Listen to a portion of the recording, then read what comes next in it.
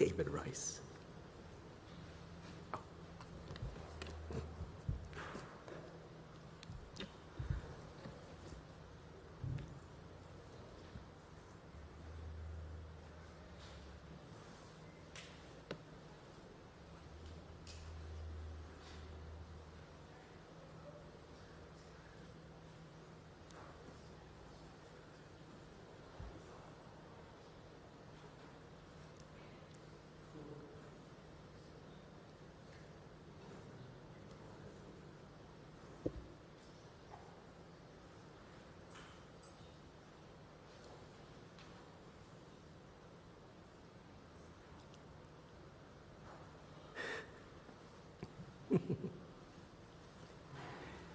Everybody's so serious.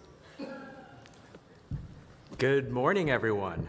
Welcome to everyone joining us here at the Library of Congress and online. I'm Roswell Encina, the Chief Communications Officer for the library. And if you're wondering why I'm wearing a tux at 10 a.m. on a Thursday morning, because today marks the 100th anniversary of the American classic F. Scott Fitzgerald's The Great Gatsby, which entered the public domain in 2021. And there are a few books, when you mention a word or a character's name, you immediately know what book you're talking about, like Scout for To Kill a Mockingbird, or Holden Caulfield for Catcher in the Rye, or Seeley for The Color Purple, Scarlet for Gone with the Wind, and of course, Gatsby for The Great Gatsby.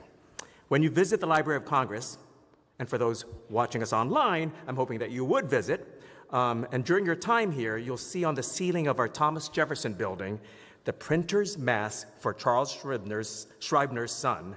That publisher, which still exists today as Scribner, is one of only 8 American publishers established enough to be painted onto our ceiling when the Thomas Jefferson building opened in 1897, and they are the house that published The Great Gatsby on April 10th, 1925. To help us celebrate the anniversary of this classic American novel, we've asked many volunteers to join us today and read the book from beginning to end. So let's say the Thomas Jefferson building today is the West Egg, so we'll have a lot to celebrate. But before we get started, please note that The Great Gatsby was written 100 years ago and reflects the social attitudes, language, and perspectives of its time. Some content may not align with the contemporary values or thinking. We encourage viewers to engage with the material thoughtfully and within its historical context. Please enjoy, and without further ado, here's The Great Gatsby by F. Scott Fitzgerald. Chapter 1. In my younger and more vulnerable years, my father gave me some advice that I've been turning over in my mind ever since. Whenever you feel like criticizing anyone, he told me, just remember that all the people in this world haven't had the advantages that you've had. He didn't say anymore, but we've always been unusually communicative in a reserved way, and I understood that he meant a great deal more than that. In consequence, I'm inclined to reserve all judgments, a habit that has opened up many curious natures to me and also made me the victim of not a few veteran bores. The abnormal mind is quick to detect and attach itself to this quality when it appears in a normal person. And so it came about that in college, I was unjustly accused of being a politician because I was privy to the secret griefs of wild, unknown men. Most of the confidences were unsought. Frequently, I have found sleep, preoccupation, or hostile levity when I realized by some unmistakable sign that an intimate revelation was quivering on the horizon. For the intimate revelations of young men, or at least the terms in which they express them, are usually plagiaristic and marred by obvious suppressions. Reserving judgments is a matter of infinite hope. I am still a little afraid of missing something if I forget that, as my father snobbishly suggested. And I snobbishly repeat, a sense of the fundamental decencies is parceled out unequally at birth. And after boasting this way of my tolerance, I come to the admission that it has a limit. Conduct may be founded on the hard rock or the wet marshes, but after a certain point, I don't care what it's founded on. When I came back from the East last autumn, I felt that I wanted the world to be in uniform and at a sort of moral attention forever. I wanted no more righteous excursions with privileged glimpses into the human heart. Only Gatsby, the man who gives his name to this book, was exempt from my reaction. Gatsby, who represented everything for which I have an unaffected scorn.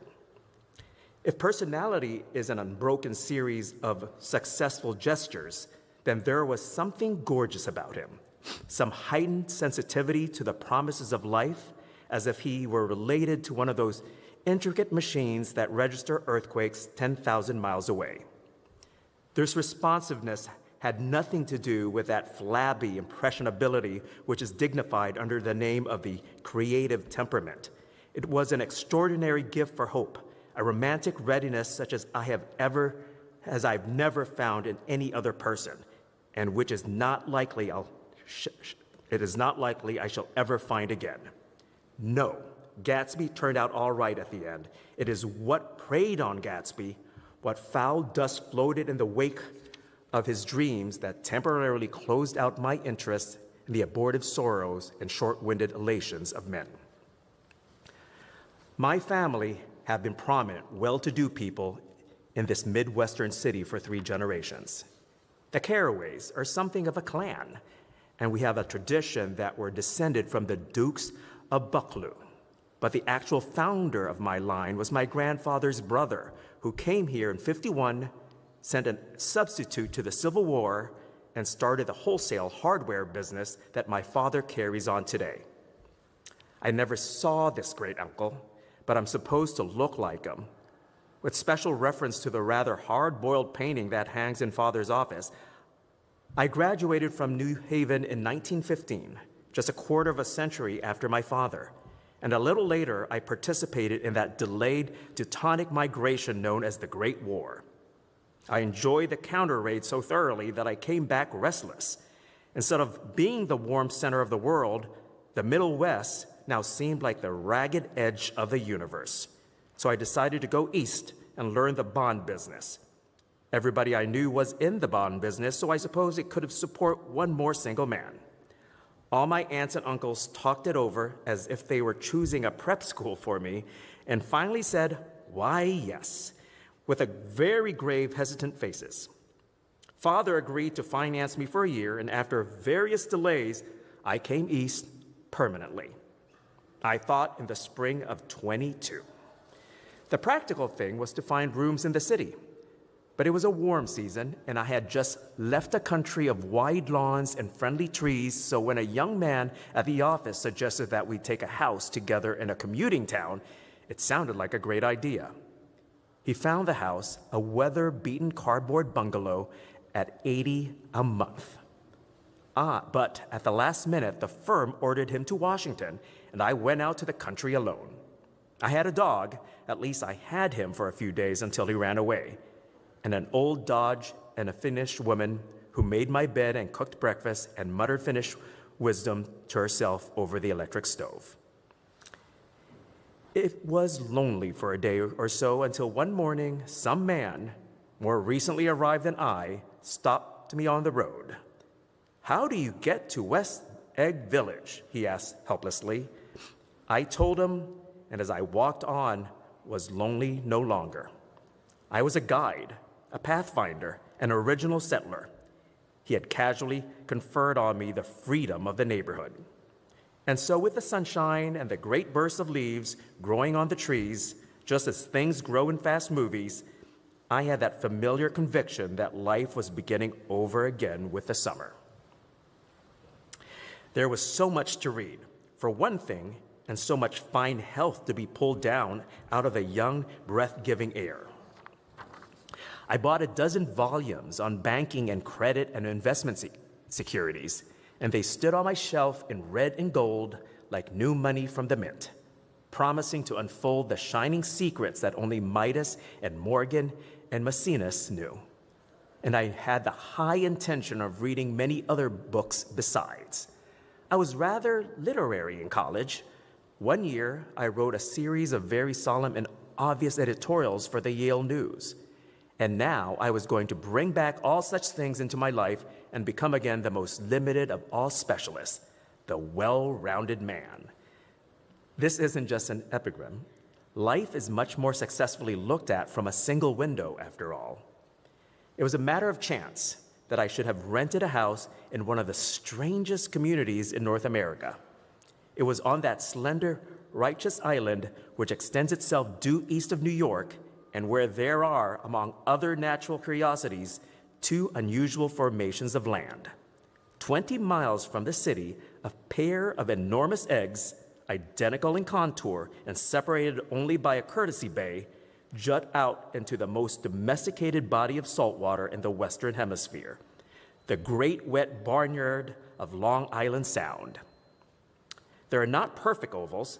Like the egg in the Columbus story, they are both crushed flat at the counter end, but their physical resemblance must be a source of perpetual wonder to the gulls that fly overhead. To the wingless, a more interesting phenomenon is their dissimilarity in every particular except shape and size. I lived at West Egg, the less fashionable of the two, though this is a most superficial tag to express the bizarre and not a little sinister contrast between them. My house was at the very tip of the egg, only 50 yards from the Sound, and squeezed between two huge places that rented for $12,000 or $15,000 a season. The one on my right, was a colossal affair by any standard. It was a factual imitation of some Hôtel de Ville in Normandy, with a tower on one side, spanking new under a thin beard of raw ivy, and a marble swimming pool, and more than 40 acres of lawn and garden. It was Gatsby's mansion, or rather, as I didn't know, Mr. Gatsby. It was a mansion inhabited by a gentleman of that name. My own house was an eyesore, but it was a small eyesore, and it had been overlooked. So I had a view of the water, a partial view of my neighbor's lawn, and the consoling proximity of millionaires, all for $80 a month. Across the Courtesy Bay, the white palaces of fashionable East Egg glittered along the water, and the history of the summer really begins on the evening I drove over there to have dinner with the Tom Buchanans. Daisy was my second cousin once removed, and I've known Tom in college, and just after the war, I spent 2 days with them in Chicago. Her husband, among various physical accomplishments, had been one of the most powerful ends that ever played football at New Haven. A national figure in a way, one of those men who reached such an acute limited excellence at 21 that everything afterwards savors of anticlimax. His family were enormously wealthy. Even in college, his freedom with money was a matter for reproach. But now he'd left Chicago and come east in a fashion that rather took your breath away. For instance, he brought down a string of polo ponies from Lake Forest. It was hard to realize that a man in my own generation was wealthy enough to do that. Why they came east? I don't know. They had spent a year in France for no particular reason, and then drifted here and there unrestfully, wherever people played polo and were rich together. This was a permanent move, said Daisy over the telephone, but I didn't believe it. I had no sight into Daisy's heart, but I felt that Tom would drift on forever seeking, a little wistfully, for the dramatic turbulence of some irrecoverable football game. And so it happened that on a warm, windy evening, I drove over to East Egg to see two friends whom I scarcely knew at all. Their house was even more elaborate than I expected, a cheerful red and white Georgian colonial mansion overlooking the bay. The lawn started at the beach and ran towards the front door for a quarter of a mile, jumping over sundials and brick walks and burning gardens. Finally, when it reached the house, drifting up the side in bright vines as though from the momentum of its run. The front was broken by a line of French windows, glowing now with reflected gold and wide open to the warm, windy afternoon. And Tom Buchanan, in riding clothes, was standing with his legs apart on the front porch. He had changed since his New Haven years. Now he was a sturdy, straw-haired man of 30, with a rather hard mouth and a supercilious manner. Two shining, arrogant eyes and established dominance over his face, and gave him the appearance of always leaning aggressively forward. Not even the effeminate swank of his riding clothes could hide the enormous power of that body. He seemed to fill those glistening boots until he strained the top lacing, and you could see a great pack of muscle shifting when his shoulder moved under his thin coat. It was a body capable of enormous leverage, a cruel body. His speaking voice, a gruff, husky tenor, added to the impression of fractiousness he conveyed. There was a touch of paternal contempt in it, even toward people he liked. And there were men at New Haven who had hated his guts. Now, don't think my opinion on these matters is final, he seemed to say, just because I'm stronger and more of a man than you are. We were in the same senior society, and while we were never intimate, I always had the impression that he approved of me and wanted me to like him, with some harsh, defiant wistfulness of his own. We talked for a few minutes on the sunny porch. I've got a nice place here, he said, his eyes flashing about restlessly. Turning me around by one arm, he moved a broad, flat hand along the front vista, including in its sweep a sunken Italian garden, a half-acre of deep, pungent roses, and a snub-nosed motorboat that bumped the tide offshore.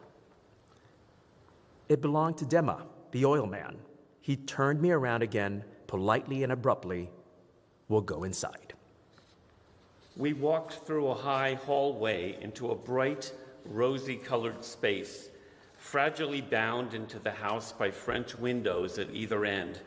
The windows were ajar and gleaming white against the fresh grass outside that seemed to grow a little way into the house. A breeze blew through the room, blew curtains in at one end and out the other like pale flags, twisting them up toward the frosted wedding cake of the ceiling, and then rippled over the wine-colored rug, making a shadow on it as wind does on the sea. The only completely stationary object in the room was an enormous couch on which two young women were buoyed up as though upon an anchored balloon. They were both in white, and their dresses were rippling and fluttering as if they had just been blown back in after a short flight around the house. I must have stood for a few minutes listening to the whip and snap of the curtains and the groan of a picture on the wall.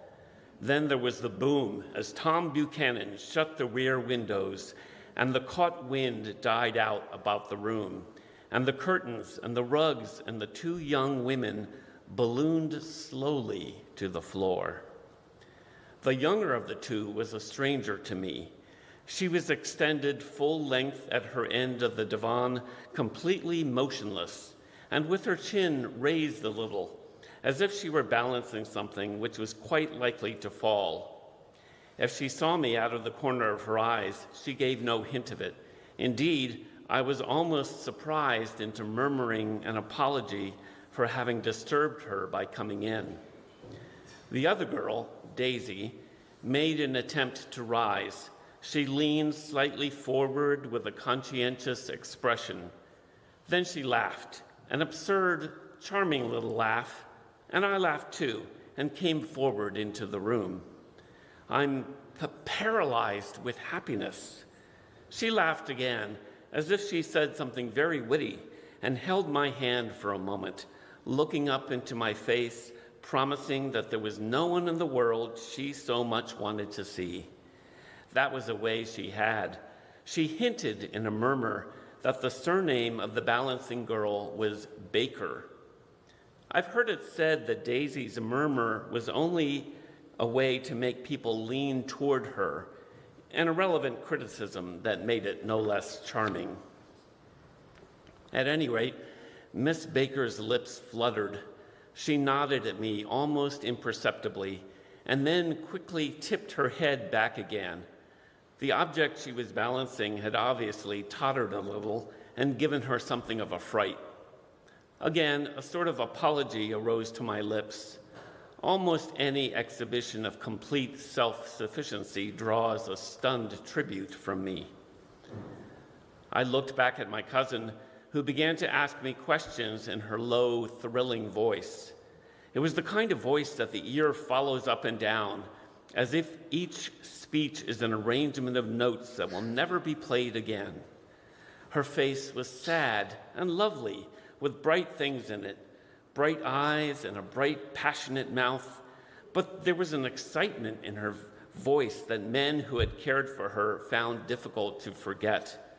A singing compulsion, a whispered listen, a promise that she had done gay, exciting things just a while since, and that there were gay, exciting things hovering in the next hour.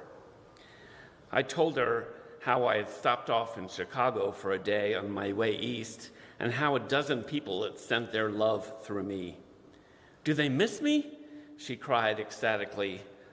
"The whole town is desolate. All the cars have their left rear wheel painted black as a mourning wreath, and there's a persistent wail all night along the North Shore." "How gorgeous! Let's go back, Tom. Tomorrow." Then she added irrelevantly, "You ought to see the baby." "I'd like to." "She's asleep. She's 3 years old." "Haven't you ever seen her?" "Never." "Well, you ought to see her. She's..." Tom Buchanan, who had been hovering restlessly about the room, stopped and rested his hand on my shoulder. "What you doing, Nick?" "I'm a bond man." "Who with?" I told him. "Never heard of them," he remarked decisively. This annoyed me. "You will," I answered shortly. "You will if you stay in the East." "Oh, I'll stay in the East. Don't you worry," he said, glancing at Daisy and then back at me, as if he were alert for something more. "I'd be a goddamn fool to live anywhere else." At this point, Miss Baker said, "Absolutely," with such suddenness that I started. It was the first word she had uttered since I came into the room. Evidently, it surprised her as much as it did me, for she yawned and with a series of rapid, deft movements stood up into the room. "I'm stiff," she complained.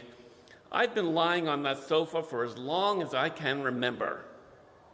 "Don't look at me," Daisy retorted. "I've been trying to get you to New York all afternoon." "No, thanks," said Miss Baker to the 4 cocktails just in from the pantry.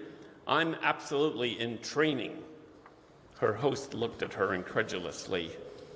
"You are." He took down his drink as if it were a drop in the bottom of a glass. "How you ever get anything done is beyond me." I looked at Miss Baker, wondering what it was she got done. I enjoyed looking at her. She was a slender, small-breasted girl with an erect carriage, which she accentuated by throwing her body backward at the shoulders like a young cadet. Her gray, sun-strained eyes looked back at me with polite, reciprocal curiosity out of a wan, charming, discontented face. It occurred to me now that I had seen her, or a picture of her, somewhere before. "You live in the West Egg," she remarked contemptuously. "I know somebody there." "I don't know a single. You must know Gatsby." "Gatsby?" demanded Daisy. "What Gatsby?" Before I could reply that he was my neighbor, dinner was announced. Wedging his tense arm imperatively under mine, Tom Buchanan compelled me from the room as though he were moving a checker to another square. Slenderly, languidly, their hands set lightly on their hips, the 2 young women preceded us out onto a rosy-colored porch, open toward the sunset, where 4 candles flickered on the table in the diminished wind. "Why candles?" objected Daisy, frowning. She snapped them out with her fingers. "In 2 weeks, it'll be the longest day in the year." She looked at us all radiantly. "Do you always watch for the longest day of the year and then miss it?" "I always watch for the longest day in the year and then miss it." "We ought to plan something," yawned Miss Baker, sitting down at the table as if she were getting into bed. "All right," said Daisy. "What'll we plan?" She turned to me helplessly. "What do people plan?" Before I could answer, her eyes fastened with an odd expression on her little finger. "Look," she complained, "I heard it." We all looked. The knuckle was black and blue. "You did it, Tom," she said accusingly.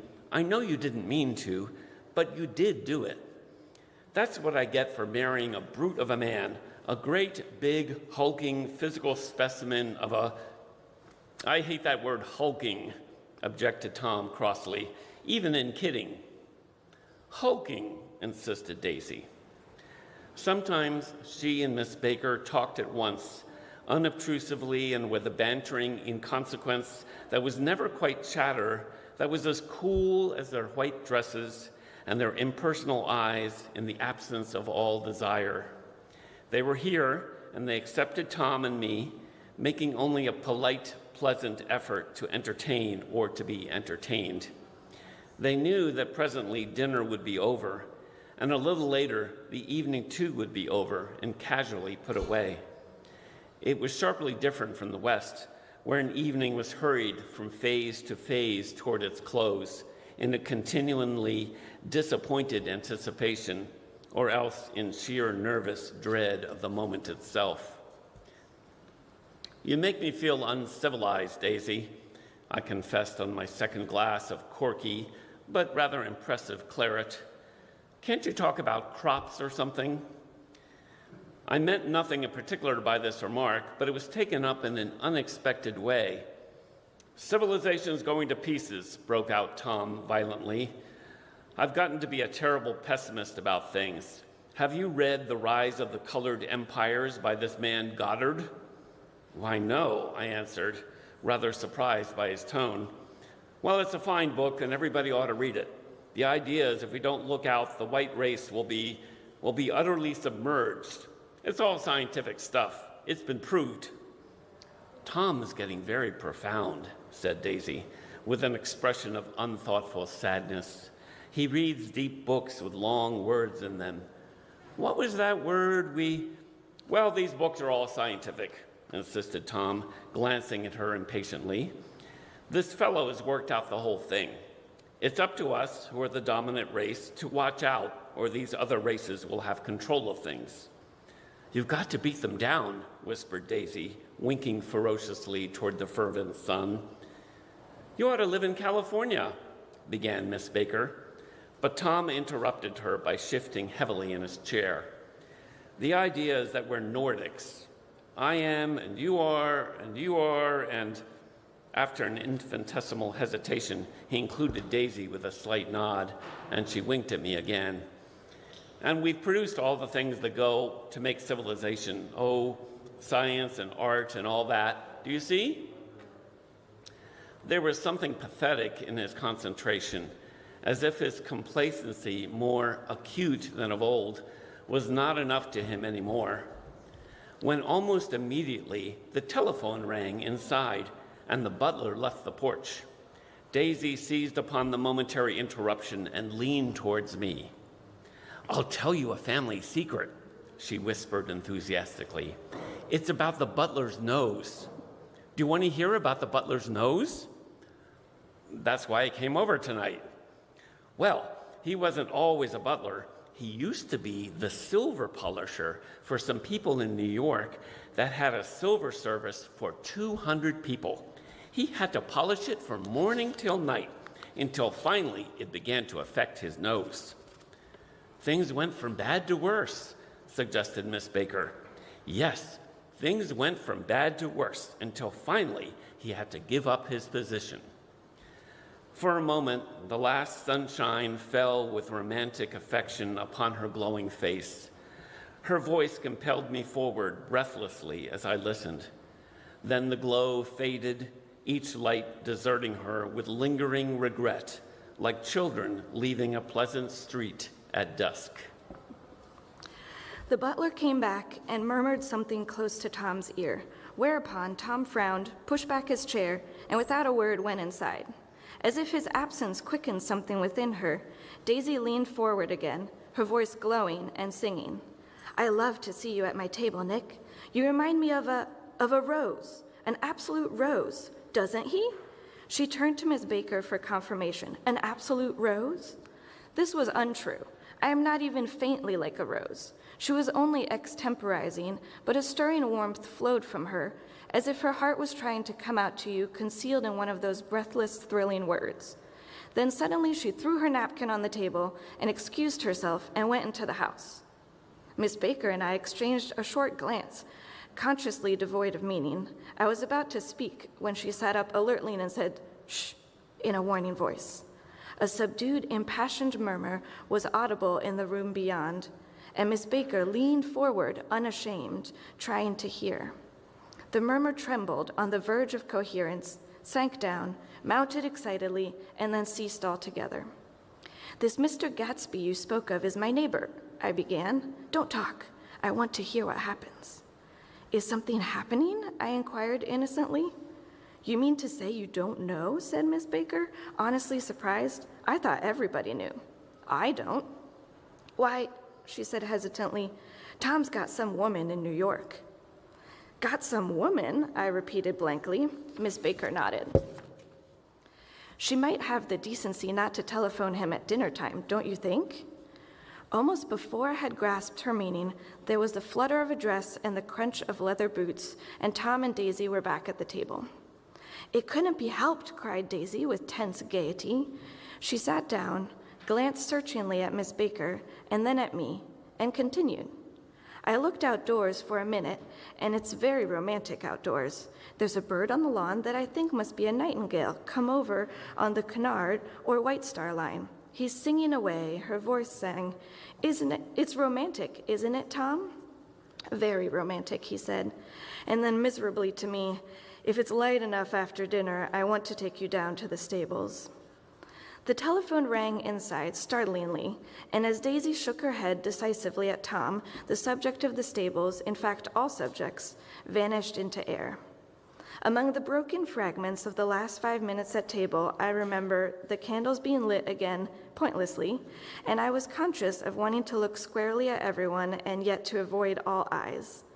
I couldn't guess what Daisy and Tom were thinking, but I doubt if even Miss Baker, who seemed to have mastered a certain hearty skepticism, was able utterly to put this fifth guest's shrill, metallic urgency out of mind. To a certain temperament, the situation might have seemed intriguing. My own instinct was to telephone immediately for the police. The horses, needless to say, were not mentioned again.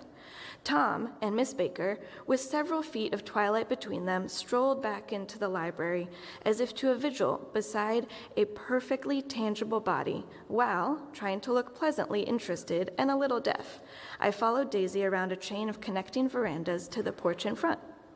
In its deep gloom, we sat down side by side on a wicker settee. Daisy took her face in her hands as if feeling its lovely shape, and her eyes moved gradually out into the velvet dusk. I saw that turbulent emotions possessed her, so I asked what I thought would be some sedative questions about her little girl. "We don't know each other very well, Nick," she said suddenly. "Even if we are cousins, you didn't come to my wedding." "I wasn't back from the war." "That's true." She hesitated. "Well, I've had a very bad time, Nick, and I'm pretty cynical about everything." Evidently, she had reason to be. I waited, but she didn't say any more, and after a moment, I returned rather feebly to the subject of her daughter. "I suppose she talks and eats and everything?" "Oh, yes." She looked at me absently. "Listen, Nick, let me tell you what I said when she was born. Would you like to hear?" "Very much." "It'll show you how I've gotten to feel about things. Well, she was less than an hour old, and Tom was God knows where. I woke up out of the ether with an utterly abandoned feeling and asked the nurse right away if it was a boy or a girl. She told me it was a girl, and so I turned my head away and wept. 'All right,' I said, 'I'm glad it's a girl, and I hope she'll be a fool. That's the best thing a girl can be in this world, a beautiful little fool.' You see, I think everything's terrible anyhow," she went on in a convinced way. "Everybody thinks so. The most advanced people, and I know. I've been everywhere and seen everything and done everything." Her eyes flashed around her in a defiant way, rather like Tom's, and she laughed with thrilling scorn. Sophisticated. God, I'm sophisticated. The instant her voice broke off, ceasing to compel my attention, my belief, I felt the basic insincerity of what she had said. It made me uneasy, as though the whole evening had been a trick of some sort to exact a contributory emotion from me.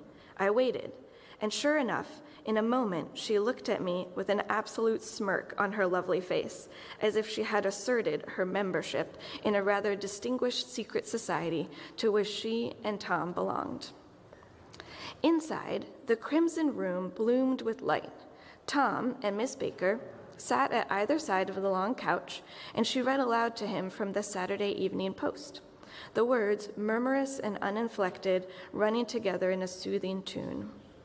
The lamplight, bright on his boots and dull on the autumn leaf of her hair, glinted along the paper as she turned a page with a flutter of slender muscles in her arms. When we came in, she held us silent for a moment with a lifted hand. "To be continued," she said, tossing the magazine on the table, "in our very next issue." Her body asserted itself with a restless movement of her knee, and she stood up. 10 o'clock, she remarked, apparently finding the time on the ceiling. Time for this good girl to go to bed. Jordan's going to play in the tournament tomorrow, explained Daisy, over at Westchester. Oh, you're Jordan Baker. I knew now why her face was familiar. Its pleasing, contemptuous expression had looked out at me from many rotogravers' pictures of the sporting life at Asheville and Hot Springs and Palm Beach. I had heard some story of her too, a critical, unpleasant story, but what it was I had forgotten long ago. "Good night," she said softly. "Wake me at 8, won't you?" "If you'll get up." "I will." "Good night, Mr. Carraway. See you anon." "Of course you will," confirmed Daisy. "In fact, I think I'll arrange a marriage. Come over often, Nick, and I'll sort of, fling you together. You know, lock you up accidentally in linen closets and push you out to sea in a boat and all that sort of thing." "Good night," called Miss Baker from the stairs. "I haven't heard a word." "She's a nice girl," said Tom after a moment. "They oughtn't to let her run around the country this way." "Who oughtn't to?" inquired Daisy coldly. "Her family." "Her family is one aunt about 1,000 years old. Besides, Nick's going to look after her, aren't you, Nick?" "She's going to spend lots of weekends out here this summer. I think the home influence will be very good for her." Daisy and Tom looked at each other for a moment in silence. "Is she from New York?" I asked quickly. "From Louisville. Our white girlhood was passed together there. Our beautiful white—" "Did you give Nick a little heart-to-heart talk on the veranda?" demanded Tom suddenly. "Did I?" She looked at me. "I can't seem to remember, but I think we talked about the Nordic race. Yes, I'm sure we did. It sort of crept up on us, and first thing you know—" "Don't believe everything you hear, Nick," he advised me. I said lightly that I had heard nothing at all, and a few minutes later, I got up to go home. They came to the door with me and stood side by side in a cheerful square of light. As I started my motor, Daisy peremptorily called, "Wait! I forgot to ask you something, and it's important. We heard you were engaged to a girl out west." "That's right," corroborated Tom kindly. "We heard that you were engaged." "It's a libel. I'm too poor." "But we heard it," insisted Daisy, surprising me by opening up again in a flower-like way. "We heard it from 3 people, so it must be true." Of course, I knew what they were referring to, but I wasn't even vaguely engaged.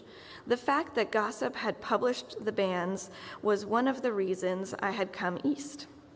You can't stop going with an old friend on account of rumors, and on the other hand, I had no intention of being rumored into marriage. Their interest rather touched me and made me less remotely rich.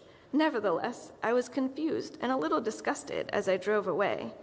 It seemed to me that the thing for Daisy to do was to rush out of the house, child in arms, but apparently there were no such intentions in her head.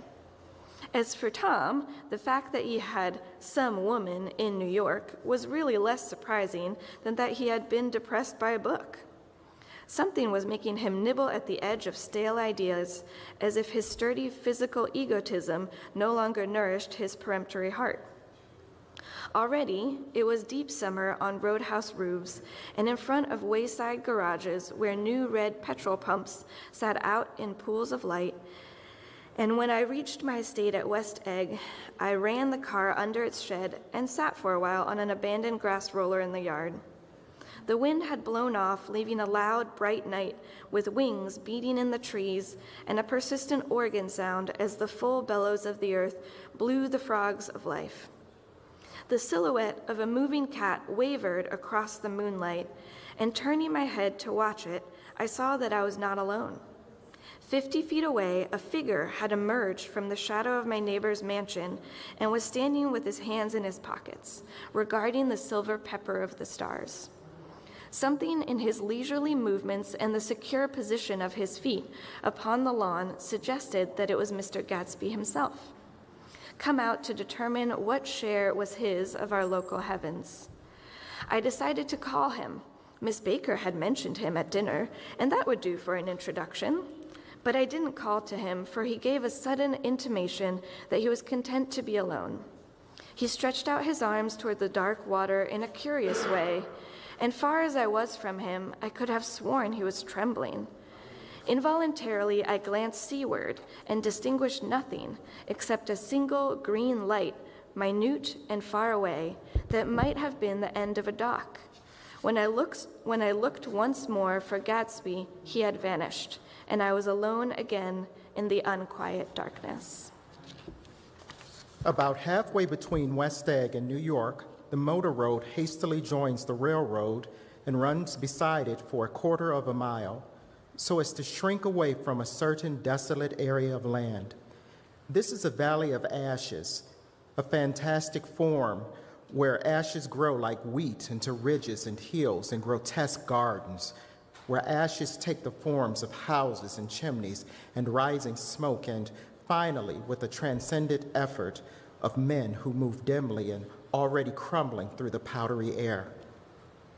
Occasionally, a line of gray cars crawls along on an invisible track, gives out a ghastly creak, and comes to rest.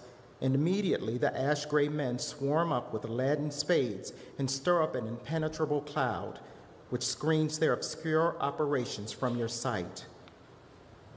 But above the gray land and the spasms of bleak dust which dripped endlessly over it, you perceive, after a moment, the eyes of Dr. T.J. Eckelberg. The eyes of Dr. T.J. Eckelberg are blue and gigantic. Their retinas are 1 yard high. They look out of no face, but instead from a pair of enormous yellow spectacles which pass over a non-existent nose. Evidently, some wild wag of an oculist set them there to fatten his practice in the borough of Queens, and then sank down himself into internal blindness, or forgot them and moved away. But his eyes, dimmed a little by many paintless days under sun and rain, brood on over the solemn dumping ground. The Valley of Ashes is bounded on one side by a small foul river, and when the drawbridge is up to let barges through, the passengers on waiting trains can stare at the dismal scene for as long as half an hour. There's always a halt there of at least a minute, and it was because of this that I first met Tom Buchanan's mistress. The fact that he had one was insisted upon wherever he was known. His acquaintances resented the fact that he turned up in popular restaurants with her and, leaving her at a table, sauntered about, chatting with whomsoever he knew.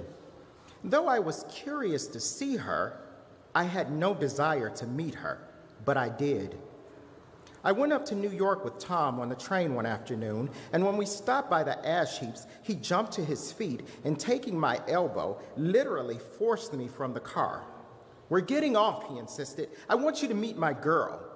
I think he tanked up a good deal at luncheon, and his determination to have my company bordered on violence.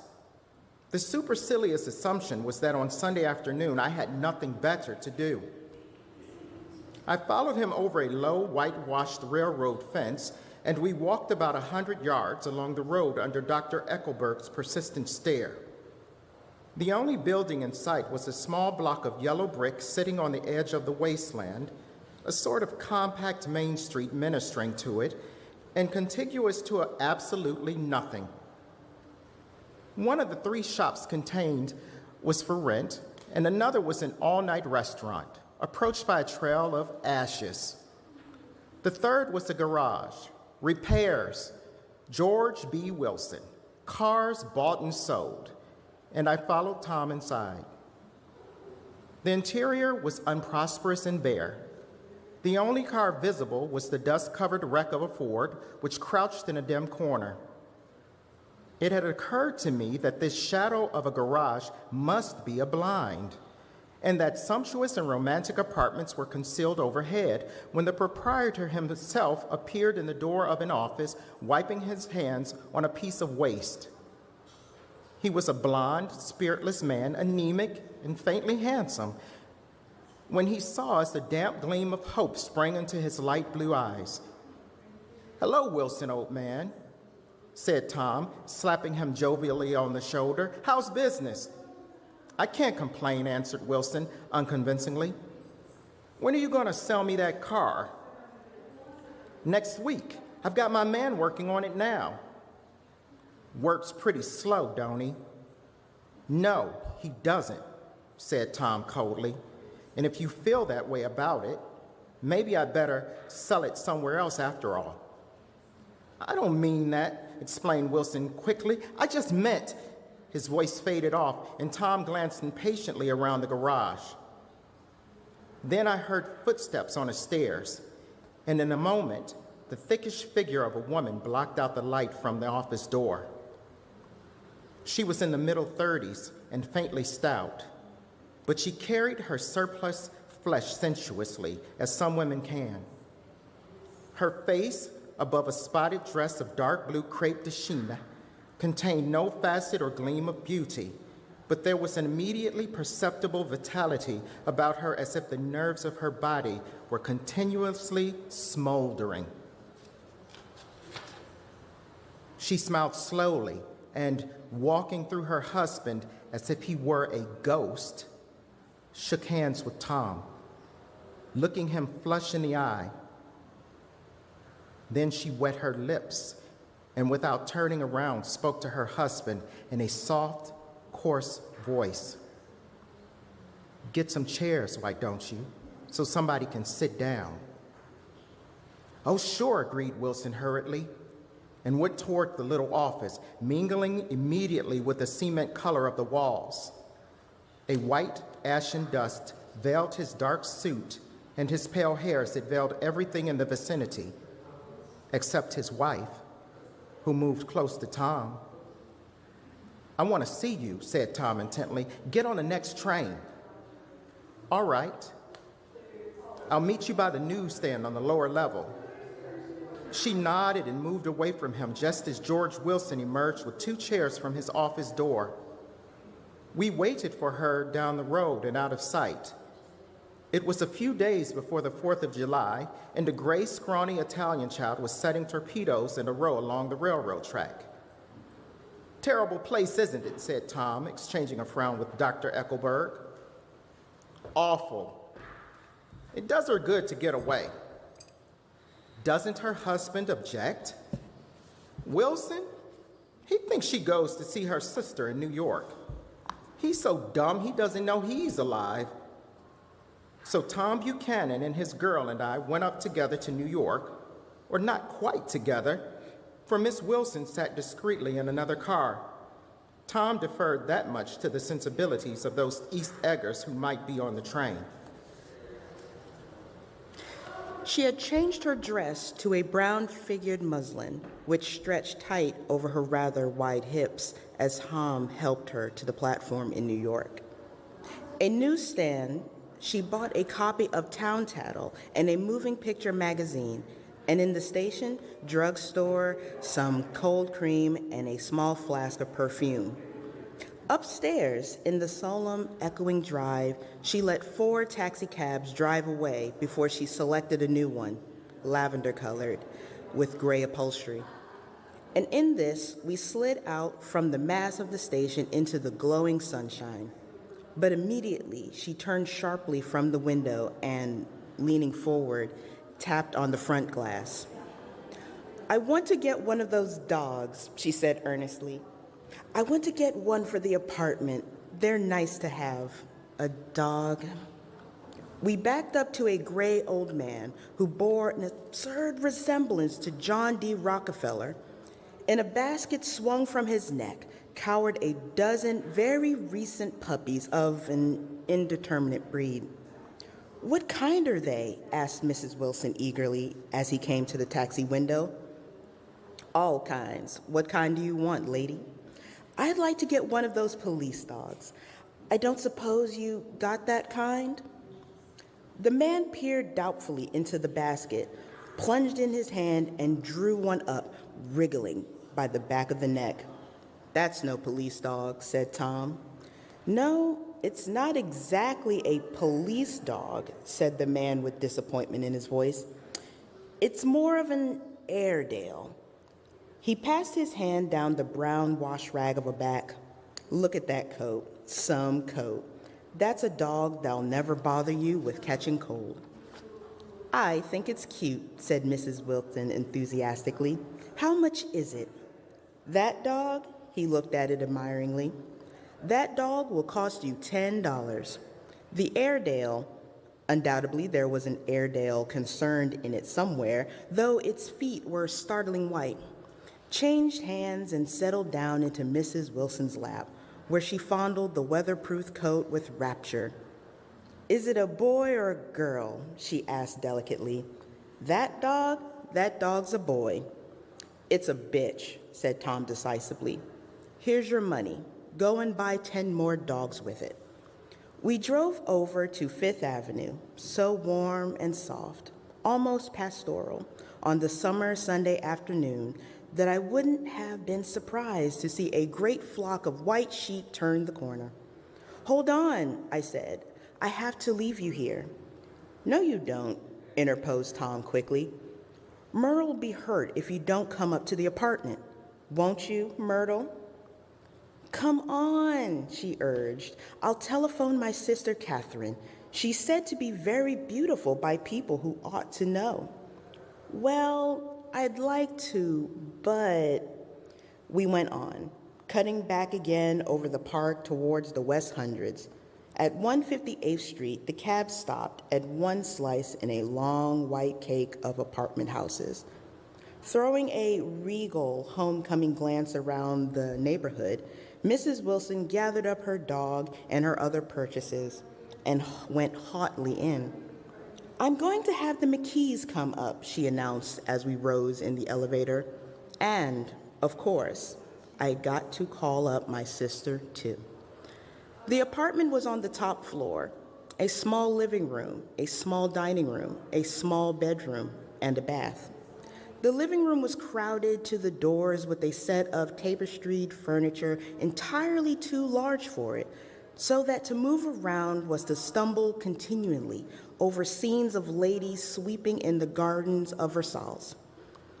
The only picture was an over-enlarged photograph, apparently a hen sitting on a blurred rock. Looked at from the distance, however, the hen resolved itself into a bonnet, and the countenance of a stout old lady beamed down into the room. Several old copies of Town Tattle lay on the table together with a copy of Simon Called Peter and some of the small scandal magazines of Broadway. Mrs. Wilson was first concerned with the dog. A reluctant elevator boy went for a box of straw and some milk, to which he added, on his own initiative, a tin of large, hard dog biscuits, one of which decomposed apathetically in the saucer of milk all afternoon. Meanwhile, Tom brought out a bottle of whiskey from a locked bureau door. I have been drunk just twice in my life, and the second time was that afternoon. So everything that happened has a dim, hazy cast over it. Although until after 8 o'clock, the apartment was full of cheerful sun. Sitting on Tom's lap, Mrs. Wilson called up several people on the telephone. Then there were no cigarettes, and I went out to buy some at the drugstore on the corner. When I came back, they had disappeared. So I sat down discreetly in the living room and read a chapter of Simon Called Peter. Either it was terrible stuff or the whiskey distorted things, because it didn't make any sense to me. Just as Tom and Myrtle, after the first drink, Mrs. Wilson and I call each other by our first names, reappeared, company commenced to arrive at the apartment door.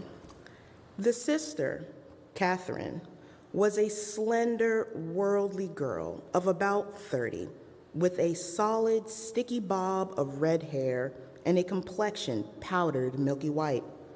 Her eyebrows had been plucked and then drawn on again at a more rakish angle, but the efforts of nature towards the restoration of the old alignment gave a blurred air to her face. When she moved about, there was an incessant clicking as innumerable pottery bracelets jingled up and down her arms. She came in with such a proprietary haste and looked around so possessively at the furniture that I wondered if she lived here. But when I asked her, she laughed immoderately, repeated my question aloud, and told me she lived with a girlfriend at a hotel.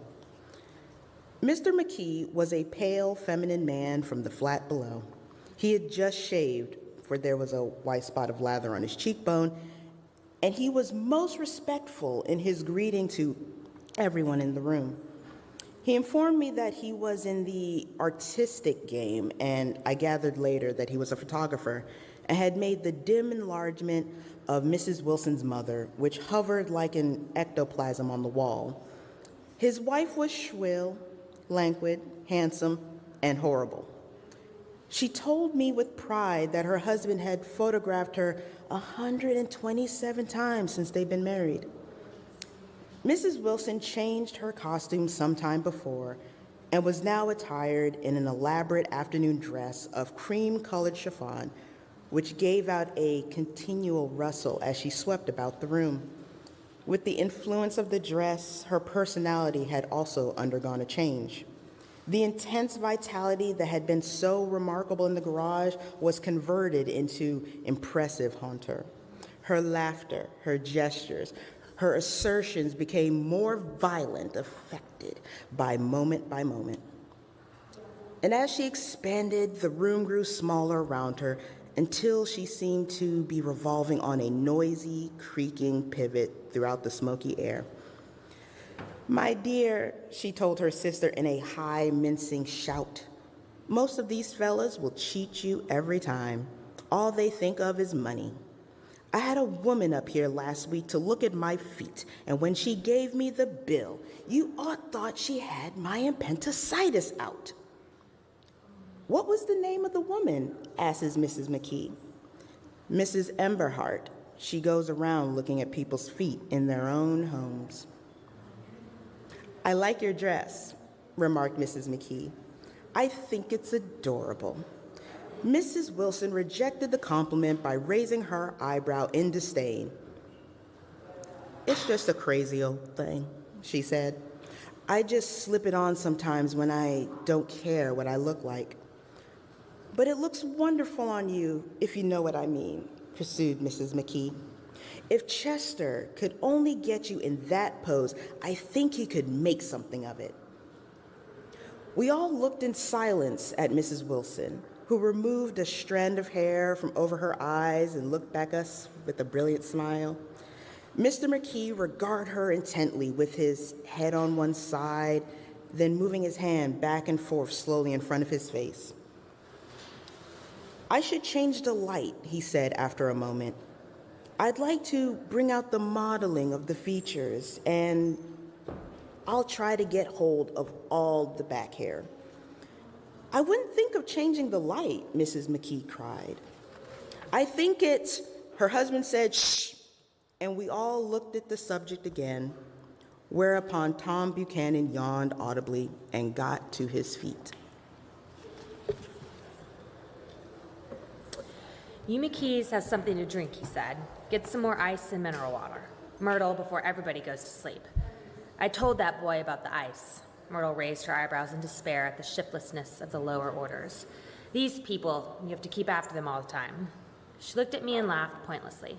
Then she flounced over to the dog, kissed it with ecstasy, and swept into the kitchen, implying that a dozen chefs awaited her orders there. "I've done some nice things out on Long Island," asserted Mr. McKee. Tom looked at him blankly. "2 of them we have framed downstairs." "2 what?" demanded Tom. "2 studies. One of them I call Montauk Point, the Gulls, and the other I call Montauk Point, the Sea."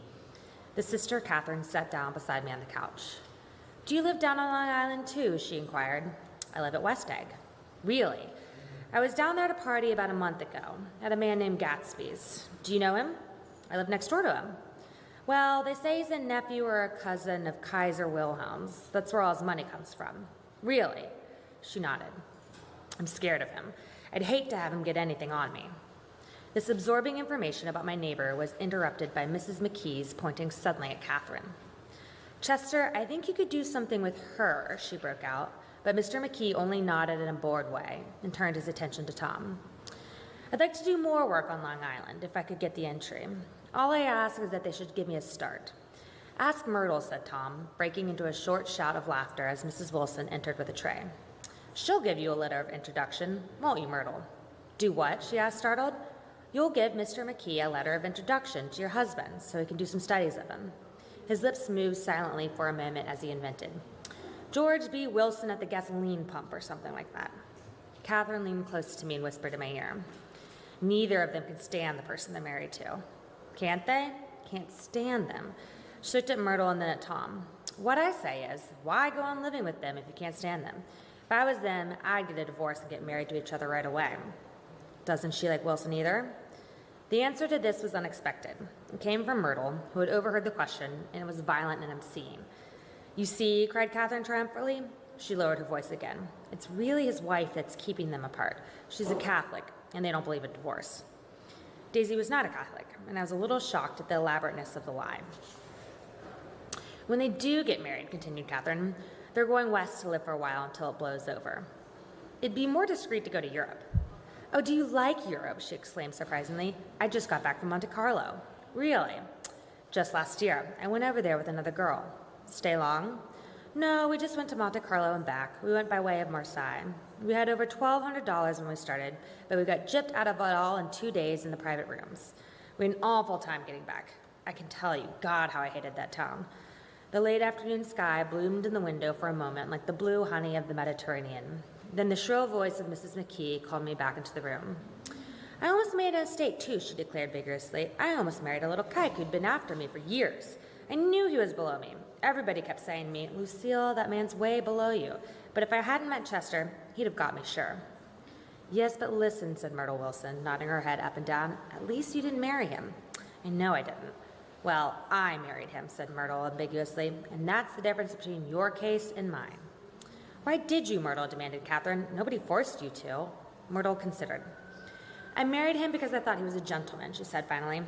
"I thought he knew something about breeding, but he wasn't fit to lick my shoe." "You were crazy about him for a while," said Catherine.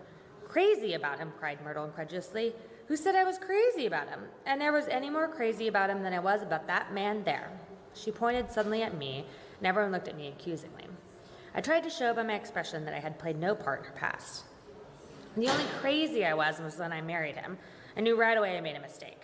He borrowed somebody's best suit to get married in and never even told me about it. And the man came after it one day when he was out. She looked around to see who was listening. "Oh, is that your suit?" I said. "This is the first I've ever heard of it." But I gave it back to him, and then I laid down and cried to beat the band all afternoon. "She really ought to get away from him," resumed Catherine to me. "They've been living over that garage for 11 years, and Tom's the first sweetie she ever had." The bottle of whiskey, a second one, was now in constant demand by all present, excepting Catherine, who felt just as good and nothing at all. Tom rang for the janitor and sent him for some celebrated sandwiches, which were a complete supper in themselves. I wanted to get out and walk eastward toward the park, through the soft twilight, but each time I tried to go, I became entangled in some wild, strident argument which pulled me back, as if with ropes, into my chair. Yet high over the city, our line of yellow windows must have contributed their share of human secrecy to the casual watcher in the darkening streets. and I was him too, looking up and wondering. I was within and without, simultaneously enchanted and repelled by the inexhaustible variety of life. Myrtle pulled her chair close to mine, and suddenly her warm breath poured over me the story of her first meeting with Tom. It was on the two little seats facing each other that are always the last ones left on the train. I was going up to New York to see my sister and spend the night. He had on a dress suit and patent leather shoes, and I couldn't keep my eyes off him. But every time he looked at me, I had to pretend to be looking at the advertisement over his head. When we came to the station, he was next to me, and his white shirt front pressed against my arm, and so I told him I'd have to call a policeman, but he knew I lied. I was so excited that when I got into a taxi with him, I didn't hardly know I wasn't getting into a subway train. All I kept thinking about over and over was, you can't live forever, you can't live forever. She turned to Mrs. McKee, and the room rang full of her artificial laughter. My dear, she cried, I'm going to give you this dress as soon as I'm through with it. I've got to get another one tomorrow. I'm going to make a list of all the things I've got to get. A massage and a wave, and a collar for the dog, and one of those cute little ashtrays where you touch a spring, and a wreath with a black silk bow from Mother's grave that'll last all summer. I've got to write a list down so I won't forget all the things I've got to do. It was 9 o'clock. Almost immediately afterward, I looked at my watch and found it was 10. Mr. McKee was asleep on a chair with his fist clenched in his lap, like a photograph of a man in action. Taking out my handkerchief, I wiped from his cheek the remains of the spots of dried lather that had worried me all afternoon. The little dog was sitting on the table looking with blind eyes through the smoke, and from time to time groaning faintly. People disappeared, reappeared, made plans to go somewhere, and then lost each other, searched for each other, found each other a few feet away. Sometime toward midnight, Tom Buchanan and Mrs. Wilson stood face to face discussing, in impassioned voices, whether Mrs. Wilson had any right to mention Daisy's name. Daisy, Daisy, Daisy, shouted Mrs. Wilson. I'll say it whenever I want to. Daisy, Making a short, deft movement, Tom Buchanan broke her nose with his open hand. Then there were bloody towels upon the bathroom floor, and women's voices scolding, and high over the confusion, a long, broken wail of pain. Mr. McKee awoke from his doze and started in a daze toward the door. When he had gone halfway, he turned around and stared at the scene, his wife and Catherine scolding and consoling as they stumbled here and there among the crowded furniture with articles of aid, and the despairing figure on the couch, bleeding fluently, and trying to spread a copy of Town Tattle over the tapestry scene of Versailles. Then Mr. McKee turned and continued on out the door. Taking my hat from the chandelier, I followed. Come to lunch someday, he just suggested, and we groaned down in the elevator. Where? Anywhere. Keep your hands off the lever, snapped the elevator boy. I beg your pardon, said Mr. McKee with dignity. I didn't know I was touching it. All right, I agreed. I'd be glad to. I was standing beside his bed, and he was sitting up between the sheets, clad in his underwear, with a great portfolio in his hands. Beauty and the Beast, Loneliness, Old Grocery Horse, Broken Bridge. Then I was lying half asleep in the cold lower level of Pennsylvania Station, staring at the Morning Tribune and waiting for the 4 o'clock train. There was music from my neighbor's house through the summer nights. In his blue gardens, men and girls came and went like moths among the whispering and the champagne and the stars. At high tide in the afternoon, I watched his guests diving from the tower of his raft or taking the sun on the hot sand of his beach, while his 2 motorboats slid the waters of the Sound, drawing aquaplanes over cataracts of foam. On weekends, his Rolls Royce became an omnibus, bearing parties to and from the city between 9 in the morning and long past midnight, while his station wagon scampered like a brisk yellow bug to meet all trains. And on Monday, 8 servants, including an extra gardener, toiled all day with mops and scrubbing brushes and hammers and garden shears, repairing the ravages of the night before. Every Friday, 5 crates of oranges and lemons arrived from the fruiterer in New York. Every Monday, these same oranges and lemons left his back door in a pyramid of pulpless halves. There was a machine in the kitchen which could extract the juice of 200 oranges in half an hour.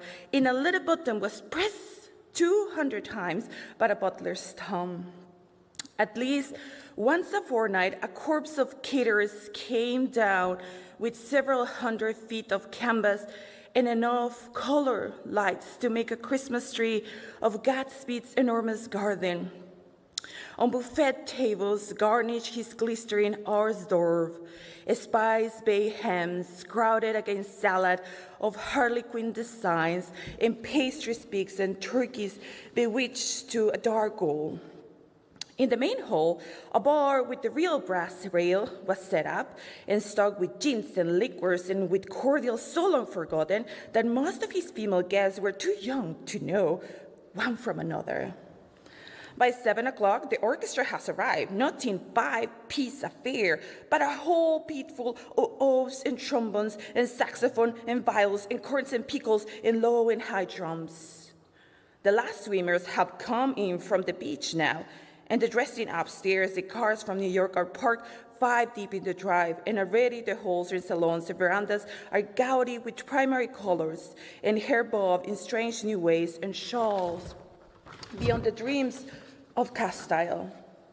The bar is in full swing, and floating rounds of cocktails permeate the garden outside until the air is alive with chatter and laughter and casual innuendo and introductions forgotten on the spot and enthusiastic meetings between women who never knew each other's name. The lights grow brighter as the earth lurches away from the sun, and now the orchestra is playing yellow cocktail music, and the opera of voices pitches a key higher. Laughter is easier minute by minute, spilled with prodigality, tip out of a cheerful world. The groups change more swiftly, swell with new arrivals, dissolve and form in the same breath. Already there are wondrous, confident girls who weep here and there among the stutter, and more stable become for a sharp, joyous moment the center of a group, then, excited with triumph, glide on through the sea change of faces and voices and color under the constantly changing light. Suddenly, one of these gypsies in trampled opal seizes a cocktail out of the air, dumps it down for courage, and moving her hands like Frisco, dances out alone on the canvas platform. A momentary hush. The orchestra leader bears his rhythm obligingly for her, and there's a bird's chatter in the erroneous new goes. Around she's Gilda's grace, understudy from the Follies. The party has begun. I believe that on the first night I went to Gatsby's house, I was the few guests who actually been invited. People were not invited, they went there. They got into automobiles which bore them out of Long Island, and somehow they ended up at Gatsby's store. Once they were there, were introduced by someone who knew Gatsby. And after that, they were conducted themselves according to the rules of behavior associated with amusement park. Sometimes they came and went without having met Gatsby at all, came for the party with a simplicity of heart that was in its own ticket of admission. I had been actually invited, a chauffeur in a uniform of Robin's Egg Blue Cross my lawn early that Saturday morning with a surprisingly formal note from his employer. The owner will be entire Gatsby's, it said, if I will attend his little party that night. He had seen me several times and had intended the call on me long before. But a peculiar combination of circumstances had prevented it. Signed, J. Gatsby, in a majestic hand. Dressed up in white flannels, I went over to his lawn a little after 7 and wandered around rather ill at case among swirls and eddies of people I did not know, though here and there was a face I had noticed on the commuting train. I was immediately struck by the number of young Englishmen dotted about, all well-dressed and looking a little hungry, and all talking in low, earnest voices to solid and prosperous Americans. I was sure that they were selling something, bonds or insurance or automobiles. They were at least agonizingly aware of the easy money in the vicinity and convinced that it was theirs for a few words in the right key. As soon as I arrived, I made an attempt to find my host, but 2 or 3 people of whom I asked his whereabouts stared at me in such an amazed way and denied so vehemently any knowledge of his movements. that I slunk off in the direction of the cocktail table, the only place in the garden where a single man could linger without looking purposely and alone. I'm on my way to get roaring drunk from sheer embarrassment when Jordan Baker out of the house and stood at the head of the marble steps, leaning a little backward and looking with contemptuous interest from the garden. Welcome or not, I found it necessarily to attach myself to someone I should begin to address cordial remarks to the passerby. "Hello," I roared, advancing toward her. My voice seemed unnatural, loud across the garden. "I thought you might be here," she responded absently as I came up. "I remember you live next door to..." She held my hand impersonally as I promised that she'll take care of me in a minute, and gave ear to two girls in twin yellow dresses who stopped at the foot of the step. "Hello," they cried together. "Sorry you didn't win." There was the golf tournament. She had lost in the finals the week before. "You don't know who we are," said one of the girls in yellow, "but we met you here about a month ago." "You dyed your hair since then," remarked Jordan, and I started, but the girls had moved casually on, and her remark was addressed to a premature moon, produced like the supper, no doubt, out of a caterer's basket. With Jordan's slender golden arm resting in mine, we descended the steps and shouted about the garden. A tray of cocktails floated at us through the twilight, and we sat down at a table with the two girls in yellow and three men. Each one introduced us to Mr. Mumble. "Do you come to these parties often?" inquired Jordan to the girl beside her. "The last one was the one I met you at," answered the girl. In an alert, confident voice, she turned to her companion. "Wasn't it for you, Lucille?" It was for Lucille, too. "I like to come," Lucille said. "I never care what I do, so I always have a good time. Where I was here, last I tore my gown on a chair, and he asked me my name and address. Inside of a week, I got a package from Carers with a new gown on it." "Did you keep it?" asked Jordan. "Sure I did.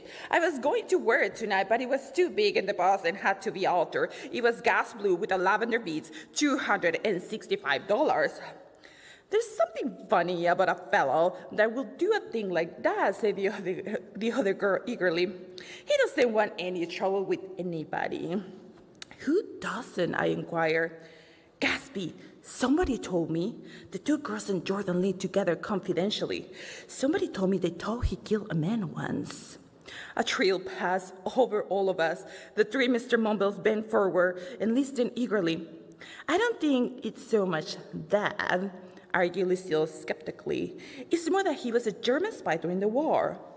One of the men nodded in confirmation. "I heard from a man who knew all about him, grew up with him in Germany," he assured us too positively. "Oh no," said the first girl. "It couldn't be that.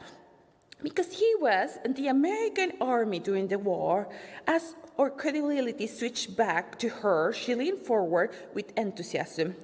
"You look at him sometimes when he thinks nobody's looking at him. I'll bet he killed a man." She narrowed her eyes and shivered. Lucille shivered. We all turned and looked for Gatsby. It was testimony to the romantic speculation he inspired that there were whispers about him from those who had found little that it was necessary to whisper about in this world. The first supper, there will be one after midnight, was now being served. And Jordan invited me to join her own party, who were spread around the table on the other side of the garden. There were three married couples in Jordan's escorts, a persistent undergraduate given to a violent innuendo, and obviously under the impression that sooner or later Jordan was going to yield him of her person to a greater or lesser degree. Instead of rambling, this party had preserved a dignified homogeneity and assumed to itself the function of representing the state nobility of the countryside. East Egg, condescending to West Egg, and carefully on guard its spectroscopy gaiety. "Let's get out," whispered Jordan, after a somehow wasteful, inappropriate half hour. "This is too much polite for me." We got up, and she explained that we were going to find the host, I had never met him, she said, and it was making me uneasy. The undergraduate nodded in a cynical, melancholic way.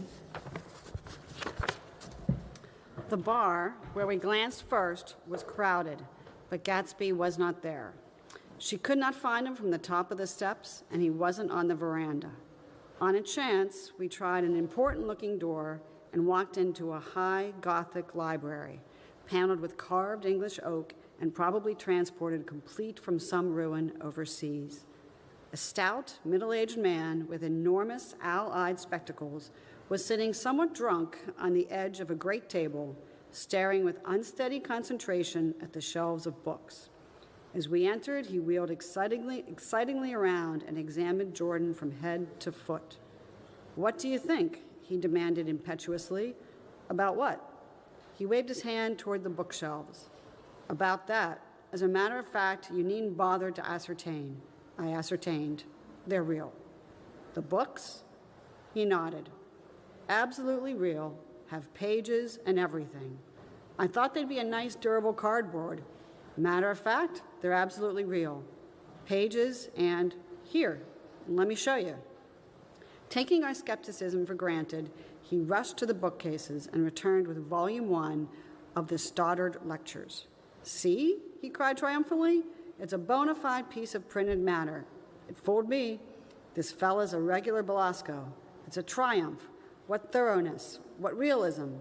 Knew when to stop, too. Didn't cut the pages. But what do you want? What do you expect?" He snatched the book from me and replaced it hastily on the shelf, muttering that if one brick was removed, the whole library was likely to collapse. "Who brought you?" he demanded. "Or did you just come?" "I was brought. Most people were brought."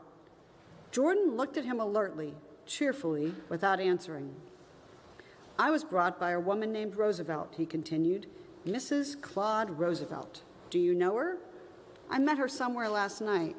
I've been drunk for about a week now, and I thought it might sober me up to sit in a library." "Has it?" "A little bit, I think. I can't tell yet. I've only been here an hour. Did I tell you about the books? They're real. You told us." We shook hands with them gravely and went back outdoors. There was dancing now on the canvas in the garden, old men pushing young girls backward in eternal graceless circles, superior couples holding each other tortuously, fashionably, and keeping in the corners, and a great number of single girls dancing individually or relieving the orchestra for a moment of the burden of the banjo or the traps. By midnight, the hilarity had increased. A celebrated tenor had sung in Italian, and a notorious contralto had sung in jazz, and between the numbers, people were doing stunts all over the garden, while happy, vacuous bursts of laughter rose toward the summer sky. A pair of stage twins, who turned out to be the girls in yellow, did a baby act in costume, and champagne was served in glasses bigger than finger bowls. The moon had risen higher, and floating in the sound was a triangle of silver scales, trembling a little to the stiff, tinny drip of the banjos on the lawn. I was still with Jordan Baker. We were sitting at a table with a man of about my age and a rowdy little girl who gave way upon the slightest provocation to uncontrollable laughter. I was enjoying myself now. I had taken 2 finger bowls of champagne, and the scene had changed before my eyes into something significant, elemental, and profound. At a lull in the entertainment, the man looked at me and smiled. "Your face is familiar," he said politely. "Weren't you in the 1st Division during the war?" "Why, yes. I was in the 28th Infantry. I was in the 16th until June 1918. I knew I'd seen you somewhere before." We talked for a moment about some wet, gray little villages in France. Evidently, he lived in this vicinity, for he told me that he had just bought a hydroplane and was going to try it out in the morning. "Want to go with me, old sport?" "Just near the shore along the Sound." "What time?" "Any time that suits you best." It was on the tip of my tongue to ask his name when Jordan looked around and smiled. "Having a gay time now?" she inquired. "Much better." I turned again to my new acquaintance. "This is an unusual party for me. I haven't even seen the host. I live over there." I waved my hand at the invisible hedge in the distance, and this man Gatsby sent over his chauffeur with an invitation. For a moment, he looked at me as if he failed to understand. "I'm Gatsby," he said suddenly. "What?" I exclaimed. Oh, I beg your pardon. I thought you knew, old sport. I'm afraid I'm not a very good host." He smiled understandingly, much more than understandingly. It was one of those rare smiles with a quality of eternal reassurance in it that you may come across 4 or 5 times in life. It faced, or seemed to face, the whole eternal world for an instant, and then concentrated on you with an irresistible prejudice in your favor. It understood you just so far as you wanted to be understood, believed in you as you would like to believe in yourself, and assured you that it had precisely the impression of you that, at your best, you hoped to convey.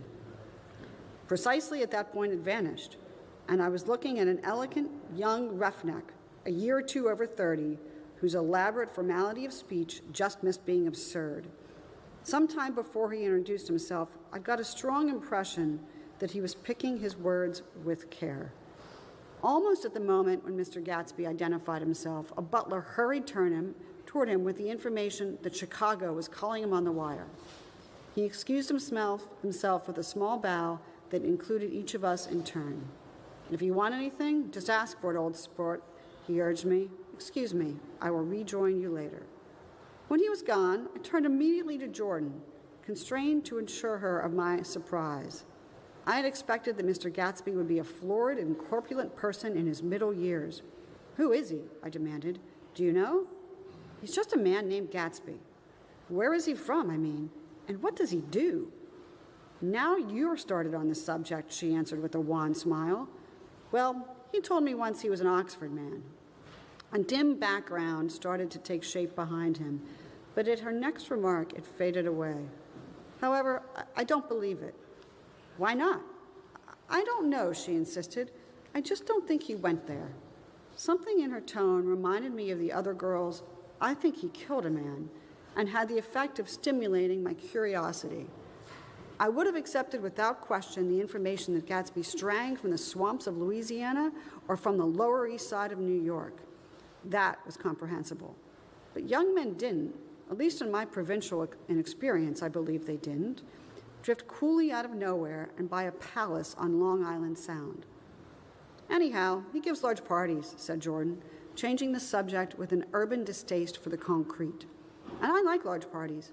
They're so intimate. At small parties, there isn't any privacy."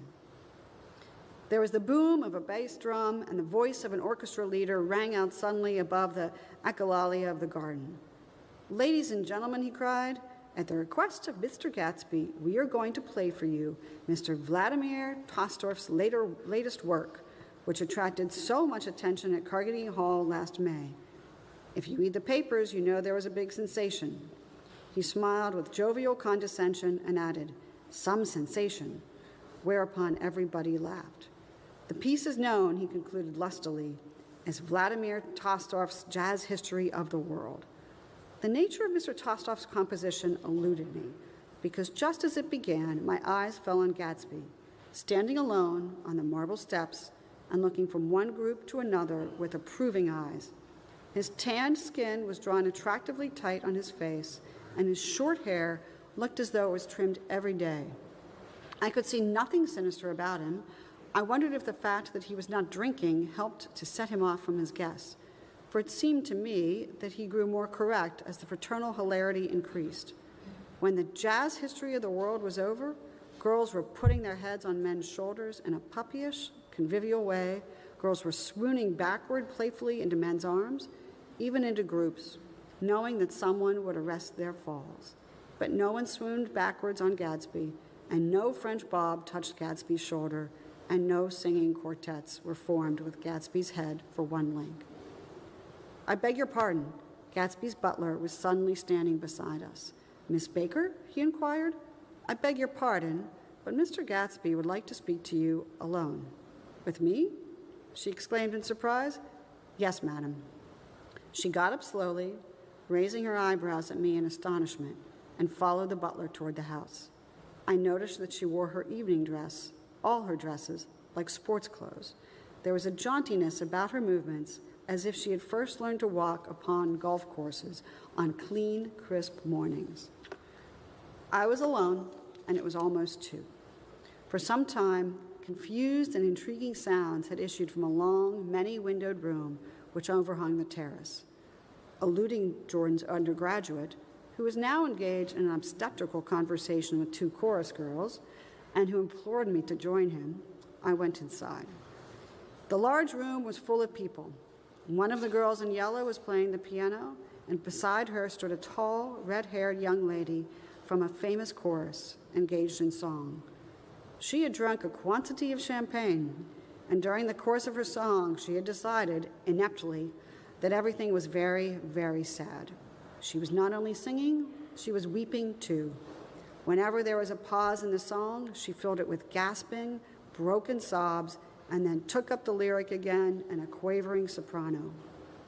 The tears coursed down her cheeks, not freely, however, for when they came into contact with her heavily beaded eyelashes, they assumed an inky color and pursued the rest of their way in slow black rivulets.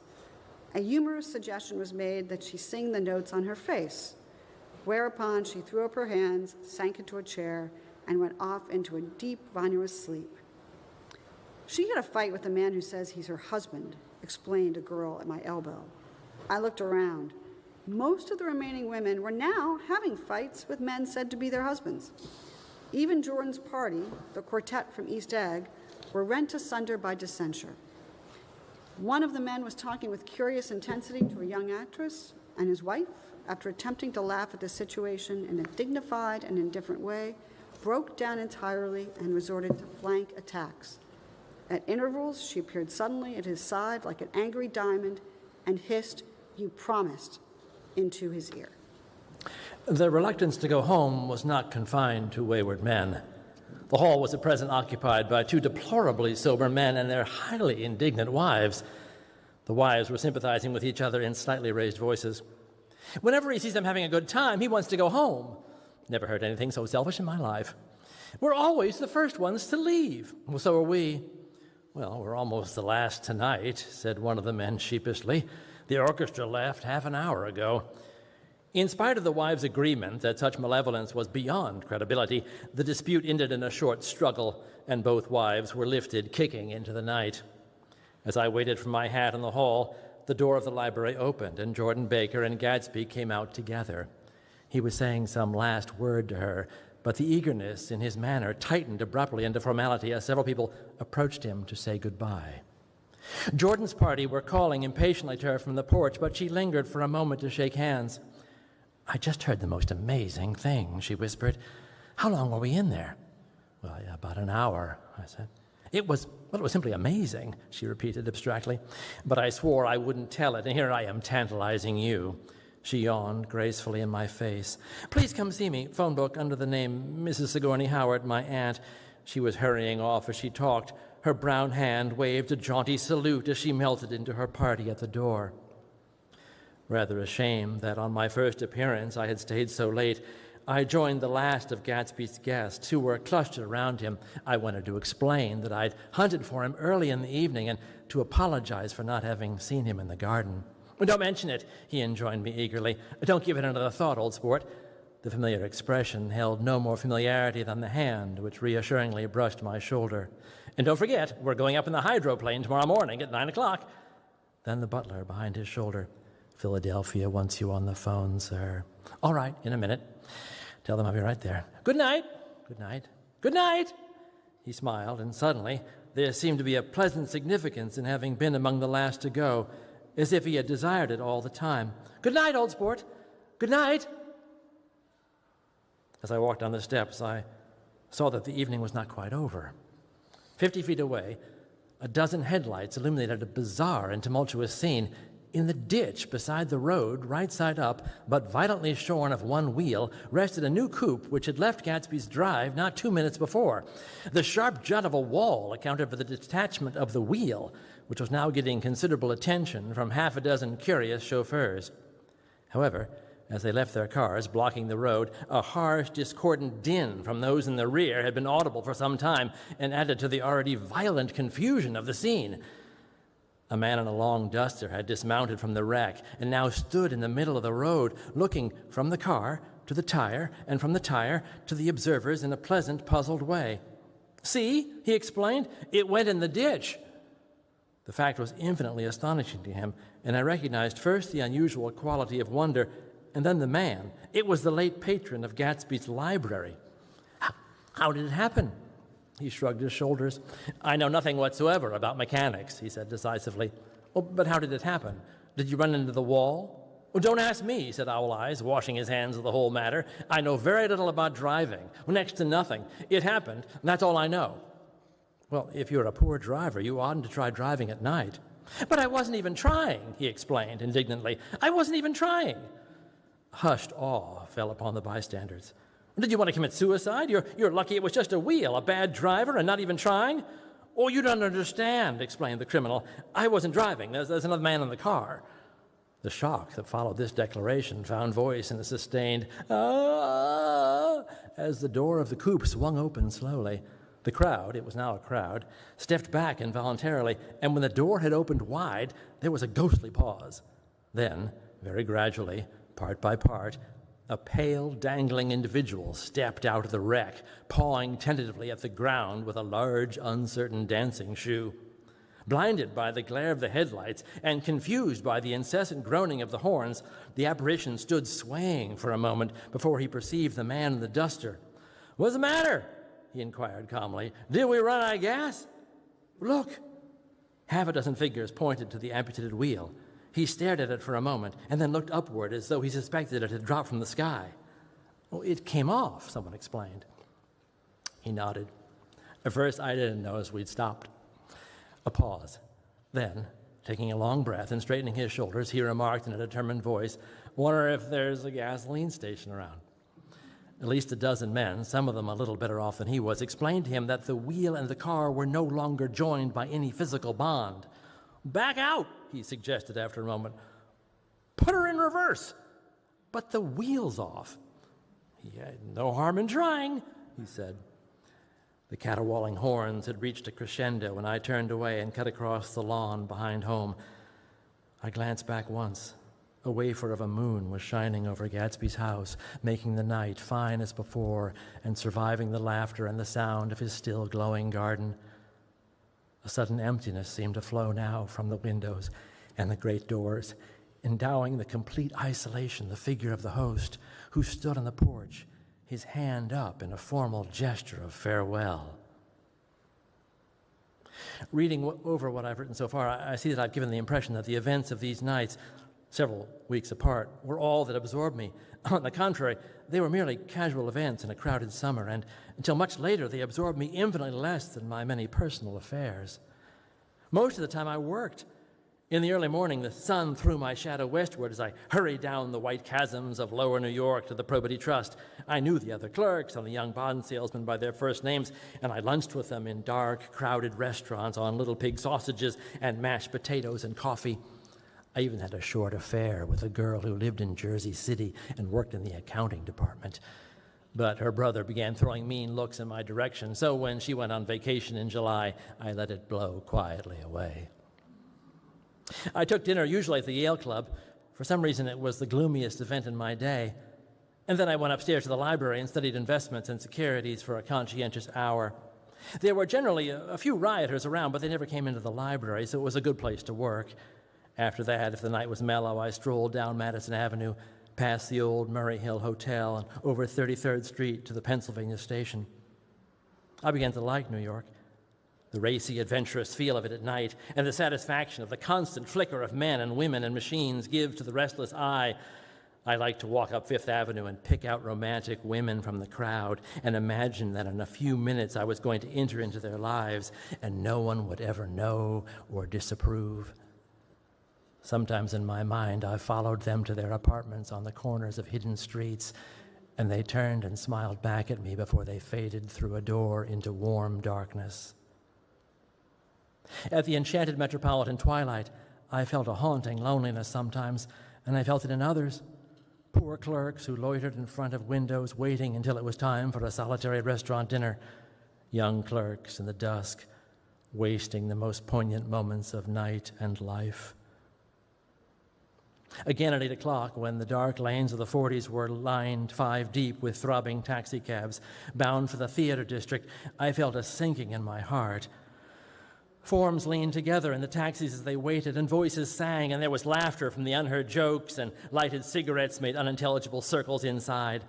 Imagining that I, too, was hurrying toward gaiety and sharing their intimate excitement, I wished them well. For a while, I lost sight of Jordan Baker. And then in midsummer, I found her again. At first, I was flattered to go places with her because she was a golf champion and everyone knew her name. Then it was something more. I wasn't actually in love, but I felt a sort of tender curiosity. The bored, haughty face that she turned to the world concealed something. Most affectations conceal something eventually, even though they don't in the beginning. And one day I found out what it was. When we were at the house party together up in Warwick, she left a borrowed car out in the rain with the top down, and then lied about it. And suddenly I remembered the story about her that had eluded me that night at Daisy's. At her first big golf tournament, there was a row that nearly reached the newspapers, a suggestion that she had moved her ball from a bad lie in the semifinal round.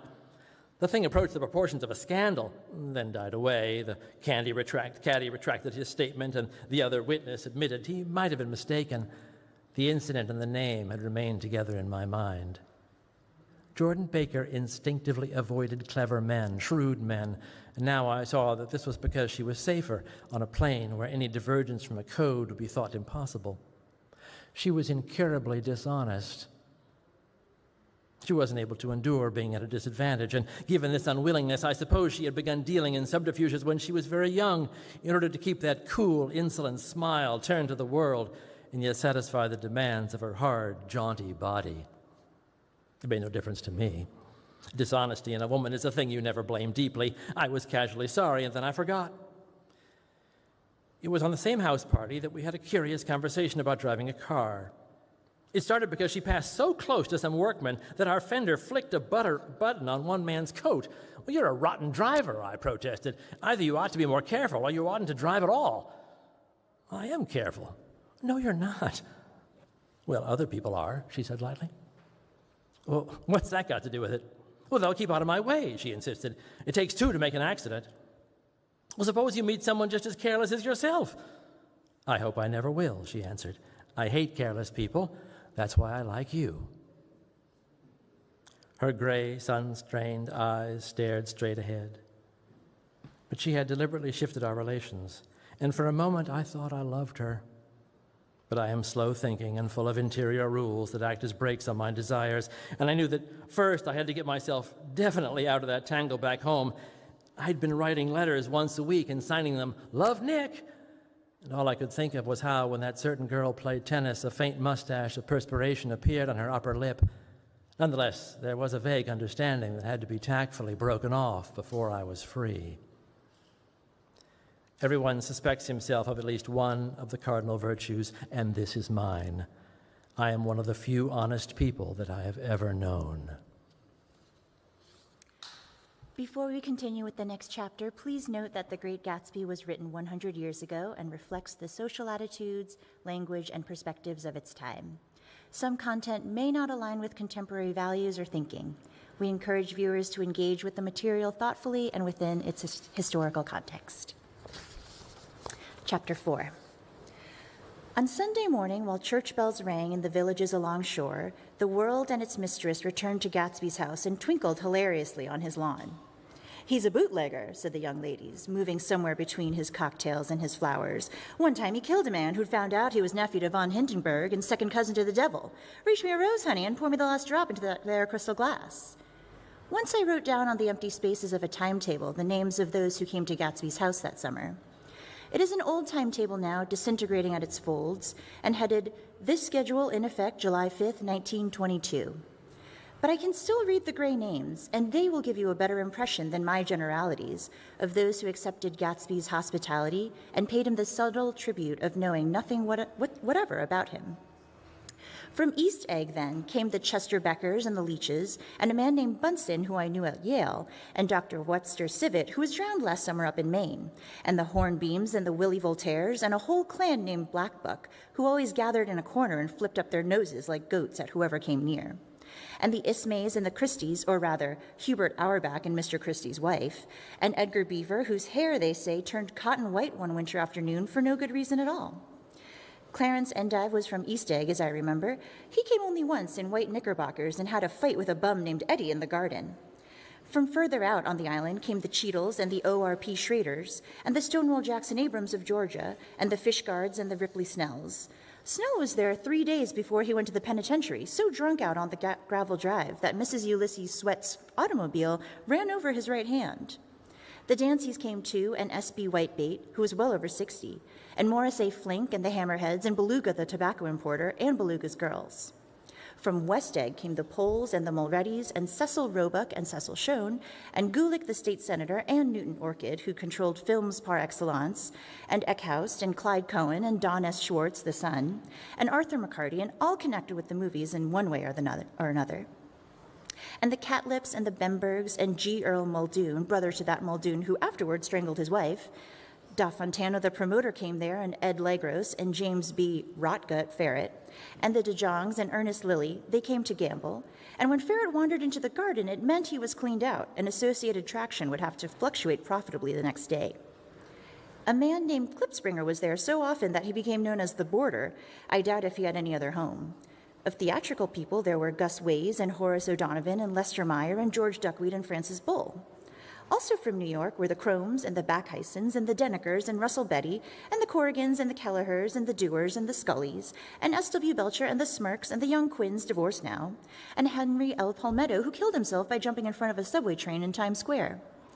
Benny McClanahan arrived always with 4 girls. They were never quite the same ones in physical person, but they were so identical with one another that it inevitably seemed they had been there before. I have forgotten their names, Jacqueline, I think, or else Consuela, or Gloria, or Judy, or June, and their last names were either the melodious names of flowers and months, or the sterner ones of the great American capitalists, whose cousins, if pressed, they would confess themselves to be. In addition to all these, I can remember that Faustina O'Brien came there at least once, and the Baedeker girls, and young Brewer, who had his nose shot off in the war, and Mr. Albruxberger and Miss Hagg, his fiancée, and Ardita Fitzpeters and Mr. P. Jewett, once head of the American Legion, and Miss Claudia Hipp, with a man reputed to be her chauffeur, and a prince of something who we called Duke, and whose name, if I ever knew it, I have forgotten. All these people came to Gatsby's house in the summer. At 9 o'clock one morning late in July, Gatsby's gorgeous car lurched up the rocky drive to my door and gave out a burst of melody from its 3-noted horn. It was the first time he had called on me, though I had gone to 2 of his parties, mounted on his hydroplane, and, at his urgent invitation, made frequent use of his speech. "Good morning, old sport. You're having lunch with me today, and I thought we'd ride up together." He was balancing himself on the dashboard of his car with that resourcefulness of movement that is so peculiarly American, that comes, I suppose, with the absence of lifting work in youth, and even more with the formless grace of our nervous, sporadic games. This quality was continually breaking through his punctilious manner in the shape of restlessness. He was never quite still. There was always a tapping foot somewhere, or the impatient opening and closing of a hand. He saw me looking with admiration at his car. "It's pretty, isn't it, old sport?" He jumped off to give me a better view. "Haven't you ever seen it before?" I'd seen it. Everybody had seen it. It was a rich cream color, bright with nickel, swollen here and there in its monstrous length with triumphant hat boxes and supper boxes and tool boxes, and terraced with the labyrinth of windshields that mirrored a dozen suns. Sitting down behind many layers of glass in a sort of green leather conservatory, we started to town. I had talked with him perhaps half a dozen times in the past month and found, to my disappointment, that he had little to say. So my first impression that he was a person of some undefined consequence had gradually faded, and he had become simply the proprietor of an elaborate roadhouse next door. And then came that disconcerting ride.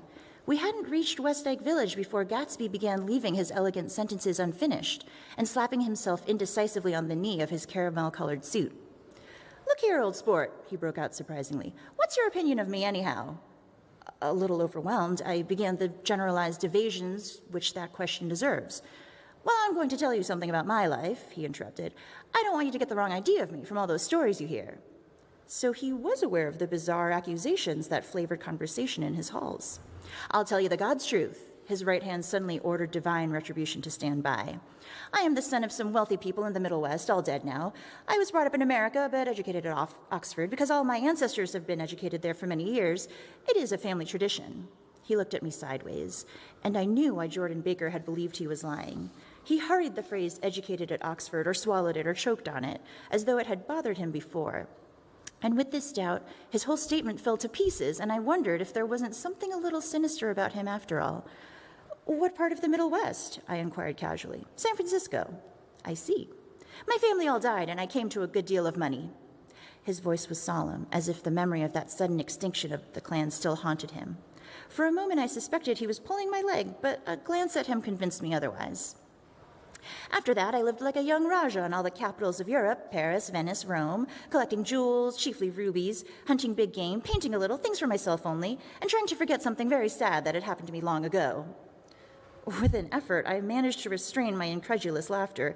The very phrases were worn so threadbare that they evoked no image except that of a turbaned character, leaking sawdust at every pore as he pursued a tiger through the Bois de Boulogne. Then came the war, old sport. It was a great relief, and I tried very hard to die, but I seemed to bear an enchanted life. I accepted a commission as first lieutenant when it began. In the Argonne Forest, I took the remains of my machine gun battalion so far forward that there was a half-mile gap on either side of us where the infantry couldn't advance. We stayed there 2 days and 2 nights, 130 men with 16 Lewis guns, and when the infantry came up at last, they found the insignia of 3 German divisions among the piles of dead. I was promoted to be major, and every Allied government gave me a decoration. Even Montenegro, little Montenegro down on the Adriatic Sea. Little Montenegro, he lifted up the words and nodded at them with his smile. The smile comprehended Montenegro's troubled history and sympathized with the brave struggles of the Montenegrin people. It appreciated fully the chain of national circumstances which had elicited this tribute from Montenegro's warm little heart. My incredulity was submerged in fascination now. It was like skimming hastily through a dozen magazines. He reached in his pocket, and a piece of metal slung on a ribbon fell in my palm. That's the one from Montenegro. To my astonishment, the thing had an authentic look. Orderi di Danilo, ran the circular legend, Montenegro Nicholas Rex. Turn it. Major J. Gatsby, I read, for valor extraordinary. Here's another I always carry, a souvenir of Oxford days. It was taken in Trinity Quad. The man on my left is now the Earl of Doncaster. It was a photograph of half a dozen young men in blazers loafing in an archway through which there were visible a host of spires. There was Gatsby, looking a little, not much younger, with a cricket bat in his hand. Then it was all true. I saw the skins of tigers flaming in his place on the Grand Canal. I saw him opening a chest of rubies to ease with their crimson-lighted depths, the gnawings of his broken heart. I'm going to make a big request of you today, he said, pocketing his souvenirs with satisfaction, so I thought you ought to know something about me. I didn't want you to think I was just some nobody. You see, I usually find myself among strangers because I drift here and there trying to forget the sad things that happened to me. He hesitated. You'll hear about it this afternoon. At lunch? No, this afternoon. I happened to find out that you're taking Miss Baker to tea. Do you mean you're in love with Miss Baker? No, old sport, I'm not. But Miss Baker has kindly consented to speak to you about this matter. I hadn't the faintest idea what this matter was, but I was more annoyed than interested. I hadn't asked Jordan to tea in order to discuss Mr. J. Gatsby. I was sure the request would be something utterly fantastic, and for a moment I was sorry I'd ever set foot upon his overpopulated lawn. He wouldn't say another word. His correctness grew on him as we neared the city. We passed Port Roosevelt, where there was a glimpse of red-belted ocean-going ships, and sped along a cobbled slum lined with the dark, undeserted saloons of the faded gilt 1900s. Then the Valley of Ashes opened out on both sides of us, and I had a glimpse of Mrs. Wilson straining at the garage pump with panting vitality as we went by. With fenders spread like wings, we scattered light through half Astoria. Only half, for as we twisted among the pillars of the elevated, I heard the familiar jug-jug spat of a motorcycle, and a frantic policeman rode alongside. All right, old sport, called Gatsby. We slowed down. Taking a white card from his wallet, he waved it before the man's eyes. Right you are, agreed the policeman, tipping his cap. Know you the next time, Mr. Gatsby. Excuse me. What was that? I inquired. The picture of Oxford? I was able to do the commissioner a favor once, and he sends me a Christmas card every year.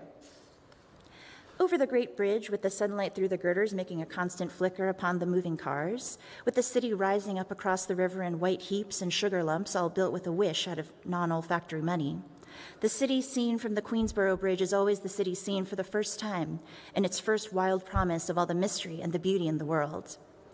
A dead man passed by us in a hearse heaped with blooms, followed by 2 carriages with drawn blinds, and by more cheerful carriages for friends. The friends looked out at us with the tragic eyes and short upper lips of southeastern Europe, and I was glad that the sight of Gatsby's splendid car was included in their somber holiday. As we crossed Blackwell's Island, a limousine passed us, driven by a white chauffeur, in which sat 3 modish Negroes, 2 bucks and a girl. I laughed aloud as the yolks of their eyeballs rolled toward us in haughty rivalry. Anything can happen now that we've slid over this bridge, I thought. Anything at all. Even Gatsby could happen without any particular wonder. Roaring noon. In a well-fanned 42nd Street cellar, I met Gatsby for lunch. Blinking away the brightness of the street outside, my eyes picked him out obscurely in the anteroom, talking to another man. Mr. Carraway, this is my friend, Mr. Wolfsheim. A small, flat-nosed Jew raised his large head and regarded me with 2 fine growths of hair, which luxuriated in each nostril. After a moment, I discovered his tiny eyes in the half-darkness. So I took one look at him, said Mr. Wolfsheim, shaking my hand earnestly. And what do you think I did? What? I inquired politely. But evidently he was not addressing me, for he dropped my hand and covered Gatsby with his expressive nose. I handed the money to Catspaw and I said, "All right, Catspaw, don't pay him a penny until he shuts his mouth." He shut it then and there. Gatsby took an arm of each of us and moved forward towards the restaurant, whereupon Mr. Wolfsheim swallowed a new sentence he was starting and lapsed into a somnambulatory abstraction. "Highballs?" asked the head waiter. "This is a nice restaurant here," said Mr. Wolfsheim, looking at the Presbyterian nymphs on the ceiling. "But I like across the street better." "Yes, highballs," agreed Gatsby. And then to Mr. Wolfsheim, "It's too hot over there." "Hot and small, yes," said Mr. Wolfsheim, "but full of memories." "What place is that?" I asked. "The old Metropole." "The old Metropole," brooded Mr. Wolfsheim gloomily, "filled with faces dead and gone, filled with friends gone now forever. I cannot forget so long as I live the night they shot Rosie Rosenthal there. It was 6 of us at the table, and Rosie had eat and drunk a lot all evening. When it was almost morning, the waiter came up to him with a funny look and said, 'Somebody wants to speak to him outside.' 'All right,' says Rosie, and begins to get up, and I pulled him down in his chair. 'Let the bastards come in here if they want you, Rosie, but don't you, so help me, move outside this room.' It was 4 o'clock in the morning then, and if we'd have raised the blinds, we'd have seen daylight." "Did he go?" I asked innocently. "Sure he went." Mr. Wolfsheim's nose flashed at me indignantly. He turned around in the door and says, "Don't let the waiter take away my coffee." Then he went out on the sidewalk, and they shot him 3 times in his full belly and drove away. 4 of them were electrocuted, I said, remembering. 5, with Becker. His nostrils turned to me in an interested way. "I understand you're looking for a business connection." The juxtaposition of these 2 remarks was startling. Gatsby answered for me. "Oh, no," he exclaimed. "This isn't the man." "No?" Mr. Wolfsheim seemed disappointed. "This is just a friend. I told you we'd talk about that some other time." "I beg your pardon," said Mr. Wolfsheim. "I had a wrong man." A succulent hash arrived, and Mr. Wolfsheim, forgetting the more sentimental atmosphere of the old metropole, began to eat with ferocious delicacy. His eyes, meanwhile, roved very slowly all around the room. He completed the arc by turning to inspect the people directly behind. I think that, except for my presence, he would have taken one short glance beneath our own table. "Look here, old sport," said Gatsby, leaning toward me. "I'm afraid I made you a little angry this morning in the car." There was the smile again, but this time I held out against it. "I don't like mysteries," I answered, "and I don't understand why you won't come out frankly and tell me what you want. Why has it all got to come through Miss Baker?" "Oh, it's nothing underhand," he assured me. "Miss Baker's a great sportswoman, you know, and she'd never do anything that wasn't all right." Suddenly, he looked at his watch, jumped up, and hurried from the room, leaving me with Mr. Wolfsheim at the table. "He has to telephone," said Mr. Wolfsheim, following him with his eyes. "Fine fellow, isn't he? Handsome to look at, and a perfect gentleman. Yes. He's an Oxford man." "Oh. He went to Oxford College in England. You know, Oxford College. I've heard of it. It's one of the most famous colleges in the world. Have you known Gatsby for a long time?" I inquired. "Several years," he answered in a gratified way. "I made the pleasure of his acquaintance just after the war, but I knew I had discovered a man of fine breeding after I talked with him an hour. I said to myself, there's the kind of man you'd like to take home and introduce to your mother and sister." He paused. "I see you're looking at my cuff buttons." I hadn't been looking at them, but I did now. They were composed of oddly familiar pieces of ivory. "Finest specimens of human molars," he informed me. "Well," I inspected them. "That's a very interesting idea." "Yeah." He flipped his sleeves up under his coat. "Yeah, Gatsby's very careful about women. He would never so much as look at a friend's wife." When the subject of this instinctive trust returned to the table and sat down, Mr. Wolfsheim drank his coffee with a jerk and got to his feet. "I have enjoyed my lunch," he said, "and I'm going to run off from you two young men before I outstay my welcome." "Don't hurry, Meyer," said Gatsby without enthusiasm. Mr. Wolfsheim raised his hand in a sort of benediction. "You're very polite, but I belong to another generation," he announced solemnly. "You sit here and discuss your sports and your young ladies and your—" He supplied an imaginary noun with another wave of his hand. "As for me, I am 50 years old and I won't impose myself on you any longer." As he shook hands and turned away, his tragic nose was trembling. I wondered if I had said anything to offend him. "He became very sentimental sometimes," he explained Gatsby. "This is one of his sentimental days. He's quite a character around New York, a denizen of Broadway." "Who is he, anyhow? An actor?" "No." "A dentist?" "Meyer Wolfsheim?" "No, he's a gambler." Gatsby hesitated, then added coolly, "He's the man who fixed the World Series back in 1919. "Fixed the World Series?" I repeated. The idea staggered me. I remembered, of course, that the World Series had been fixed in 1919. But if I had thought of it at all, I would have thought of it as a thing that merely happened, the end of some inevitable chain. It never occurred to me that one man could start to play with the faith of 50 million people, with the single-mindedness of a burglar blowing a safe. "How did he happen to do that?" I asked after a minute. "He just saw the opportunity." "Why isn't he in jail?" "They can't get him, old sport. He's a smart man." I insisted on paying the check. As the waiter brought me my change, I caught sight of Tom Buchanan across the crowded room. "Come along with me for a minute," I said. "I've got to say hello to someone." When he saw us, Tom jumped up and took a half-dozen steps in our direction. "Where have you been?" he demanded eagerly. "Daisy's furious because you haven't called up." "This is Mr. Gatsby, Mr. Buchanan." They shook hands briefly, and a strained, unfamiliar look of embarrassment came over Gatsby's face. "How have you been anyhow?" demanded Tom of me. "How'd you happen to come up this far to eat?" "I've been having lunch with Mr. Gatsby." I turned toward Mr. Gatsby, but he was no longer there. "One October day in 1917, said Jordan Baker that afternoon, sitting up very straight on a straight chair in the tea garden at the Plaza Hotel, I was walking along from one place to another, half on the sidewalk and half on the lawns. I was happier on the lawns because I had on shoes from England with rubber knobs on the soles that bit into the soft ground. I had on a new plaid skirt also that blew a little in the wind, and whenever this happened, the red, white, and blue banners in front of all the houses stretched out stiff and said tut, tut, tut, tut in a disapproving way. The largest of the banners and the largest of the lawns belonged to Daisy Faye's house. She was just 18, 2 years older than me, and by far the most popular of all the young girls in Louisville.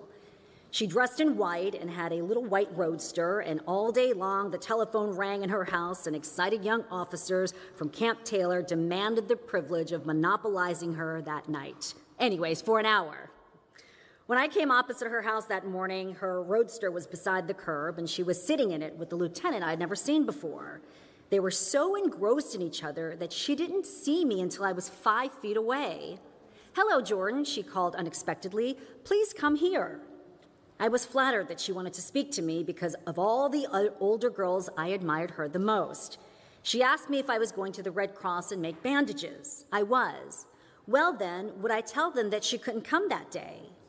The officer looked at Daisy while she was speaking in a way that every young girl wants to be looked at some time, and because it seemed romantic to me, I have remembered the incident ever since. His name was Jay Gatsby, and I didn't lay eyes on him again for 4 years. Even after I'd met him on Long Island, I didn't realize it was the same man.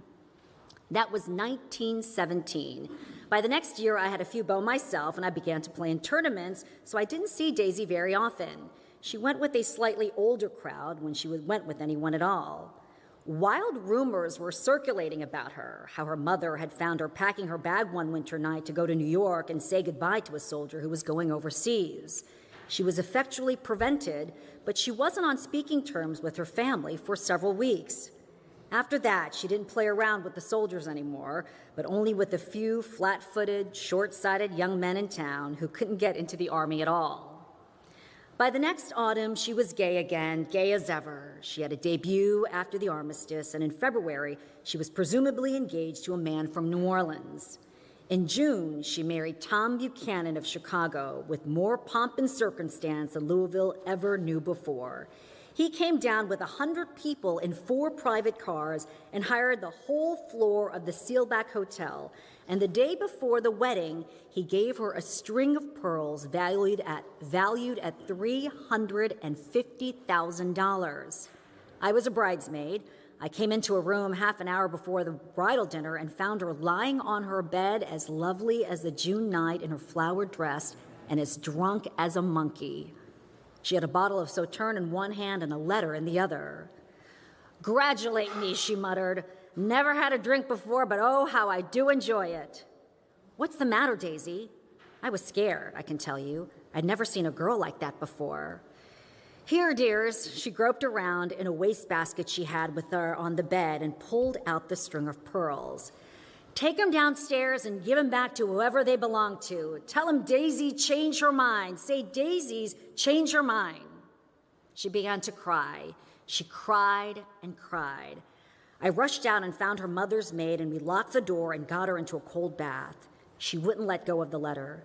She took it into the tub with her and squeezed it up into a wet ball and only let me leave it in the soap dish when she saw that it was coming to pieces like snow. But she didn't say another word. We gave her spirits of ammonia and put ice on her forehead and hooked her back into her dress, and half an hour later, when we walked out of the room, the pearls were around her neck and the incident was over. Next day at 5 o'clock, she married Tom Buchanan without so much as a shiver and started off on a 3-month trip to the South Seas. I saw them in Santa Barbara when they came back, and I thought I'd never seen a girl so mad about her husband. If he left the room for a minute, she'd look around uneasily and say, "Where's Tom gone?" and wear the most abstracted expression until she saw him coming in the door. She used to sit on the sand with his head in her lap by the hour, rubbing her fingers over his eyes and looking at him with unfathomable delight. It was touching to see them together. It made you laugh in a hushed, fascinated way. That was in August. A week after I left Santa Barbara, Tom ran into a wagon on the Ventura Road one night and ripped a front wheel off his car. The girl who was with him got into the papers, too, because her arm was broken. She was one of the chambermaids in the Santa Barbara Hotel. The next April, Daisy had her little girl, and they went to France for a year. I saw them one spring in Cannes and later in Deauville, and then they came back to Chicago to settle down. Daisy was popular in Chicago, as you know.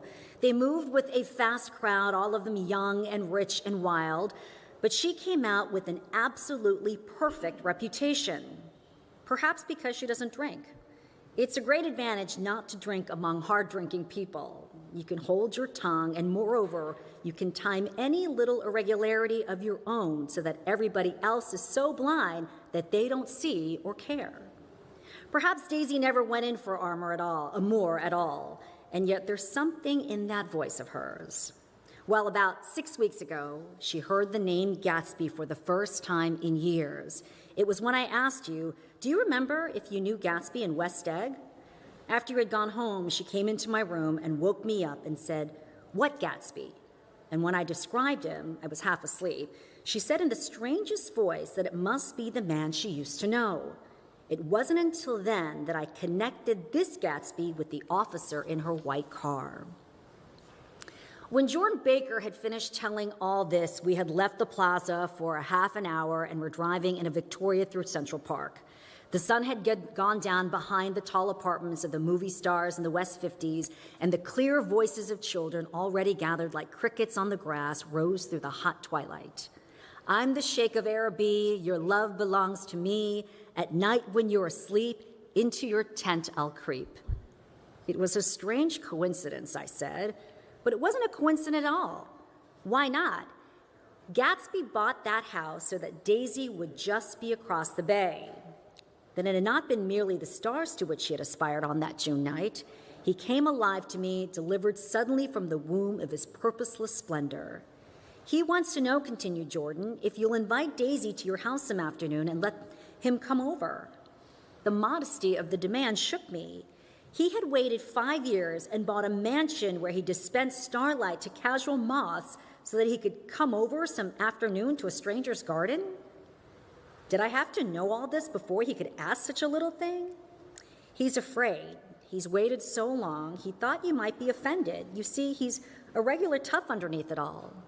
Something worried me. Why didn't he ask you to arrange a meeting? He wants her to see his house, she explained, and your house is right next door. Oh, I think he half expected her to wander into one of his parties some night, went on Jordan, but she never did. Then he began asking people casually if they knew her, and I was the first one he found.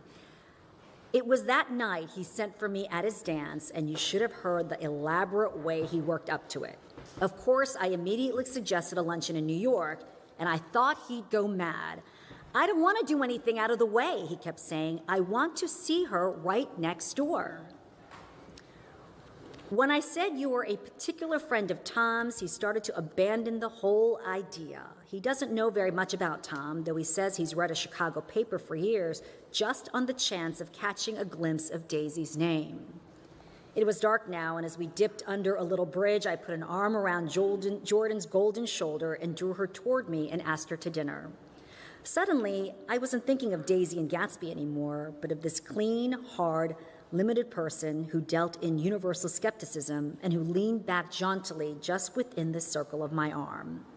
A phrase began to beat in my ears with a sort of heady excitement.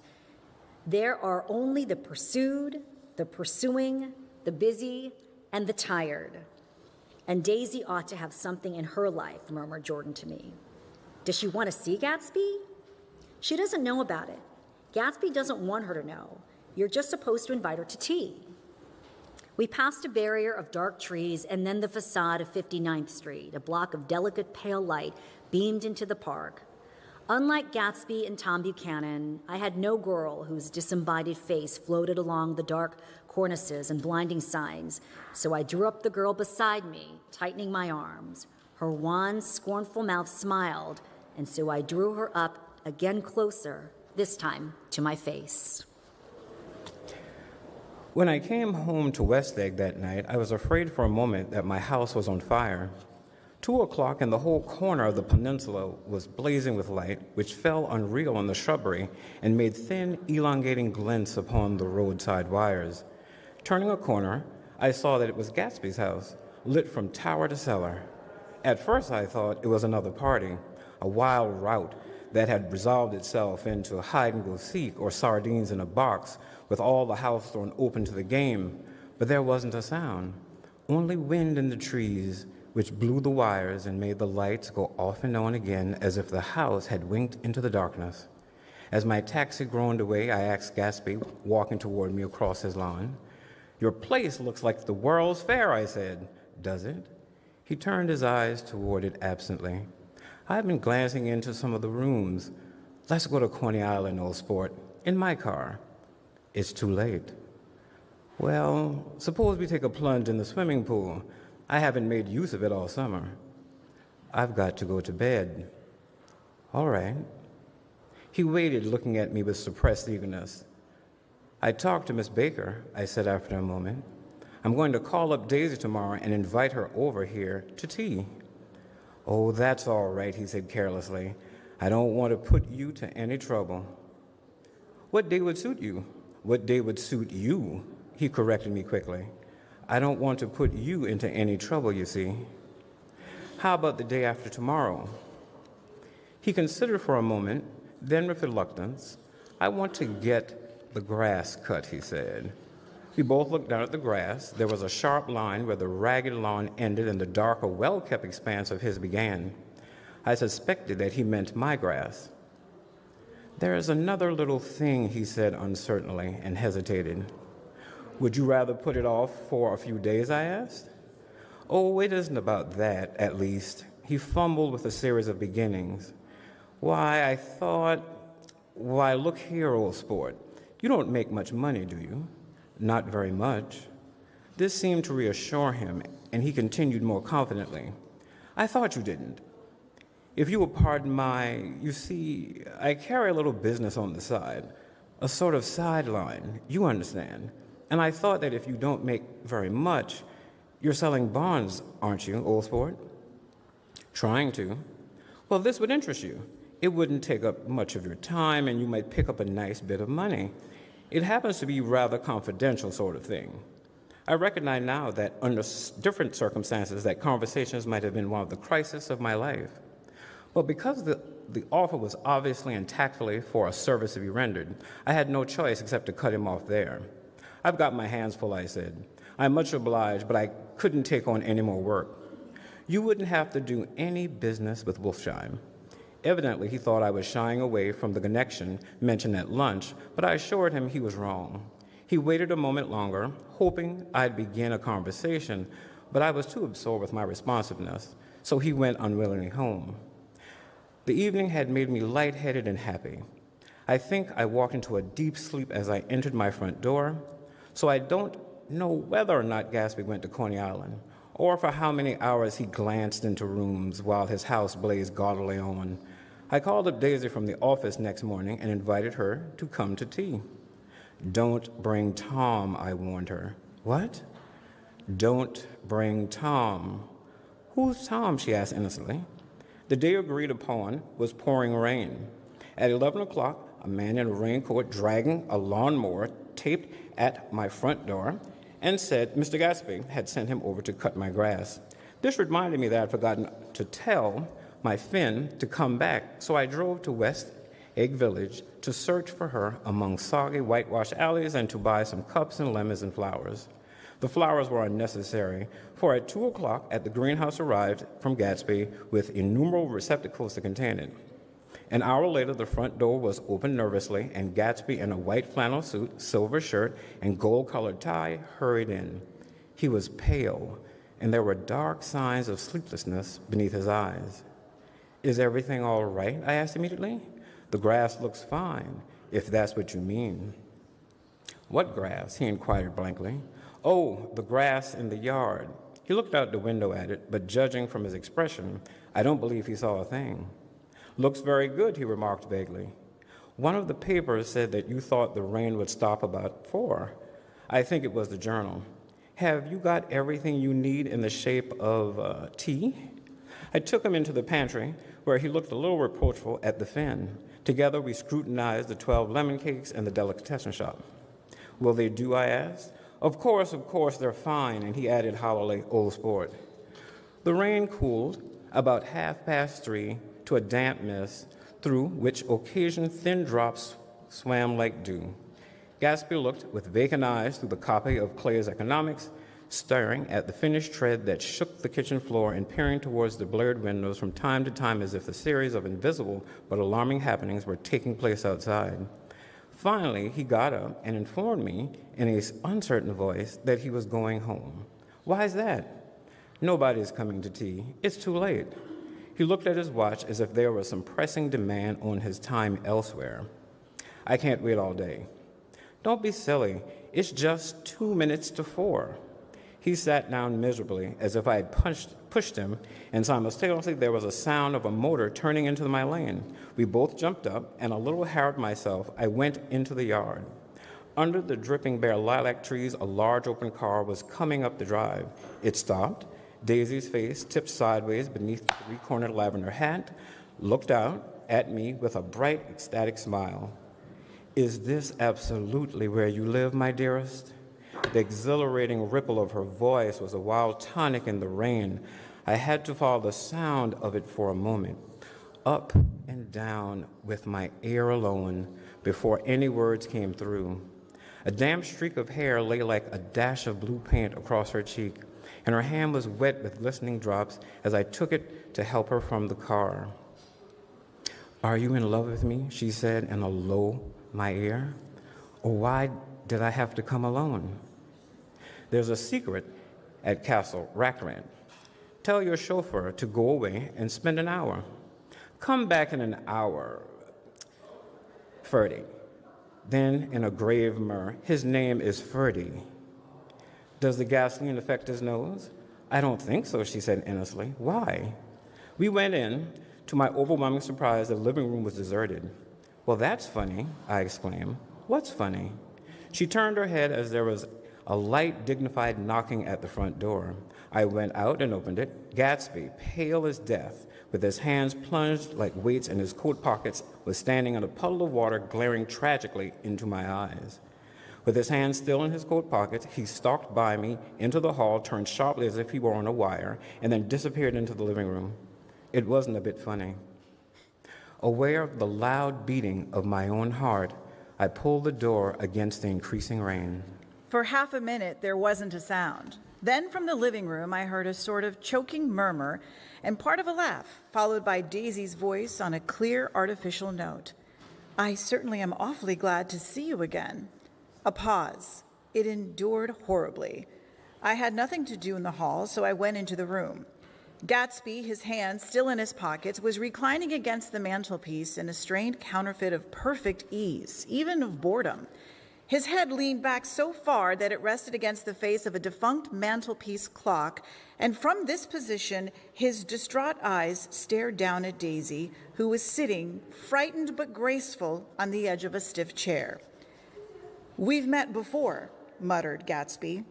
His eyes glanced momentarily at me, and his lips parted with an abortive attempt at a laugh. Luckily, the clock took this moment to tilt dangerously at the pressure of his head, whereupon he turned and caught it with trembling fingers and set it back in place. Then he sat down, rigidly, his elbow on the arm of the sofa and his chin in his hand. "I'm sorry about the clock," he said. My own face had now assumed a deep tropical burn. I couldn't muster up a single commonplace out of the 1,000 in my head. "It's an old clock," I told him idiotically. I think we all believed for a moment that it had smashed into pieces on the floor. "We haven't met for many years," said Daisy, her voice as matter-of-fact as it could ever be. 5 years next November." The automatic quality of Gatsby's answer set us all back at least another minute. I had them both on their feet with the desperate suggestion that they help me make tea in the kitchen when the demonic Finn brought it on a tray. Amid the welcome confusion of cups and cakes, a certain physical decency established itself. Gatsby got himself into a shadow, and while Daisy and I talked, looked conscientiously from one to the other of us, with tense, unhappy eyes. However, as calmness wasn't an end in itself, I made an excuse at the first possible moment and got to my feet. "Where are you going?" demanded Gatsby in immediate alarm. "I'll be back. I've got to speak to you about something before you go." He followed me wildly into the kitchen, closed the door, and whispered, "Oh, God!" in a miserable way. "What's the matter?" "This is a terrible mistake," he said, shaking his head from side to side. "A terrible, terrible mistake." "Well, you're just embarrassed, that's all." And luckily, I added, Daisy's embarrassed too. "She's embarrassed?" he repeated incredulously. "Just as much as you are." "Don't talk so loud." "You're acting like a little boy," I broke out impatiently. "Not only that, but you're rude. Daisy's sitting in there all alone." He raised his hand to stop my words, looked at me with unforgettable reproach, and opening the door cautiously, went back into the other room. I walked out back way, just as Gatsby had when he had made his nervous circuit of the house half an hour before, and ran for a huge black knotted tree whose massed leaves made a fabric against the rain.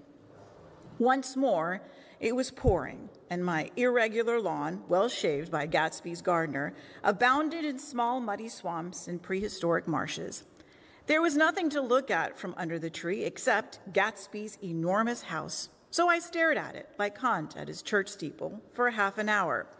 A brewer had built it early in the period craze, a decade before, and there was a story that he'd agreed to pay 5 years' taxes on all the neighboring cottages if the owners would have their roofs thatched with straw. Perhaps their refusal took the heart out of his plan to found a family. He went into an immediate decline. His children sold the house with the black wreath still on the door. Americans, while occasionally willing to be serfs, have always been obstinate about being peasantry. After half an hour, the sun shone again, and the grocer's automobile rounded Gatsby's drive with the raw material for his servant's dinner. I felt sure he wouldn't eat a spoonful. A maid began opening the upper windows of his house, appeared momentarily in each, and leaning from a large central bay, spat meditatively into the garden. It was time I went back. While the rain continued, it had seemed like the murmur of their voices, rising and swelling a little now and then with gusts of emotion. But in the new silence, I felt that silence had fallen within the house too. I went in after making every possible noise in the kitchen, short of pushing over the oven, but I don't believe they heard a sound. They were sitting at either end of the couch, looking at each other as if some question had been asked or was in the air, and every vestige of embarrassment was gone. Daisy's face was smeared with tears, and when I came in, she jumped up and began wiping at it with her handkerchief before a mirror. But there was a change in Gatsby that was simply confounding. He literally glowed. Without a word or a gesture of exultation, a new well-being radiated from him and filled the little room. "Oh, hello, old sport," he said, as if he hadn't seen me for years. I thought for a moment he was going to shake hands. It stopped raining. Has it? When he realized what I was talking about, that there were twinkle bells of sunshine in the room, he smiled like a weatherman, like an ecstatic patron of recurrent light, and repeated the news to Daisy. "What do you think of that? It stopped raining." "I'm glad, Jay." Her throat full of aching, grieving beauty told only of her unexpected joy. "I want you and Daisy to come over to my house," he said. "I'd like to show her around." "You're sure you want me to come?" "Absolutely, old sport." Daisy went upstairs to wash her face, too late, I thought, with humiliation of my towels, while Gatsby and I waited on the lawn. "My house looks well, doesn't it?" he demanded. "See how the whole front of it catches the light?" I agreed that it was splendid. "Yes." His eyes went over at every arched door and square tower. "It took me just 3 years to earn the money that bought it." "I thought you inherited your money." "I did, old sport, but I lost most of it in the big panic, the panic of the war." I think he hardly knew what he was saying, for when I asked him what business he was in, he answered, "That's my affair," before he realized that it wasn't an appropriate reply. "Oh, I've been in several things," he corrected himself. "I was in the drug business, and then I was in the oil business, but I'm not in either one now." He looked at me with more attention. "Do you mean you've been thinking over what I proposed the other night?" Before I could answer, Daisy came out of the house, and 2 rows of brass buttons on her dress gleamed in the sunlight. "That huge place there?" she cried, pointing. "Do you like it?" "I love it, but I don't see how you live there all alone." "I keep it always full of interesting people, night and day, people who do interesting things, celebrated people." Instead of taking the shortcut along the Sound, we went down to the road and entered by the big postern. With enchanting murmurs, Daisy admired this aspect or that of the feudal silhouette against the sky, admired the gardens, the sparkling odor of jonquils, and the frothy odor of hawthorn and plum blossoms, and the pale gold odor of hawthorn, or meet me at the gate. It was strange to reach the marble steps and find no stir of bright dresses in or out the door, or hear sounds or bird voices in the trees. And inside, as we wandered through Marie Antoinette music rooms and restoration salons, I felt that there were guests concealed behind every couch and table, under orders to be breathlessly silent until we had passed through. As Gatsby closed the door of the Merton College Library, I could have sworn I heard the owl-eyed man break into a ghostly laughter.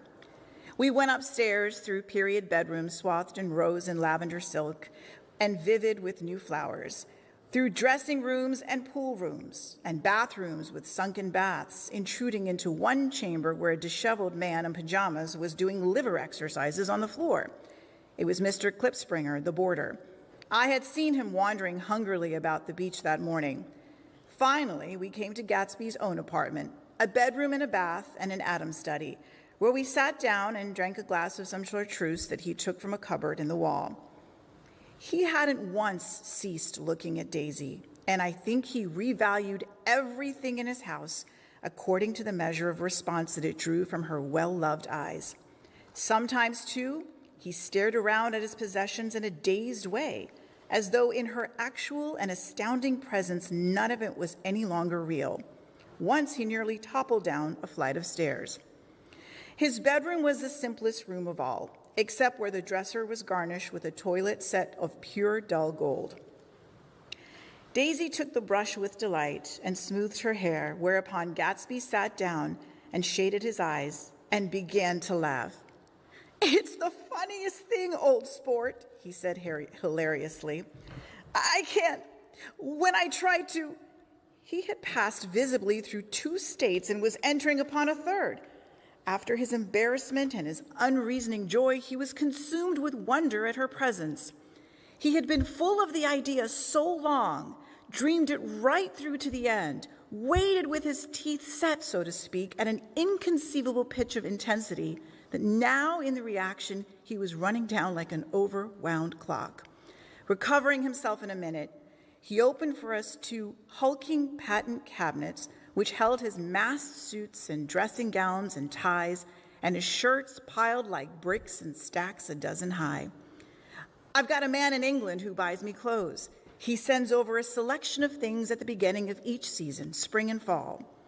He took out a pile of shirts and began throwing them, one by one, before us.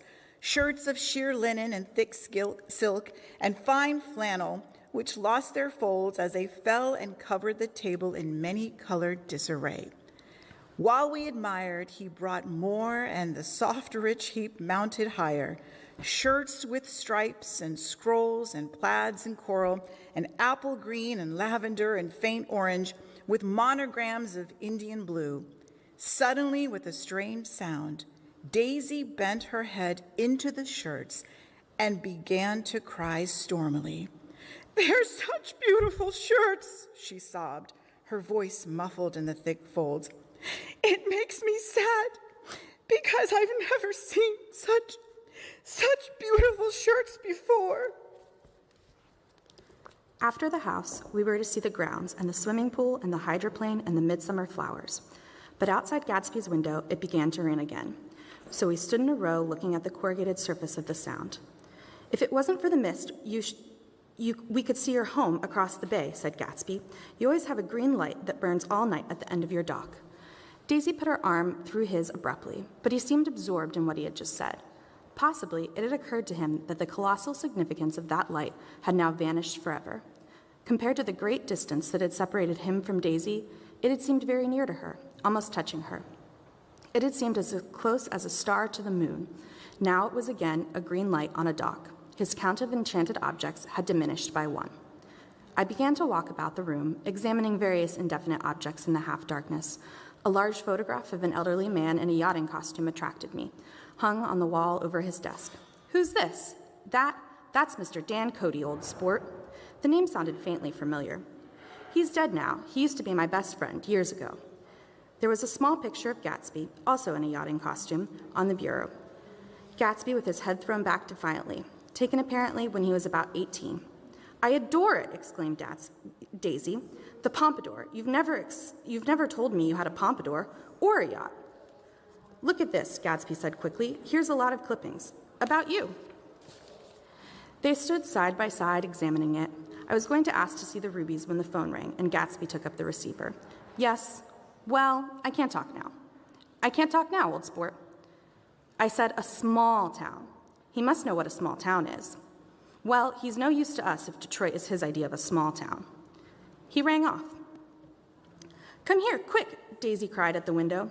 The rain was still falling, but the darkness had parted in the west, and there was a pink and golden billow of foamy clouds above the sea. Look at that, she whispered.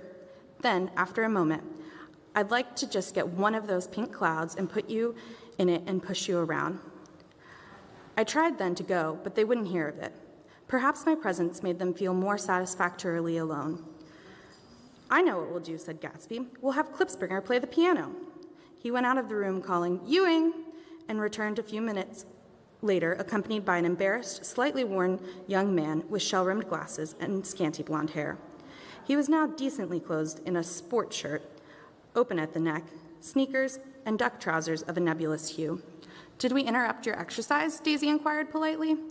I was asleep, cried Klipspringer in a spasm of embarrassment. That is, I'd been asleep. Then I got up. Klipspringer plays the piano, said Gatsby, cutting him off. Don't you, Ewing, old sport? I don't play well. I don't hardly play at all. I'm all out of practice. We'll go downstairs, interrupted Gatsby. He flipped on a switch, and the gray windows disappeared as the house glowed full of light. In the music room, Gatsby turned on a solitary lamp beside the piano. He lit Daisy's cigarette from a trembling match and sat down with her on the couch, far across the room, where there was no light save for what the gleaming floor bounced in from the hall. When Klipspringer had played the Love Nest, he turned around on the bench and searched unhappily for Gatsby in the gloom. I'm all out of practice, you see. I told you I couldn't play. I'm all out of practice. Don't talk so much, old sport, commanded Gatsby. Play. In the morning, in the evening, ain't we got fun? Outside the window was loud. There was a faint flow of thunder along the sound. All the lights were going on in West Egg now. The electric trains men carrying were plunging home through the rain from New York. It was the hour of profound human change, and excitement was generating on the air. One thing sure and nothing sure, the rich get rich and the poor get children. In the meantime, in the in-between time. As I went over to say goodbye, I saw that expression of bewilderment had come back to Gatsby's face, as though a faint doubt had occurred to him as to the quality of his present happiness. Almost 5 years. There must have been moments, even that afternoon, when Daisy had tumbled short of his dreams. Not through her own fault, but because of the colossal vitality of his illusion. It had gone beyond her, beyond everything. He had thrown himself into it with a creative passion, adding to it all the time, decking it out with every bright feather that drifted his way. No amount of fire or freshness can challenge what a man can store up in his ghostly heart. As I watched him, he adjusted himself a little visibly. His hand took hold of hers, and she said something low in his ear. He turned toward her with a rush of emotion. I think that voice held him most, with its fluctuating, feverish warmth, because it couldn't be overdreamed. That voice was a deathless song. They had forgotten me, but Daisy glanced up and held out her hand. Gatsby didn't know me at all now. I looked at them once more, and they looked back at me, remotely, possessed by their intense life. Then I went out of the room and down the marble steps into the rain, leaving them there together. Before we continue with the next chapter, please note that The Great Gatsby was written 100 years ago. It reflects the social attitudes, language, and perspectives of its time. Some content may not align with contemporary values or thinking. We encourage viewers to engage with the material thoughtfully and within its historical context. About this time, an ambitious young reporter from New York arrived one morning at Gatsby's door and asked him if he had anything to say. Anything to say about what? Inquired Gatsby politely. Why, any statement to give out. It transpired after a confused 5 minutes that the man had heard Gatsby's name around his office in a connection which he either wouldn't reveal or didn't fully understand. This was his day off, and with laudable initiative, he had hurried out to see.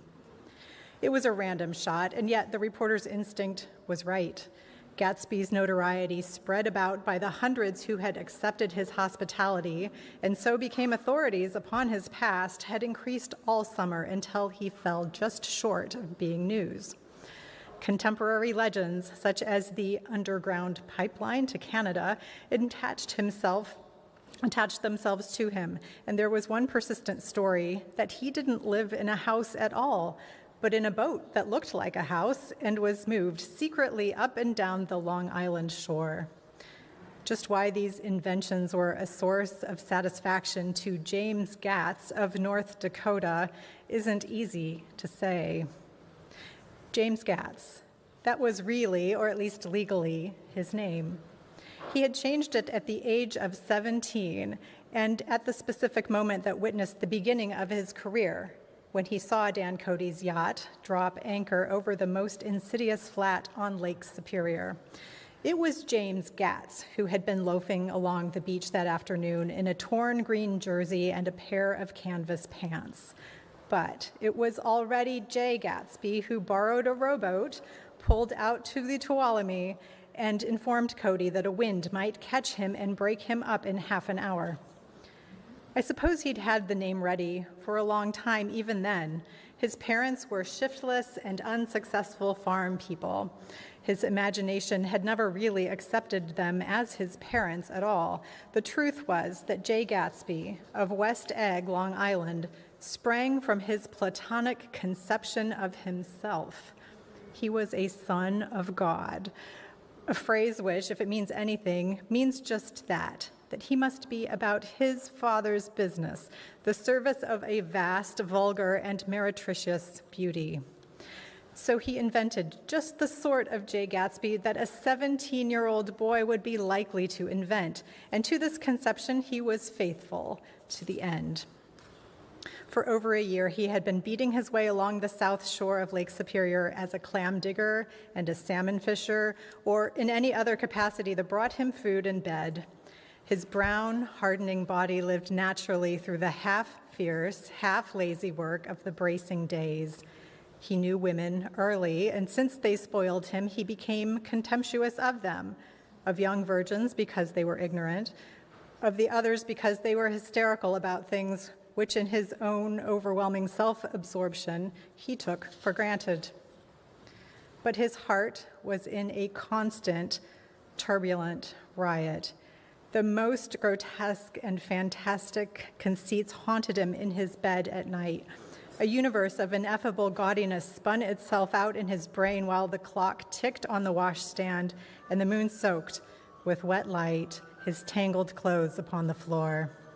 Each night he added to the pattern of his fancies until drowsiness closed down upon some vivid scene with an oblivious embrace. For a while, these reveries provided an outlet for his imagination. They were a satisfactory hint of the unreality of reality, a promise that the rock of the world was founded securely on a fairy's wing. An instinct toward his future glory had led him some months before to the small Lutheran College of St. Olaf's in southern Minnesota.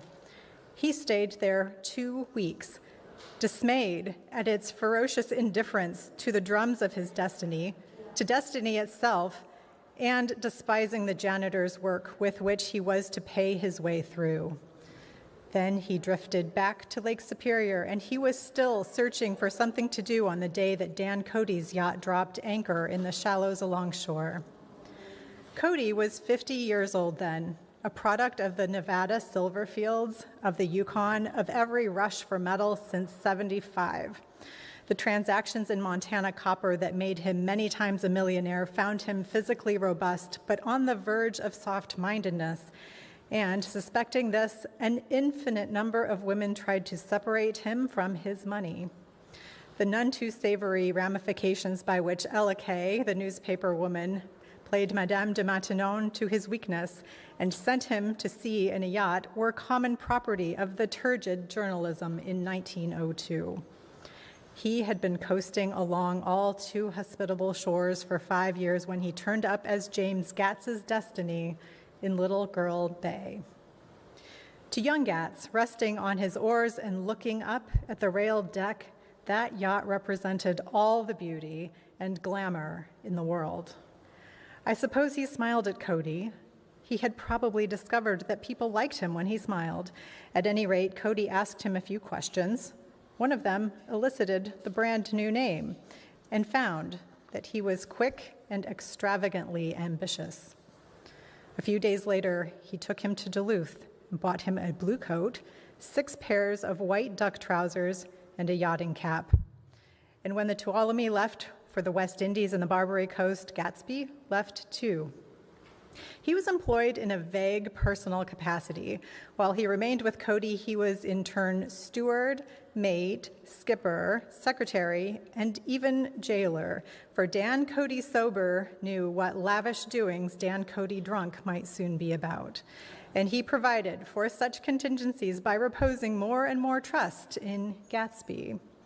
The arrangement lasted 5 years, during which the boat went 3 times around the continent. It might have lasted indefinitely, except for the fact that Ella Kay came on board one night in Boston, and a week later, Dan Cody inhospitably died. I remember the portrait of him up in Gatsby's bedroom, a gray, florid man with a hard, empty face, the pioneer debauchee who, during one phase of American life, brought back to the eastern seaboard the savage violence of the frontier brothel and saloon. It was indirectly due to Cody that Gatsby drank so little. Sometimes in the course of gay parties, women used to rub champagne into his hair. For himself, he formed the habit of letting liquor alone.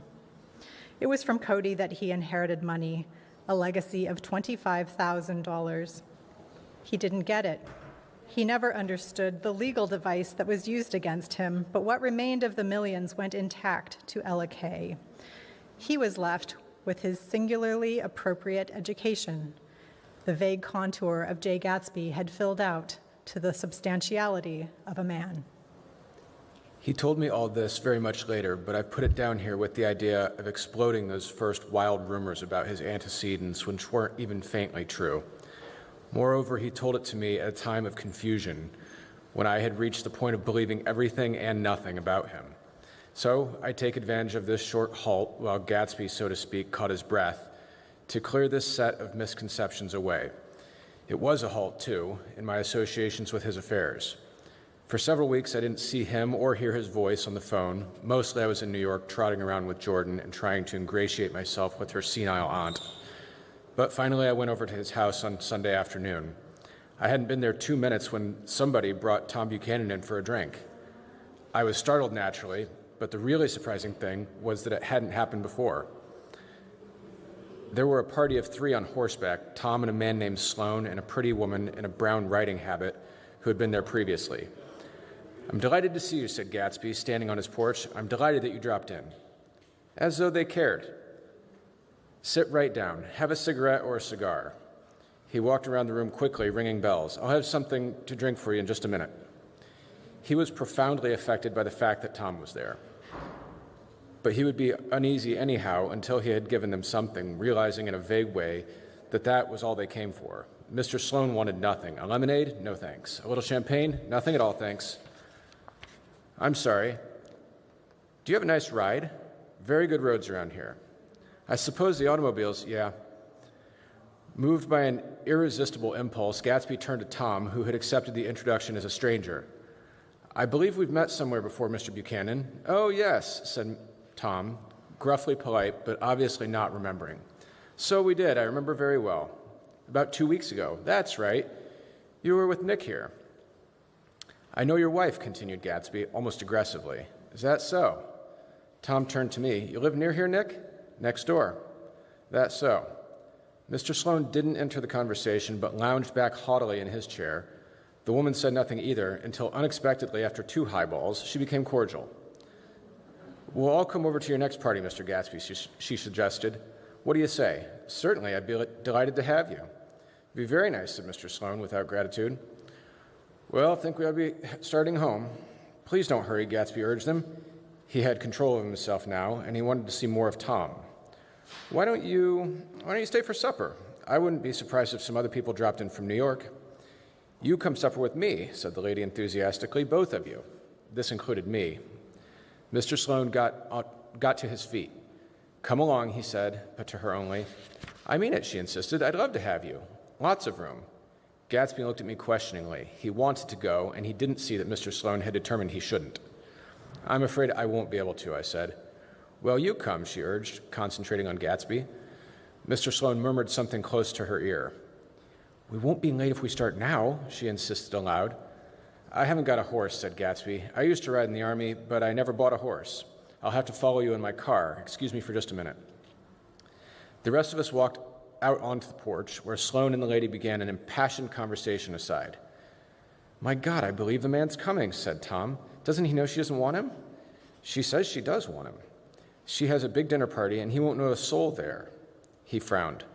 I wonder where in the devil he met Daisy. By God, I may be old-fashioned in my ideas, but women run around too much these days to suit me.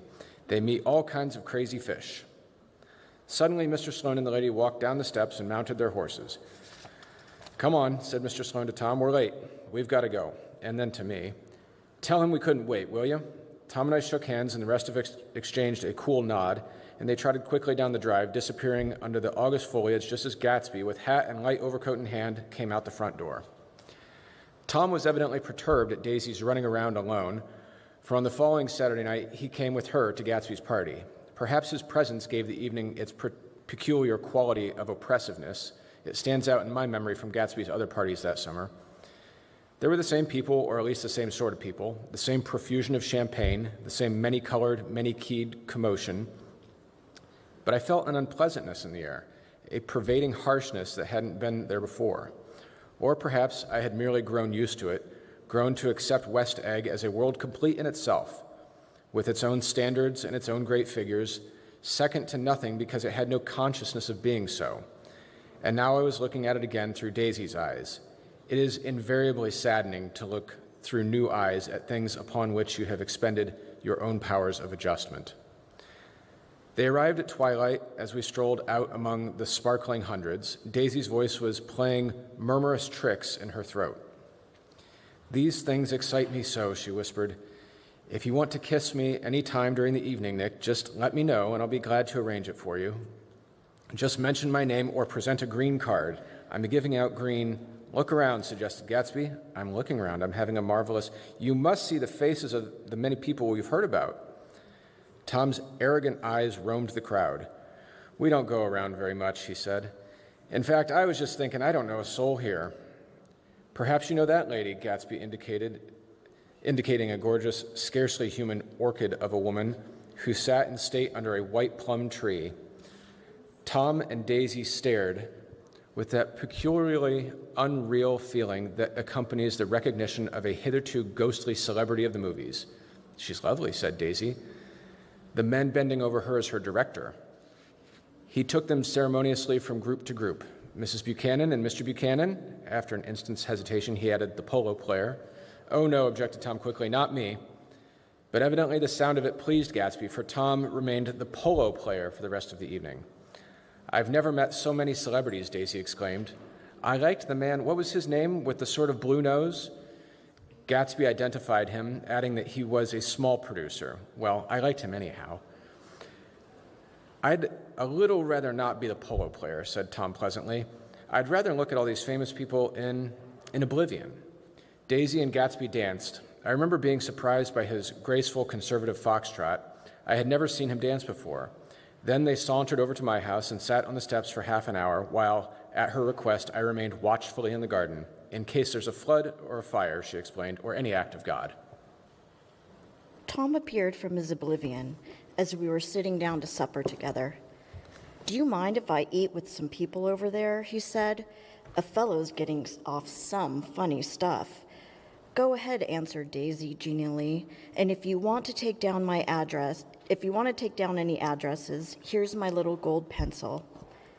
She looked around for a moment and told me that girl was common but pretty, and I knew that except for the half hour she had been alone with Gatsby, she wasn't having a good time. We were at a particularly tipsy table. That was my fault. Gatsby had been called to the phone, and I enjoyed these same people only 2 weeks before. But what had amused me then turned septic on the air now. "How do you feel, Miss Baedeker?" The girl addressed was trying unsuccessfully to slump against my shoulder. At this inquiry, she sat up and opened her eyes. "What?" A massive and lethargic woman who had been urging Daisy to play golf with her at the local club tomorrow spoke in Miss Baedeker's defense. "Oh, she's all right. When she's had 5 or 6 cocktails, she's always starts screaming something like that. I tell her she ought to leave it alone." "I do leave it alone," affirmed the accused howily. "We heard you yelling, so I said to Doc Sevitt here, there's somebody that needs your help, Doc." "She much obliged, I'm sure," said another friend without gratitude. "But you got her dress all wet when you stuck her head in the pool." "Anything I hate is to get my head stuck in a pool," mumbled Mrs. Baedeker. "They almost drowned me once over in New Jersey." "Then you ought to leave it alone," countered Doc Sevitt. "Speak for yourself," cried Mrs. Baedeker violently. "Your hand shakes, and I wouldn't let you operate on me." It was like that. Almost the last thing I remember was standing with Daisy and watching the movie picture director and his star. They were still under the white plum tree, and their faces were touching except for a pale, thin ray of moonlight between. It occurred to me that he had been very slowly bending toward her all evening to attain this proximity, and even while I watched, I saw him stoop one ultimate degree and kiss her on the cheek. "I like her," said Daisy. "I think she's lovely." But the rest offended her, and inarguably because it wasn't a gesture but an emotion. She was appalled by West Egg, this unprecedented place that Broadway had begotten upon a Long Island fishing village, appalled by its raw vigor that chafed under the old euphemisms, and by the too obtrusive fate that herded into its inhabitants along a shortcut from nothing to nothing. She saw something awful in the very simplicity she failed to understand. I sat on the front steps with them while they waited for their car. It was dark here in the front. Only the bright door sent 10 square feet of light volleying into the soft black morning. Sometimes a shadow moved against a dressing room blind above, gave way to another shadow, and an indefinite procession of shadows who rouged and powdered in an indivisible glass. "Who is this Gatsby anyhow?" demanded Tom suddenly. "Some big bootlegger?" "Where'd you hear that?" I inquired. "I didn't hear it, I imagined it. A lot of these newly rich people are just big bootleggers, you know. Not Gatsby," I said shortly. He was silent for a moment. The pebbles of the drive crunched under his feet. "Well, he certainly must have strained himself to get this menagerie together." A breeze stirred the gray haze of Daisy's fur collar. At least they are more interesting than the people we know," she said with an effort. "You didn't look interested." "Well, I was." Tom laughed and turned to me. "Did you notice Daisy's face when the girl asked her to put her in a cold shower?" Daisy began to sing, with the music in a husky, rhythmic whisper, bringing out a meaning in each word that it had never been before and would never have again.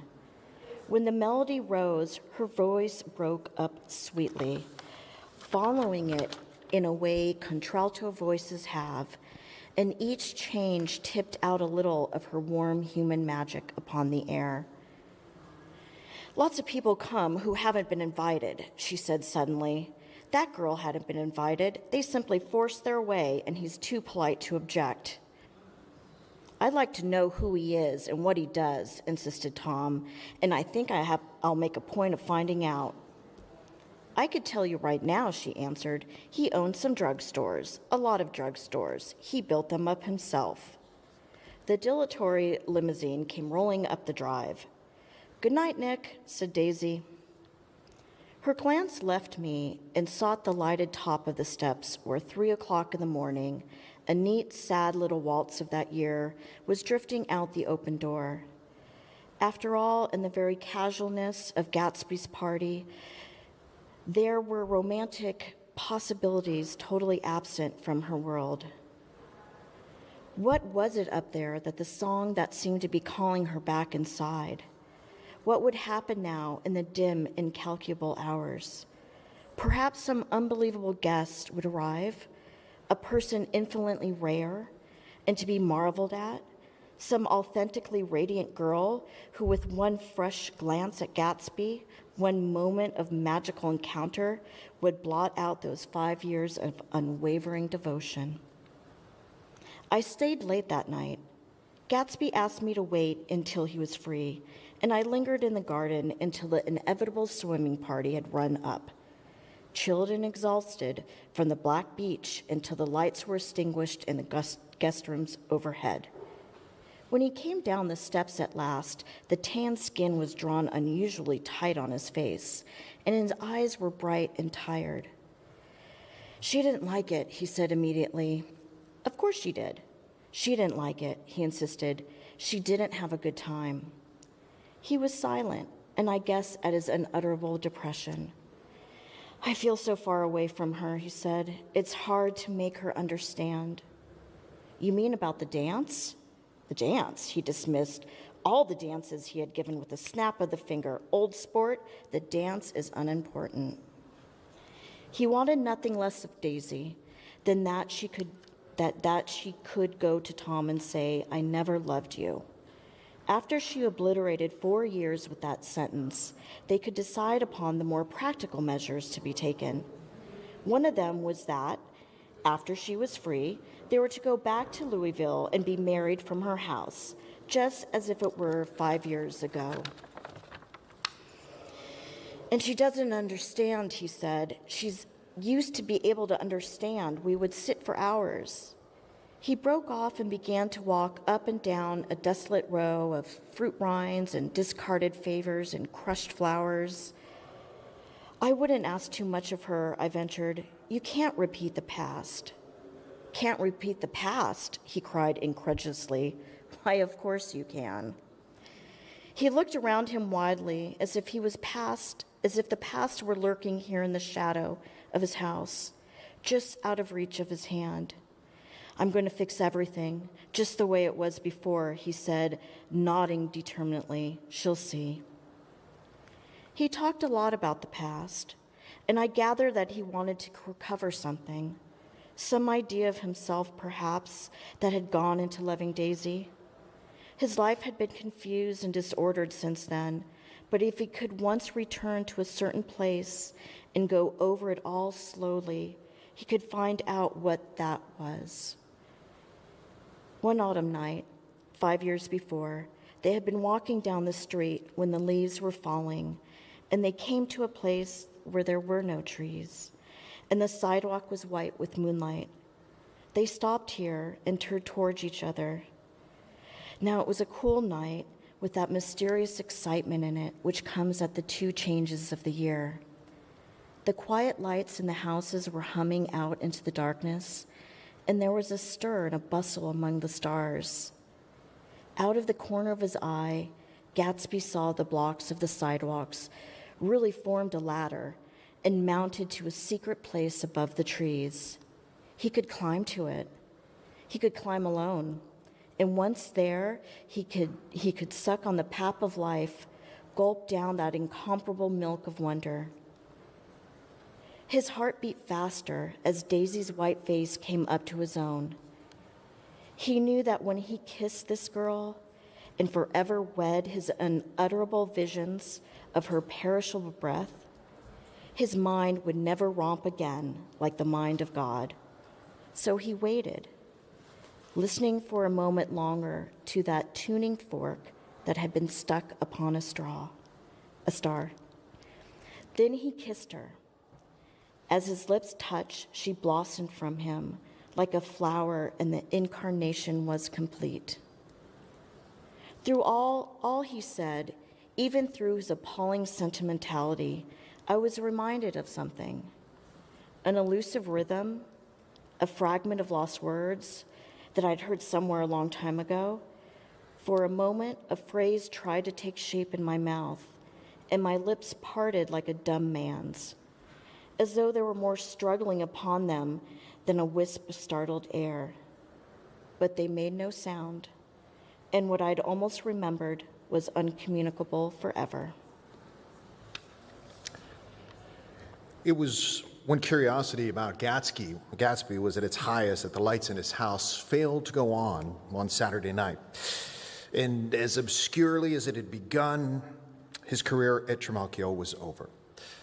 Only gradually did I become aware that automobiles, which turned unexpectedly into his drive, stayed for just a few minutes and then drove sulkily away. Wondering if he was sick, I went over to find an unfamiliar butler with a villainous face. He squinted at me suspiciously from the door. "Is Mr. Gatsby sick?" "Nope." After a pause, he added, "Sir," in a grudging way. I hadn't seen him around, and I was rather worried, so tell him Mr. Carraway came over. "Who?" he demanded. "Carraway." "Carraway." "All right, I'll tell him." Abruptly, he slammed the door. My friend informed me that Gatsby had dismissed every servant in his house a week ago and replaced them with half a dozen others who never went into West Egg Village to be bribed by tradesmen and ordered moderate supplies over the telephone instead. The grocery boy reported that the kitchen looked like a pigsty and ordered the general opinion in the village that the new people just weren't servants at all. Next day, Gatsby called me on the phone. "Going away?" I inquired. "No, old sport. I hear you fired all your servants." "Well, I wanted somebody who wouldn't gossip. Daisy comes over quite often in the afternoon." So the whole thing had fallen like a house of cards at the disapproval in her eyes. Some people Wolfsheim wanted to do something for. Their holders and brothers and sisters. They used to run a small hotel. I see. He was calling up at Daisy's request. Would I come to lunch at her house tomorrow? Miss Baker would be there. Well, half an hour later, Daisy herself called. Seemed relieved to find that I was indeed coming. Something was up, and yet I couldn't believe that they would choose this occasion for a scene, especially for the rather harrowing scene that Gatsby had outlined in the garden. Well, the next day was broiling. It was almost the last, certainly the warmest day of summer. As my train emerged from the tunnel into the sunlight, only the hot whistles of the National Biscuit Company broke the simmering hush at noon. The straw seats of the car hovering on the edge of combustion. The woman next to me personally, delicately for a while, perspiring into her shirtwaist, and then as the newspaper dampened under her own fingers, lapsed despairingly into the deep heat with a desolate cry, her pocketbook slipping to the floor. "Oh my," she gasped. I picked it up with a weary bond and I handed it back to her, holding it at arm's length under the extreme tip of the corners to indicate that I had no designs upon it. But everybody nearby, including the woman, suspected me just the same. "Hot," to the conductors, familiar faces. "Some weather. Hot, hot. Hot. Is it hot enough for you? Is it hot? Is it..." My commutation ticket came back to me with a dark stain from his hand. That anyone should care in this heat, the flushed lips he kissed, whose head made damp the pajama pocket over his heart. Through the hall of the Buchanan's house blew a faint wind, carrying around the telephone bell out to Gatsby and me as we waited at the door. "The master's body?" roared the butler into the mouthpiece. "I'm sorry, madam, but we can't furnish it. It's far too hot to touch this noon." What he really said was, "Yes, I'll see." He set down the receiver and he came toward us, glistening slightly to take our stiff straw hats off. "Madam expects you in the salon," he cried, needlessly indicating the direction. In this heat, every extra gesture was an affront to the common store of life. The room, shadowed well with awnings, was dark and cool. Daisy and Jordan lay upon an enormous couch, like silver idols weighing down their white dresses against the singing breeze of the fans. "We can't move," they said together. Jordan's fingers, powdered white over their tan, rested for a moment in mine. "And Mr. Thomas Buchanan, the athlete?" I inquired. Simultaneously, I heard his voice, gruff, muffled, husky at the hall telephone.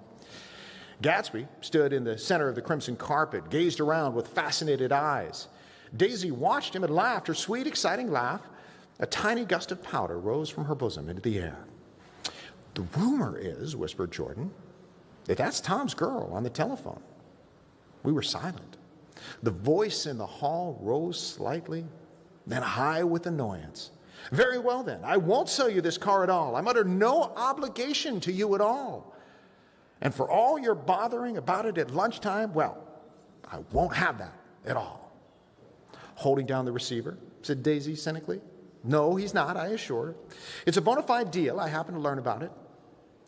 Tom flung the door open, blocked out its space for a moment with his thick body, and hurried into the room. "Mr. Gatsby!" He put out the broad, flat hand with well-concealed dislike. "I'm glad to see you, sir. Nick?" "Make us a cold drink," cried Daisy. As he left the room again, she got up and went over to Gatsby and pulled his face down, kissing him on the mouth. "You know I love you," she murmured. "You forget there's a lady present," said Jordan. Daisy looked around doubtfully. "You kiss Nick, too. What a low, vulgar girl." "I don't care," said Daisy, and began to clog on the brick fireplace. And then she remembered the heat and sat down on the couch just as a freshly laundered nurse leading a little girl came into the room. "Blessed precious," she crooned, holding onto her arms. "Come to your own mother who loves you." The child, relinquished by the nurse, rushed across the room and rooted shyly into her mother's dress. The blessed precious. "Did Mother get powder on your old yellowy hair? Stand up now and say howdy-do." Gatsby and I turned, leaned down, and took the small, reluctant hand. Afterward, he kept looking at the child with surprise. I don't think he ever believed in existence before. "I got dressed before a luncheon," said the child, turning eagerly to Daisy. "That's because your mother wanted to show you off." Her face bent into the single wrinkle of the small white neck. "You dream, you absolute little dream." "Yes," admitted the child calmly. "Aunt Jordan's got a white dress, too." "How do you like Mother's friends?" Daisy turned around so that she faced Gatsby. "Do you think they're pretty?" "Where's Daddy?" was the response. "She doesn't look like her father," explained Daisy. "She looks like me. She's got my hair, she's got my shape of face." Daisy sat back upon the couch. The nurse took a step forward and held out her hand. "Come, Pammy. Goodbye, sweetheart." With a reluctant backward glance, the well-disciplined child held to the nurse's hand and was pulled out the door just as Tom came back, preceding 4 gin rickeys that clicked full of ice. Gatsby took up his drink. "They certainly look cool," he said with the visible tension. We drank in long, greedy swallows. "I read somewhere that the sun's getting hotter every year," said Tom genially. "It seems that pretty soon the Earth's going to fall into the sun. Or, wait a minute, maybe the opposite. The sun's getting cooler every year." "Come outside," he suggested to Gatsby. I'd like to have a look at the place." I went with him out to the veranda. On the green sound, stagnant in the heat, one small sail crawled slowly toward the fishing sea. Gatsby's eyes followed momentarily. He raised his hand and pointed across the bay. "I'm right across from you." "So you are." Our eyes lifted over the rose beds and the hot lawn and the weedy refuse of the dog days along shore, and slowly the white wings of the boat moved against the blue, cool limit of the sky. Ahead lay the scalloped ocean and the abounding Blessed Isles. "There's sport for you," said Tom, nodding. "I'd like to be out there with him for about an hour." We had luncheon in the dining room, darkened against the heat, and drank down some nervous gaiety with the cold air. "What do we do with ourselves this afternoon?" cried Daisy. "And the day after that? And the next 30 years? "Don't be morbid," Jordan said. "Life starts all over again when it gets crisp in the fall." "But it's so hot, said Daisy, on the verge of tears, and everything is so confused. Let's all go to town. Her voice struggled, though, through the heat, beating against it, molding its senselessness into forms. I've heard of making a garage out of a stable, Tom was saying to Gatsby, but I'm the first man who ever made a stable out of a garage. Who wants to go to town? Demanded Daisy incessantly. Gatsby's eyes floated toward her. Ah, she cried, you look so cool. Their eyes met, and when they stared at each other, alone in space, with an effort, she glanced down at the table. You always look so cool, she repeated. She had told him that she loved him, and Tom Buchanan saw. He was astounded. His mouth opened a little, and he looked at Gatsby and then back at Daisy as if he had just recognized her as someone he knew a long time ago. You resemble the advertisement of the man, she went on innocently. You know, the advertisement of a man. All right, broke in Tom quickly. I'm perfectly willing to go to town. Come on, we're all going to town. He got up, his eyes still flashing between Gatsby and his wife, and no one moved. Well, come on, his temper cracked a little. What's the matter anyhow? If we're going to go to town, let's start. His hand trembling with an effort to self-control bore to his lips the last of his glass of ale. Daisy's voice got us to our feet and out onto the blazing gravel drive. Are we just going to go, she objected, like this? Are we going to let anyone smoke a cigarette first? Everyone smoked all throughout lunch. Oh, let's have fun, she begged him. It's too hot to fuss. He didn't answer. Have it your own way, she said. Come on, Jordan. They went upstairs to get ready while we three men stood there shuffling the hot pebbles with our feet. A silver curve of the moon hovered already in the western sky. Gatsby started to speak, changed his mind, but not before Tom wheeled and faced him expectantly. Have you got your stables here? Asked Gatsby with an effort. About a quarter of a mile down the road. Oh, a pause. I don't see the idea of going to town, broke out Tom savagely. Women get these notions in their heads. Shall we take anything to drink? Called Daisy from an upper window. I'll get some whiskey, answered Tom. He went inside. Gatsby turned to me rigidly. I can't say anything in his house, old sport. She's got an indiscreet voice, I remarked. It's full of... I hesitated. Her voice is full of money, he said suddenly. This was it. I'd never mentioned before. It was full of money. That was the inexhaustible charm that rose and fell in it, the jingle of it, the cymbal song of it. High in a white palace, the king's daughter, the golden girl. Tom came out of the house wrapping a quart bottle in a towel, followed by Daisy and Jordan wearing small, tight hats of metallic cloth and carrying light capes over their arms. Shall we all go in my car? Suggested Gatsby. He felt the hot green leather of the seat. I ought to have left it in the shade. Is it standard shift? Demanded Tom. Yes. Well, you take my coupe and let me drive your car to town. The suggestion was distasteful to Gatsby. I don't think there's much gas, he objected. Plenty of gas, said Tom boisterously. He looked at the gauge. And if it runs out, I can stop at a drugstore. You can buy anything at a drugstore nowadays. A pause followed this apparently pointless remark.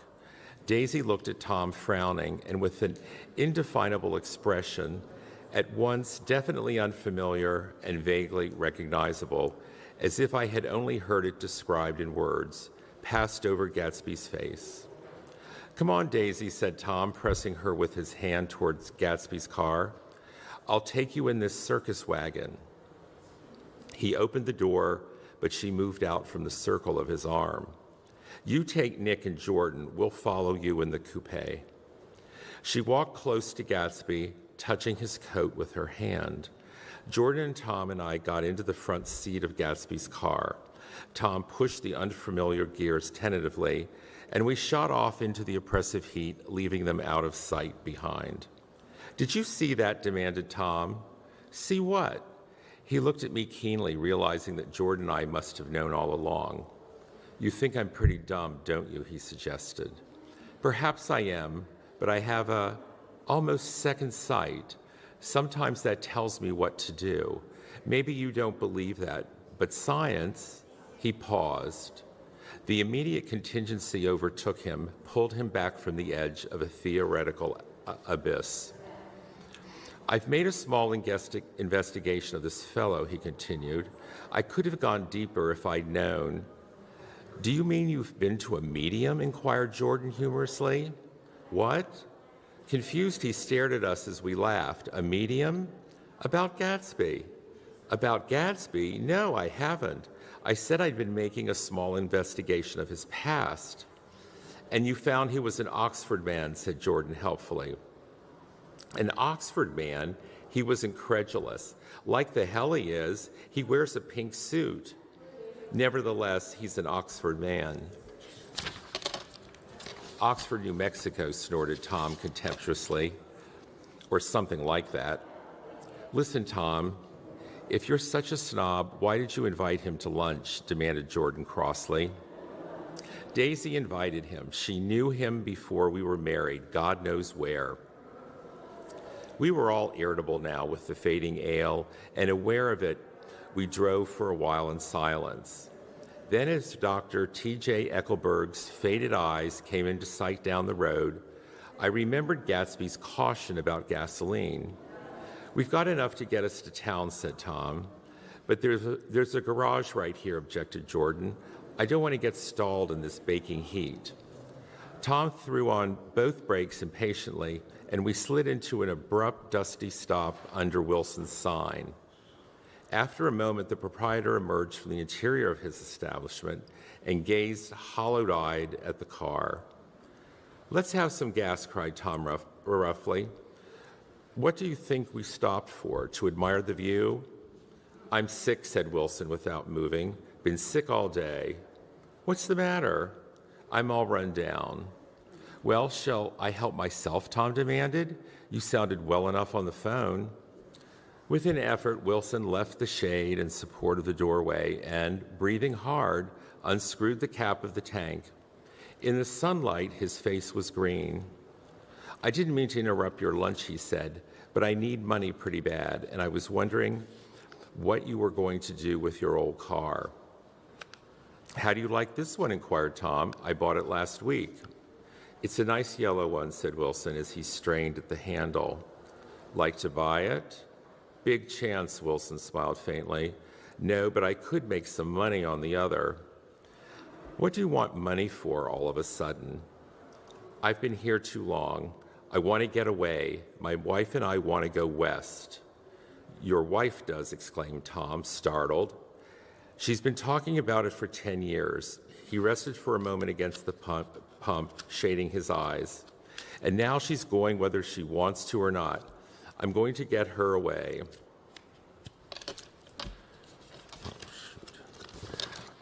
The coupe flashed by us with a flurry of dust and the flash of a waving hand. What do I owe you? Demanded Tom harshly. I just got wised up to something funny the last 2 days, remarked Wilson. That's why I want to get away. That's why I've been bothering you about the car. What do I owe you? $1.20. The relentless beating heat was beginning to confuse me, and I had a bad moment there before I realized that so far his suspicions hadn't alighted on Tom. He had discovered that Myrtle had some sort of life apart from him in another world, and the shock had made him physically sick. I stared at him and then at Tom, who had made a parallel discovery less than an hour before, and it occurred to me that there was no difference between men in intelligence or race so profound as the difference between the sick and the well. Wilson was so sick that he looked guilty, unforgivably guilty, as if he had just got some poor girl with child. I'll let you have that car, said Tom. I'll send it over tomorrow afternoon. That locality was always vaguely disquieting, even in the broad glare of afternoon, and now I turned my head as though I had been warned of something behind. Over the ash heaps, the giant eyes of Dr. T.J. Eckelberg kept their vigil. But I perceived after a moment that other eyes were regarding us with peculiar intensity from less than 20 feet away. In one of the windows over the garage, the curtains had been moved aside a little, and Myrtle Wilson was peering down at the car. So engrossed was she that she had no consciousness of being observed, and one emotion after another crept into her face like objects into a slowly developing picture. Her expression was curiously familiar. It was an expression I had often seen on women's faces, but on Myrtle Wilson's face it seemed purposeless and inexplicable, until I realized that her eyes, wide with jealous terror, were fixed not on Tom, but on Jordan Baker, whom she took to be his wife. There is no confusion like the confusion of a simple mind. And as we drove away, Tom was feeling the hot whips of panic. His wife and his mistress, until an hour ago secure and inviolate, were slipping precipitately from his control. Instinct made him step on the accelerator with the double purpose of overtaking Daisy and leaving Wilson behind. And we sped along toward Astoria at 50 miles an hour until, among the spidery girders of the elevated, we came in sight of the easygoing blue coupe. "Those big movies around 50th Street are cool," suggested Jordan. "I love New York on summer afternoons when everyone's away. There's something very sensuous about it, overripe, as if all sorts of funny fruits were going to fall into your hands."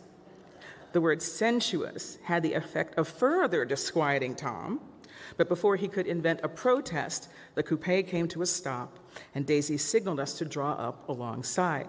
"Where are we going?" she cried. "How about the movies?" "It's so hot," she complained. "You go. We'll ride around and meet you after."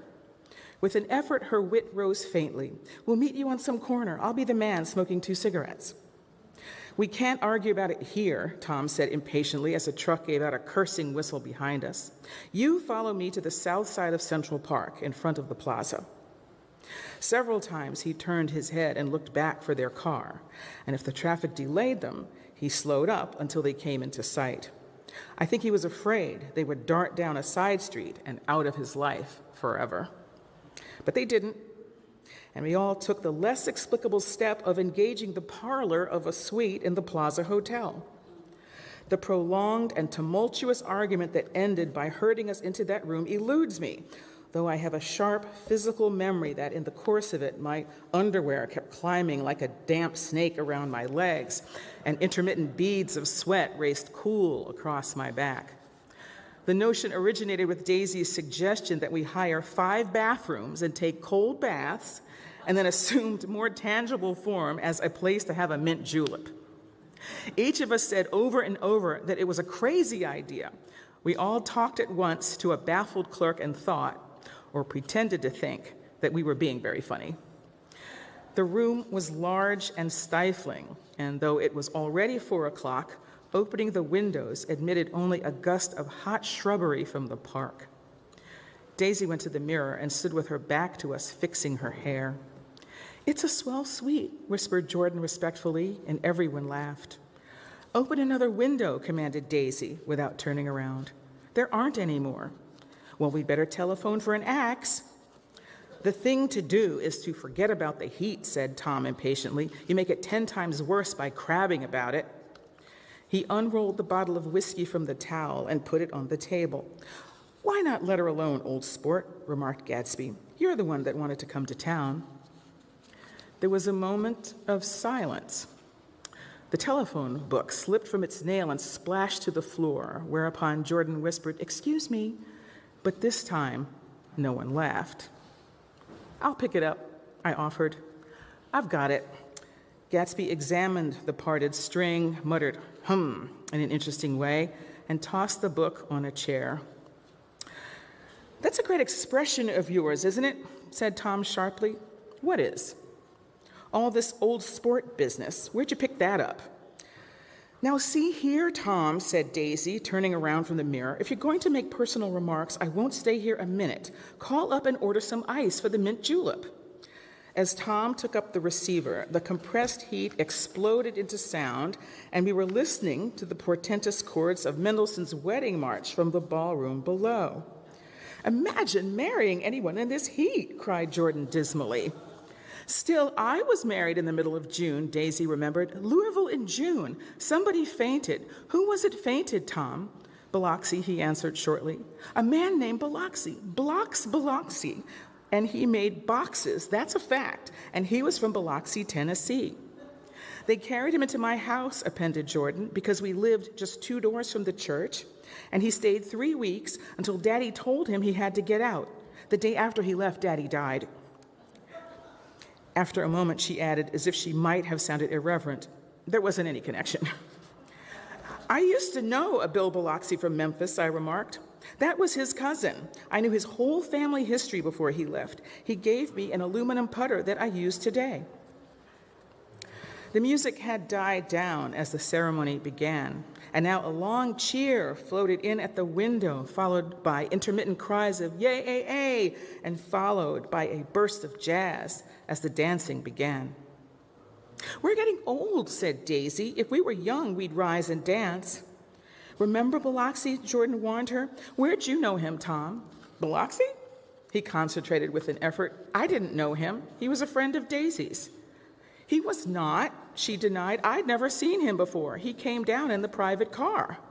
"Well, he said he knew you. He said he was raised in Louisville. Asa Bird brought him around at the last minute and asked if we had room for him."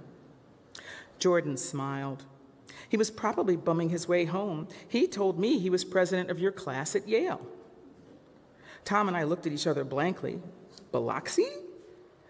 "First place, we didn't have any president." Gatsby's foot beat a short, restless tattoo, and Tom eyed him suddenly. "By the way, Mr. Gatsby, I understand you're an Oxford man." "Not exactly." "Oh, yes, I understand you went to Oxford." "Yes, I went there." A pause. Then Tom's voice, incredulous and insulting. "You must have gone there about the time Biloxi went to New Haven." Another pause. A waiter knocked and came in with crushed mint and ice, but the silence was unbroken by his thank you and the soft closing of the door. This tremendous detail was to be cleared up at last. "I told you I went there," said Gatsby. "I heard you, but I'd like to know when." "It was 1919. I only stayed 5 months. That's why I can't really call myself an Oxford man." Tom glanced around to see if we mirrored his unbelief, but we were all looking at Gatsby.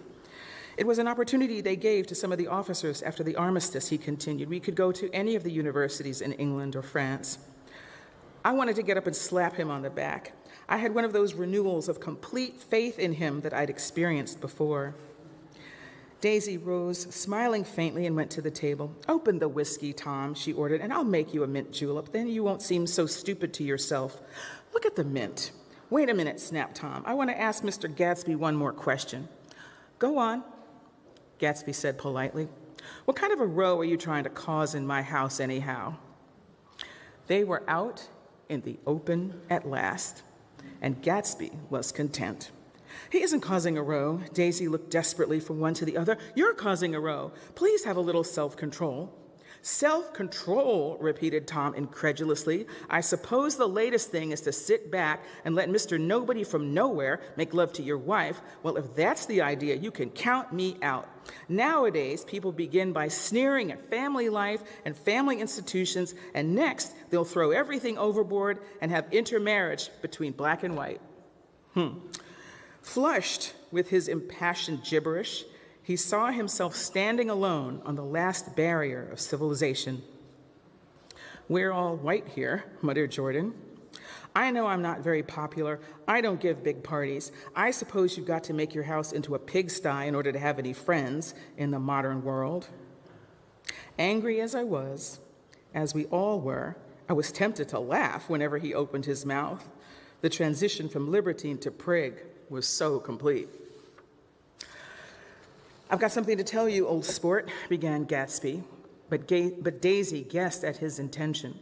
"Please don't," she interrupted helplessly. "Please let's all go home. Why don't we all go home?" That's a good idea, I got up. Come on, Tom. Nobody wants a drink. I want to know what Mr. Gatsby has to tell me. Your wife doesn't love you, said Gatsby. She's never loved you. She loves me. You must be crazy, exclaimed Tom automatically. Gatsby sprang to his feet, vivid with excitement.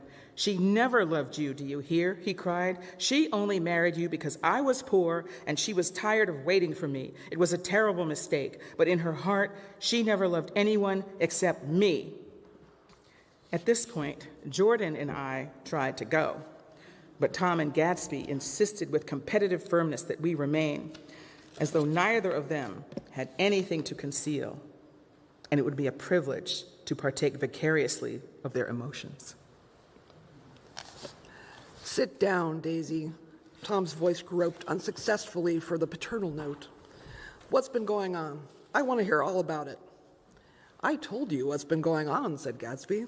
Going on for 5 years, and you didn't know. Tom turned to Daisy sharply. You've been seeing this fellow for 5 years? Not seeing, said Gatsby. No, we couldn't meet. But both of us loved each other all that time, old sport. And you didn't know. I used to laugh sometimes. But there was no laughter in his eyes. To think that you didn't know. Oh, that's all. Tom tapped his thick fingers together like a clergyman and leaned back in his chair. You're crazy, he exploded. I can't speak about what happened 5 years ago because I didn't know Daisy then. And I'll be damned if I see how you got within a mile of her unless you brought the groceries to the back door. But all the rest of that's a goddamn lie. Daisy loved me when she married me, and she loves me now. No, said Gatsby, shaking his head. She does, though. The trouble is that sometimes she gets foolish ideas in her head and doesn't know what she's doing. He nodded sagely. And what's more, I love Daisy, too. Once in a while, I go off on a spree and make a fool of myself, but I always come back, and in my heart, I love her all the time. You're revolting, said Daisy. She turned to me, and her voice, dropping an octave lower, filled the room with thrilling scorn. Do you know why we left Chicago? I'm surprised that they didn't treat you to that story of that little spree. Gatsby walked over and stood beside her. Daisy, that's all over now, he said earnestly. It doesn't matter anymore. Just tell him the truth, that you never loved him, and it's all wiped out forever. Daisy looked at him blindly. Why, how could I love him, possibly? You never loved him. She hesitated. Her eyes fell on Jordan and me with a sort of appeal, as though she realized at last what she was doing, and as though she had never all along intended doing anything at all. But it was done now. It was too late. I never loved him, she said with perceptible reluctance. Not at Capiolani? Demanded Tom suddenly. No. From the ballroom beneath, muffled and suffocating chords were drifting up on hot waves of air. Not that day I carried you down from the punch bowl to keep your shoes dry? There was a husky tenderness in his tone.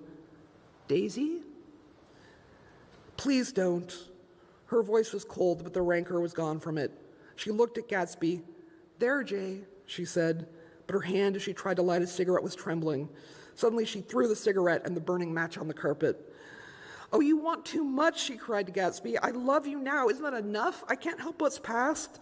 She began to sob helplessly. I did love him once, but I love you too. Gatsby's eyes opened and closed.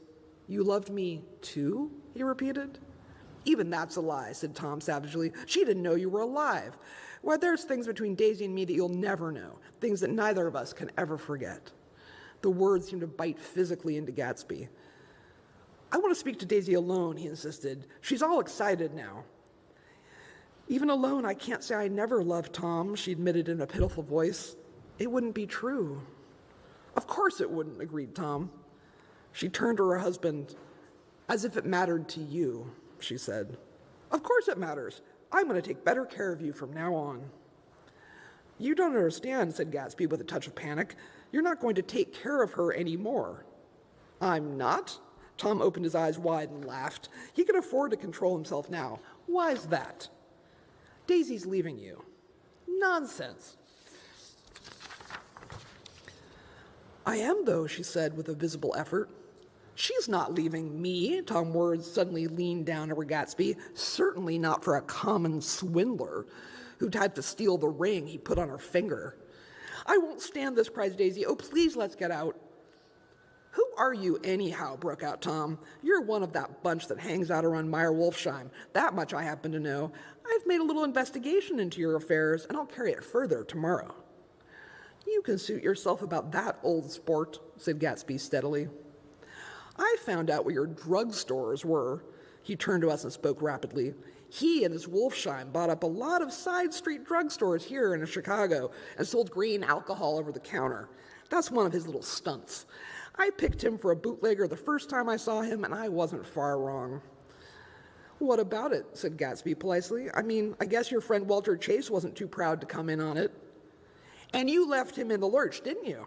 You let him go to jail for a month over in New Jersey. God, you ought to hear Walter on the subject of you. He came to us dead broke. He was very glad to pick up some money, old sport. Don't call me old sport, cried Tom. Gatsby said nothing. Walter could have you up on the betting laws too, but Wolfsheim scared him into shutting his mouth. That unfamiliar yet recognizable look was back again in Gatsby's face. That drugstore business was just small change, continued Tom slowly, but you've got something on now that Walter's afraid to tell me about. I glanced at Daisy, who was staring terrified between Gatsby and her husband, and at Jordan, who had begun to balance an invisible but absorbing object on the tip of her chin. Then I turned back to Gatsby and was startled at his expression. He looked, and this is said in all contempt for the babbled slander of his garden, as if he had, quote, killed a man.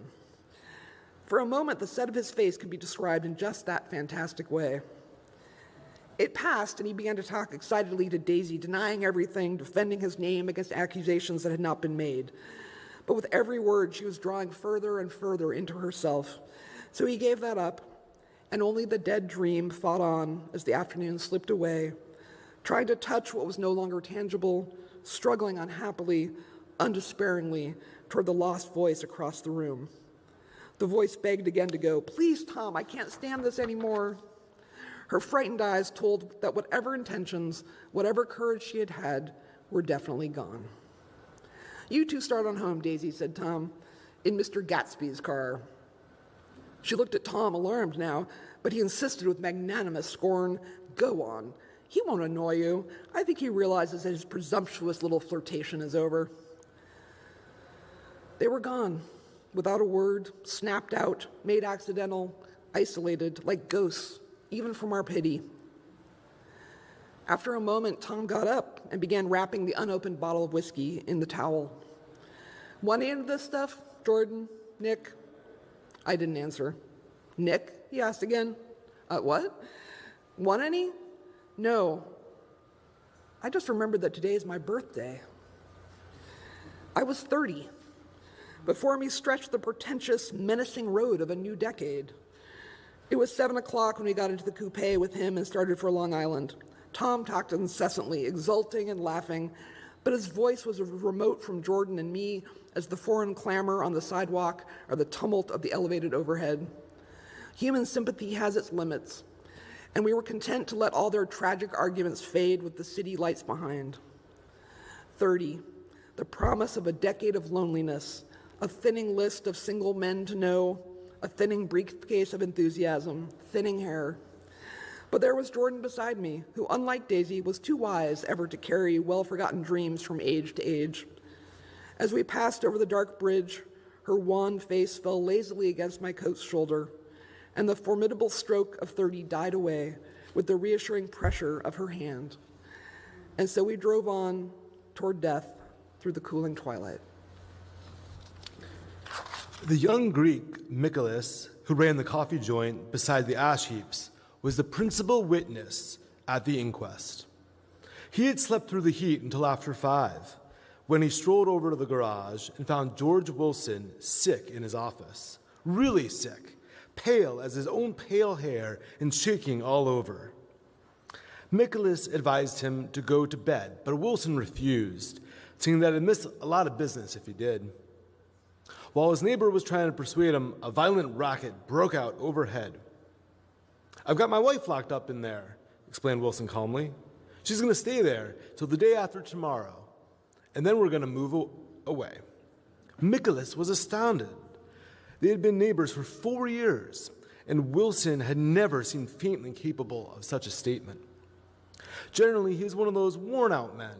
When he wasn't working, he sat on a chair in the doorway and stared at the people and the cars that passed along the road. When anyone spoke to him, he invariably laughed in an agreeable, colorless way. He was his wife's man and not his own.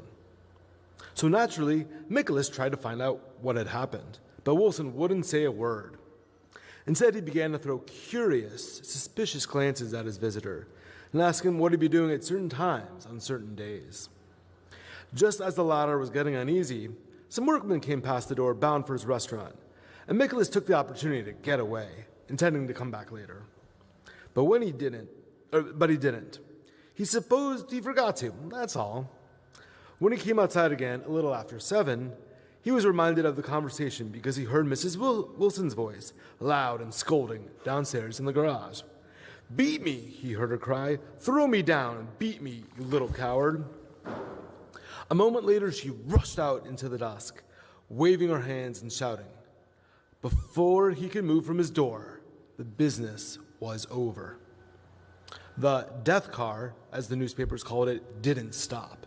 It came out of the gathering darkness, wavered tragically for a moment, and then disappeared around the next bend. Mavro Michaelis wasn't even sure of its color. He told the first policeman that it was light green. The other car, the one going toward New York, came to a rest 100 yards beyond, and its driver hurried back to where Myrtle Wilson, her life violently extinguished, knelt in the road and mingled her thick, dark blood with the dust.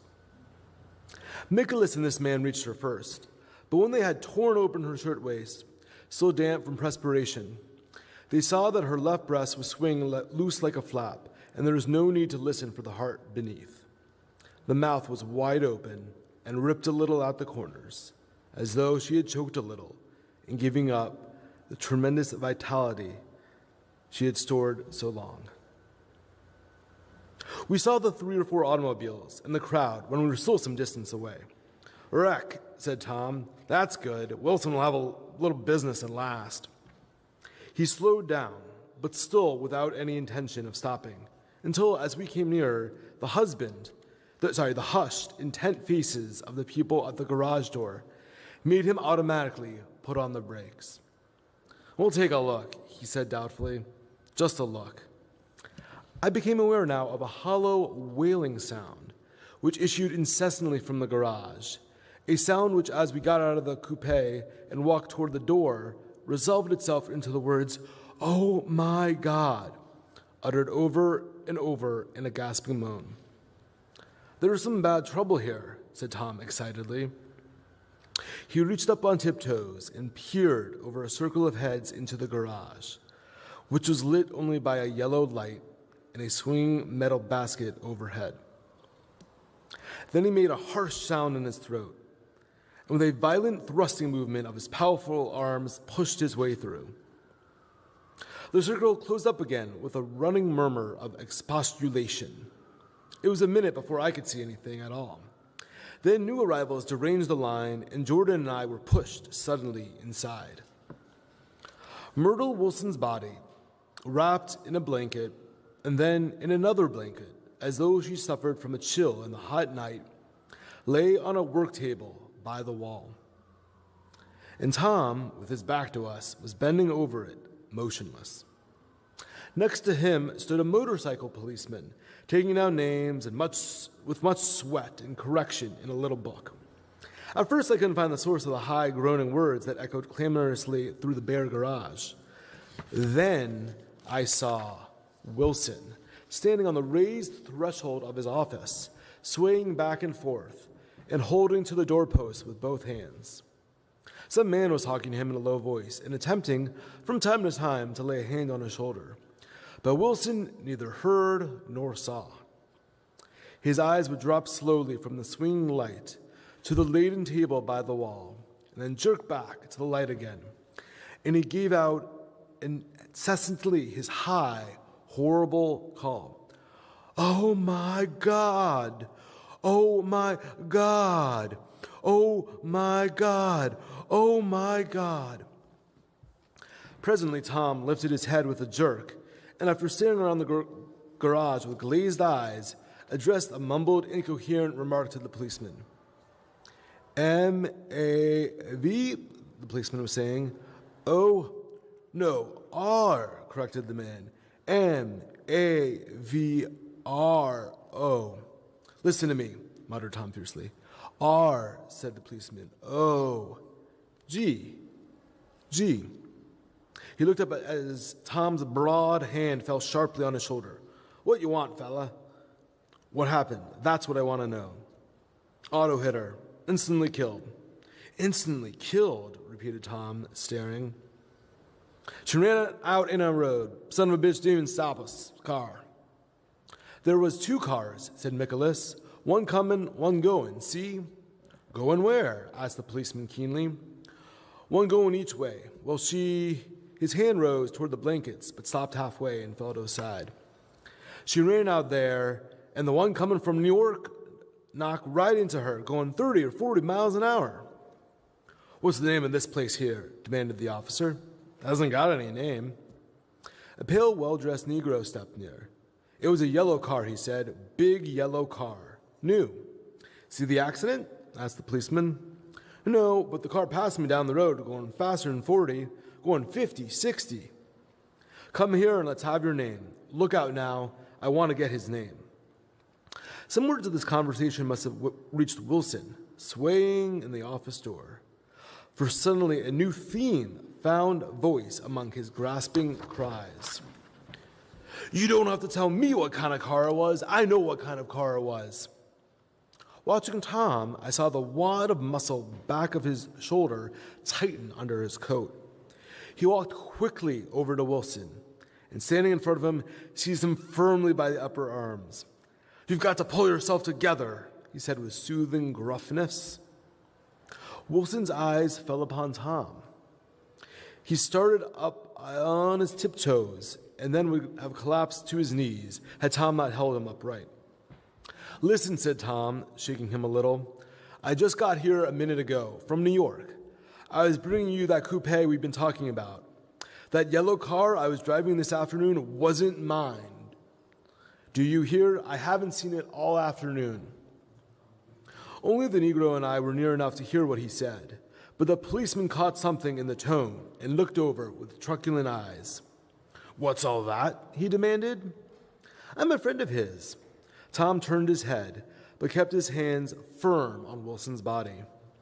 He says he knows the car that did it. It was a yellow car.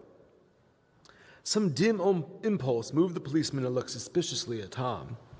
And what color is your car? It's a blue car, a coupe. We've come straight from New York, I said.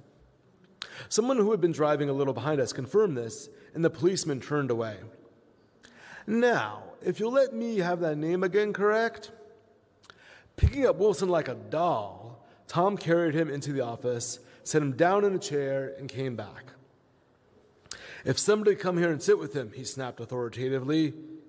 He watched while the 2 men standing closest glanced at each other and went unwillingly to the room. Then Tom shut the door on them and came down the single step, his eyes avoiding the table. As he passed close to me, he whispered, "Let's get out."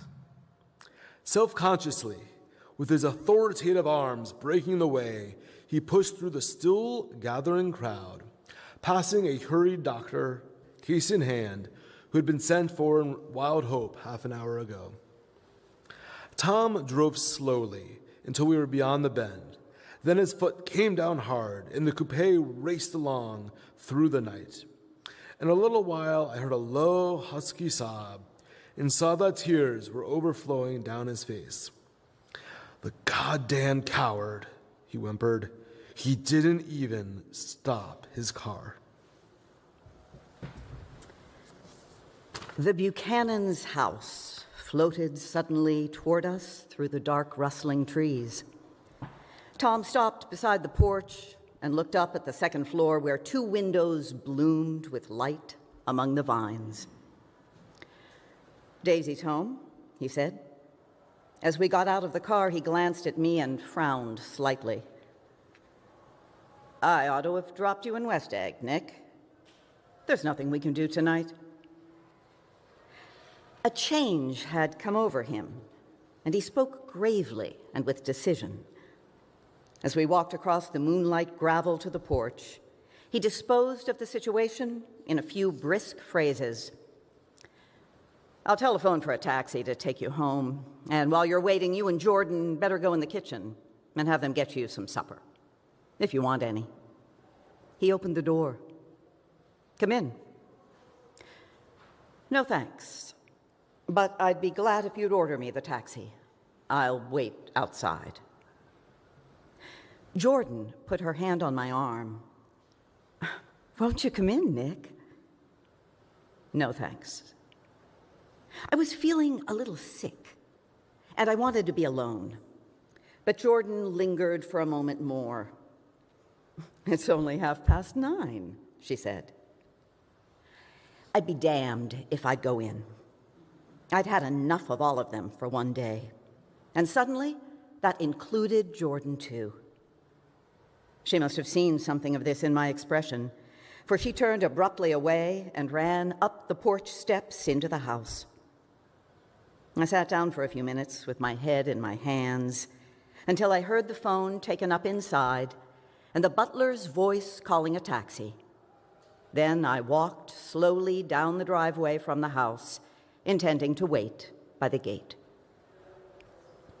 I hadn't gone 20 yards when I heard my name, and Gatsby stepped from between two bushes into the path. I must have felt pretty weird by that time, because I could think of nothing except the luminosity of his pink suit under the moon.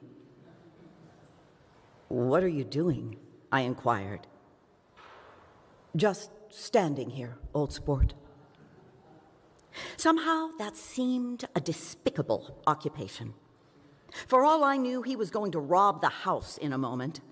I wouldn't have been surprised to see sinister faces, the faces of Wolfsheim's people, behind him in the dark shrubbery. Did you see any trouble on the road? He asked after a minute. Yes. He hesitated. Was she killed? Yes. I thought so. I told Daisy I thought so. It's better that the shock should all come at once. She took it pretty well. He spoke as if Daisy's reaction was the only thing that mattered. I got to West Egg by a side road, he went on, and left the car in my garage. I don't think anybody saw us, but of course I can't be sure. I disliked him so much by this time that I didn't find it necessary to tell him that he was wrong. Who was the woman? He inquired. Her name was Wilson. Her husband owns the garage. How the devil did it happen? Well, I tried to swing the wheel. He broke off. And suddenly, I guessed at the truth. Was Daisy driving? Yes, he said after a moment. But of course, I'll say I was. You see, when we left New York, she was very nervous, and she thought it would steady her to drive. And this woman rushed out at us just as we were passing a car coming the other way. It all happened in a minute, but it seemed to me she wanted to speak to us, thought we were somebody she knew. Well, first, Daisy turned away from the woman toward the other car, and then she lost her nerve and turned back. The second my hand reached the wheel, I felt the shock. It must have killed her instantly. It ripped her open. Don't tell me, old sport, he winced. Anyhow, Daisy stepped on it. I tried to make her stop, but she couldn't, so I pulled on the emergency brake. Then she fell over into my lap, and I drove on. She'll be all right tomorrow, he said presently. I'm just going to wait here and see if he tries to bother her about that unpleasantness this afternoon. She's locked herself into her room, And if he tries any brutality, she's going to turn the light out and on again. He won't touch her, I said. He's not thinking about her. I don't trust him, old sport. How long are you going to wait? All night, if necessary.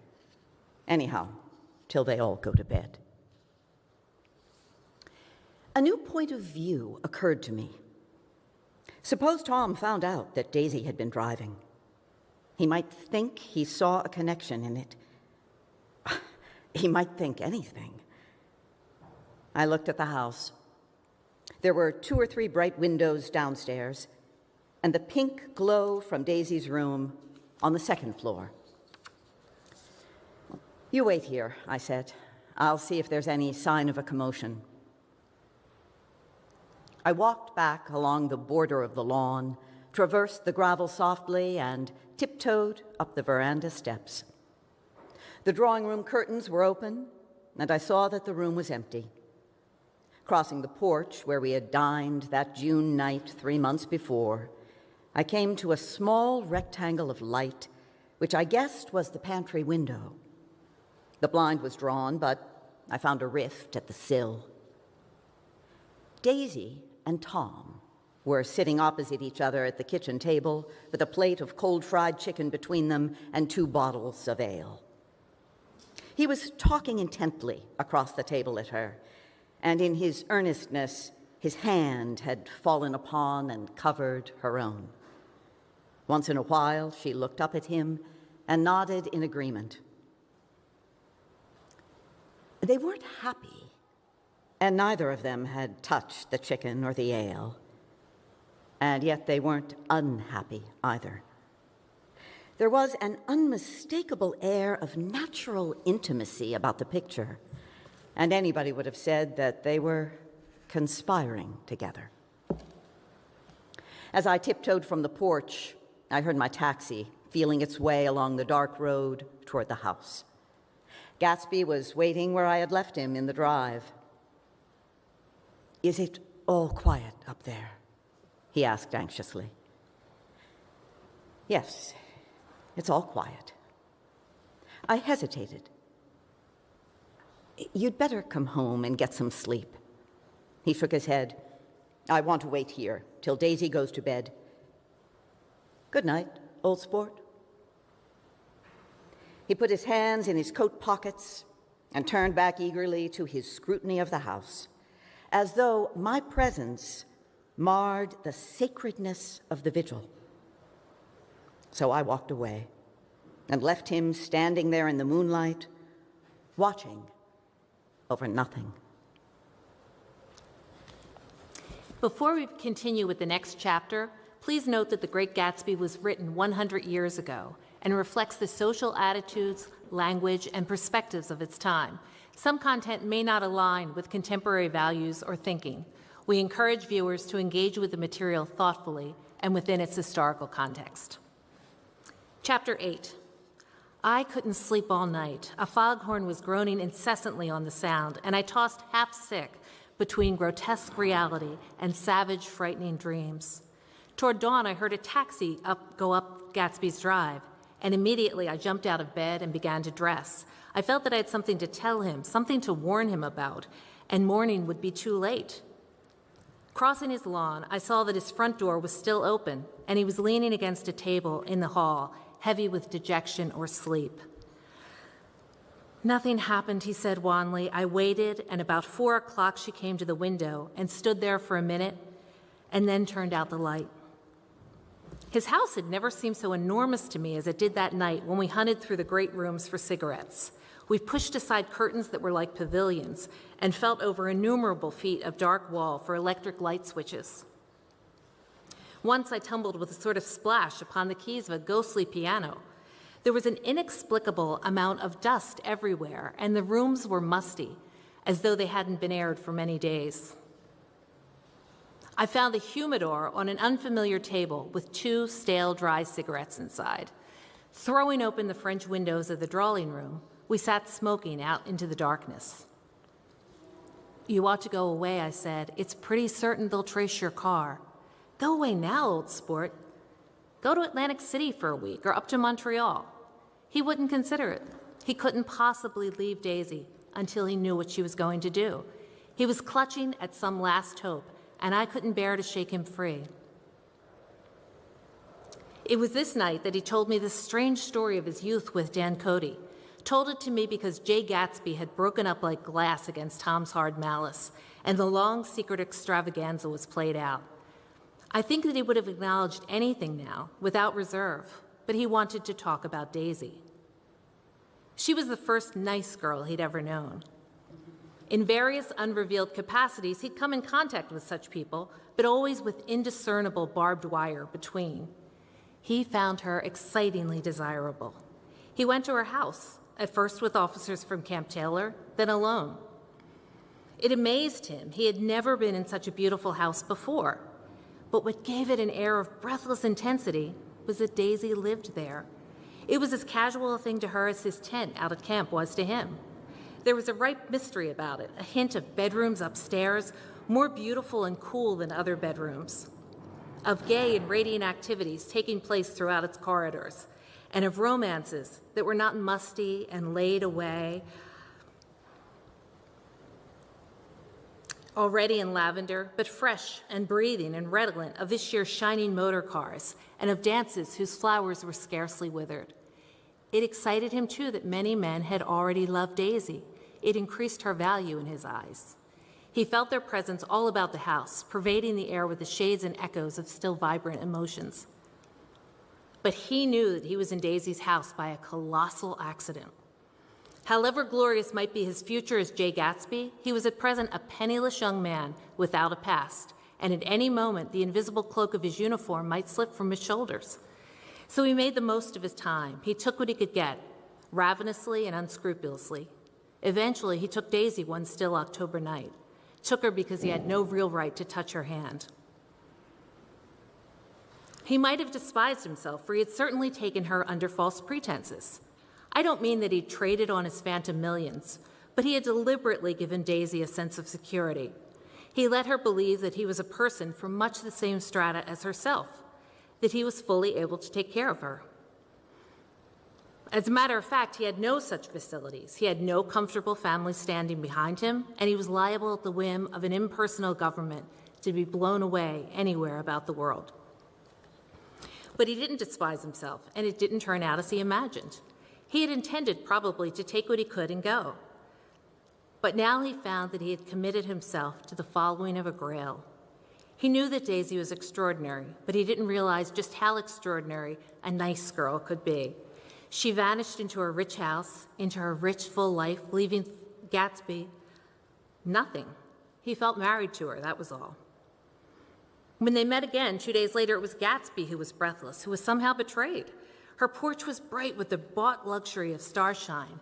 The wicker of the settee squeaked fashionably as she turned toward him, and he kissed her curious and lovely mouth. She caught a cold, and it made her voice huskier and more charming than ever.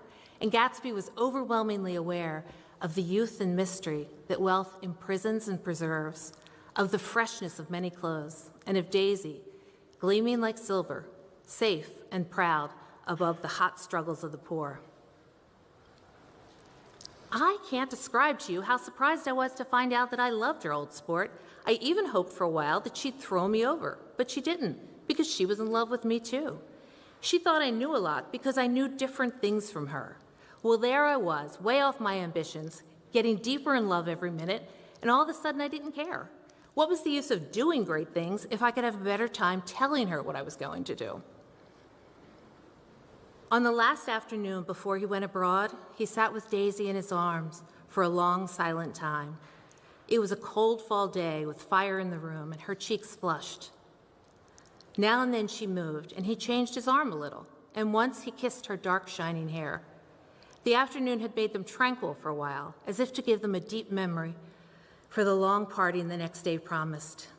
They'd never been closer in their month of love, nor communicated more profoundly one with another than when she brushed silent lips against his coat shoulder, or when he touched the end of her finger gently, as though she were asleep.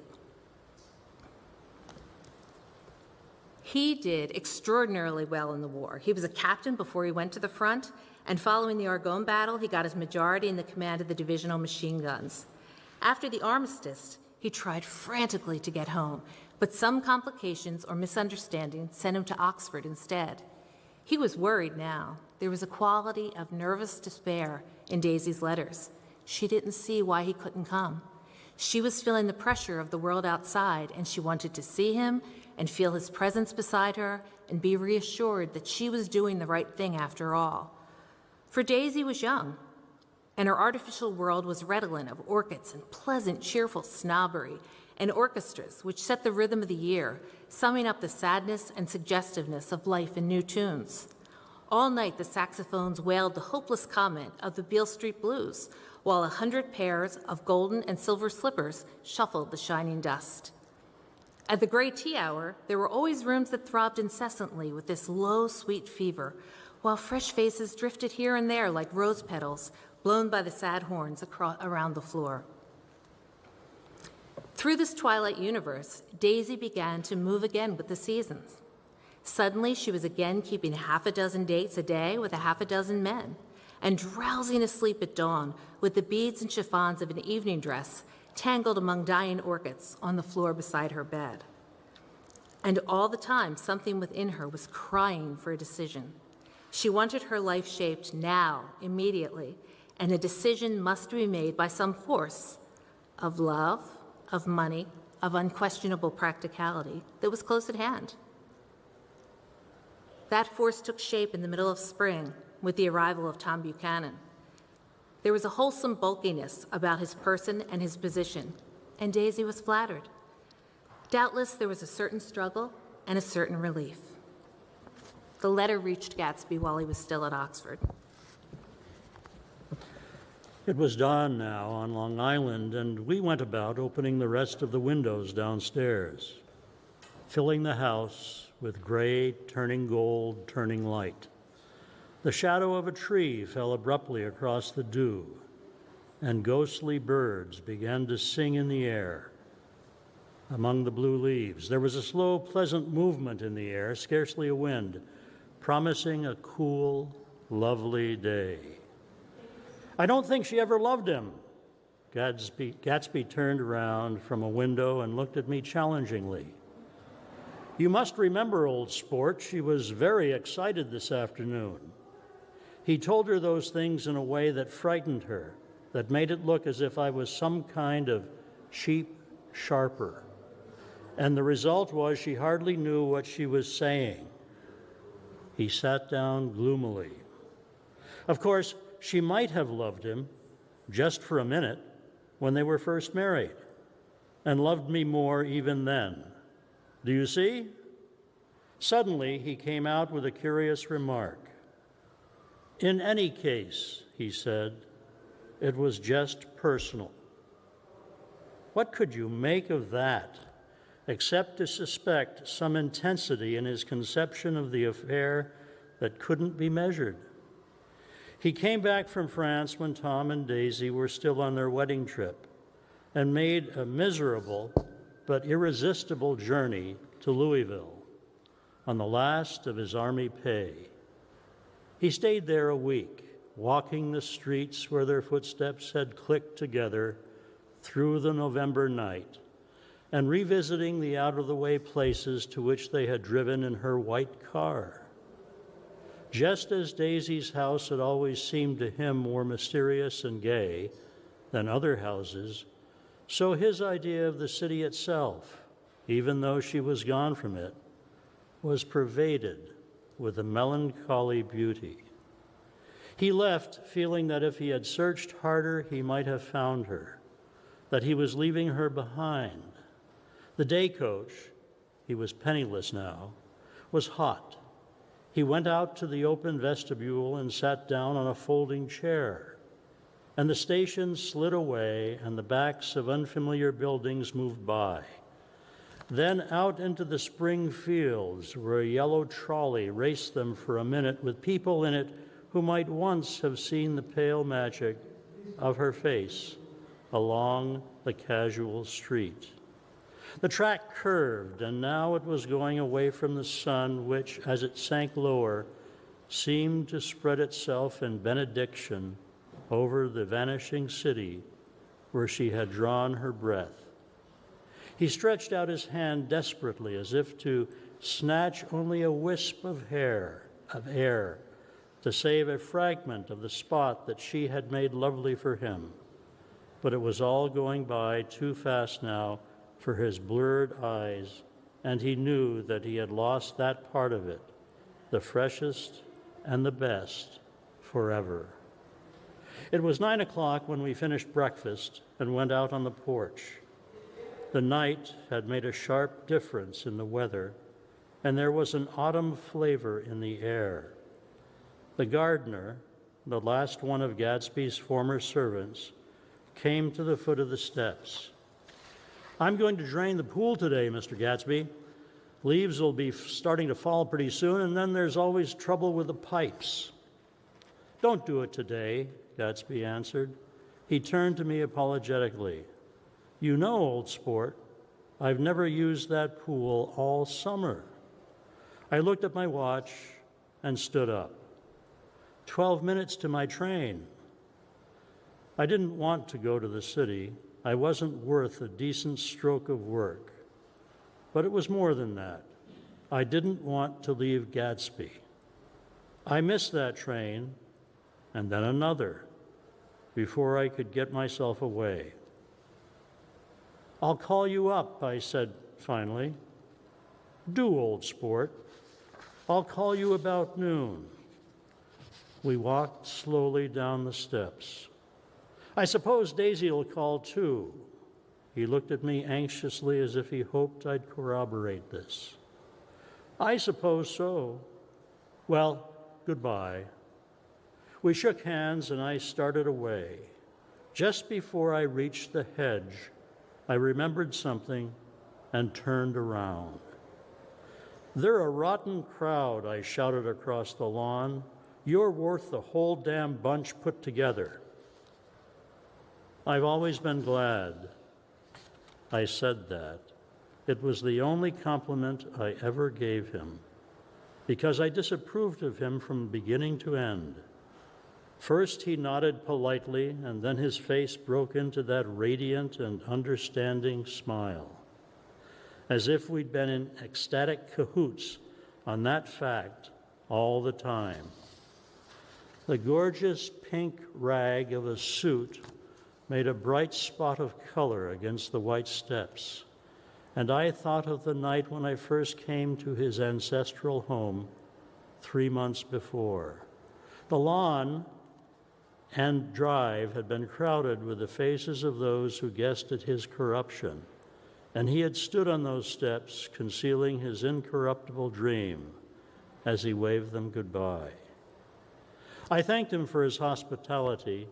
We were always thanking him for that, I and the others. "Goodbye," I called. "I enjoyed breakfast, Gadsby."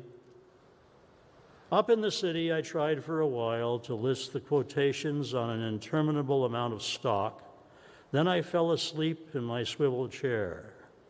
Just before noon, the phone woke me, and I started up with sweat breaking out on my forehead. It was Jordan Baker. She often called me up at this hour because the uncertainty of her own movements between hotels and clubs and private houses made her hard to find in any other way. Usually, her voice came over the wire as something fresh and cool, as if a divot from a green golf links had come sailing in at the office window. But this morning, it seemed harsh and dry. "I've left Daisy's house," she said. "I'm at Hampstead, and I'm going down to Southampton this afternoon." Probably it had been tactful to leave Daisy's house, but the act annoyed me, and her next remark made me rigid. "You weren't so nice to me last night." How could it have mattered then? Silence for a moment. Then, "However, I want to see you." "I want to see you too." Suppose I don't go to Southampton and come into town this afternoon. No, I don't think this afternoon. Very well. It's impossible this afternoon. We talked like that for a while, and then abruptly we weren't talking any longer. I don't know which of us hung up with a sharp click, but I know I didn't care. I couldn't have talked to her across a tea table that day if I never talked to her again in this world. I called Gatsby's house a few minutes later, but the line was busy. I tried 4 times. Finally, an exasperated central told me the wire was being kept open for long distance from Detroit. Taking out my timetable, I drew a small circle around the 3:50 train. Then I leaned back in my chair and tried to think. It was just noon. When I passed the ash heaps on the train that morning, I had crossed deliberately to the other side of the car. I supposed there'd be a curious crowd around there all day with little boys searching for dark spots in the dust, and some garrulous man telling over and over what had happened, until it became less and less real even to him, and he could no longer tell it. And Myrtle Wilson's tragic achievement was forgotten. Now, I want to go back a little and tell what happened at the garage after we left there the night before. They had difficulty in locating the sister, Catherine. She must have broken her rule against drinking that night, for when she arrived, she was stupid with liquor and unable to understand that the ambulance had already gone to Flushing. When they convinced her of this, she immediately fainted, as if that was the intolerable part of the affair. Someone, kind or curious, took her in his car and drove her in the wake of her sister's body. Until long after midnight, a changing crowd lapped up against the front of the garage, while George Wilson rocked himself back and forth on the couch inside. For a while, the door of the office was open, and everyone who came into the garage glanced irresistibly through it. Finally, someone said it was a shame and closed the door. McKellis and several other men were with him. First 4 or 5 men, later 2 or 3 men. Still later, McKellis had to ask the last stranger to wait there 15 minutes longer while he went back to his own place and made a pot of coffee. After that, he stayed there alone with Wilson until dawn. About 3 o'clock, the quality of Wilson's incoherent muttering changed. He grew quieter and began to talk of the yellow car. He announced that he had a way of finding out whom the yellow car belonged to, and then he blurted out that a couple of months ago his wife had come from the city with her face bruised and her nose swollen. But when he heard himself say this, he flinched and began to cry, "Oh, my God," again in his groaning voice. McKellis made a clumsy attempt to distract him. How long have you been married, George? Come on, there. Try and sit still there a minute and answer my question. How long have you been married? 12 years. Ever had any children? Come on, George, sit still. I asked you a question. Did you ever have any children? The hard brown beetles kept thudding against the dull light, and whenever McKellis heard a car go tearing along the road outside, it sounded to him like the car that hadn't stopped a few hours before. He didn't like to go into the garage because the workbench was stained where the body had been lying. So he moved uncomfortably around the office. He knew every object in it before morning, and from time to time sat down beside Wilson, trying to keep him more quiet. Have you got a church you go to sometimes, George? Maybe even if you haven't been there for a long time? Maybe you could call up the church and get a priest to come over and he could talk to you, see? Don't belong to any.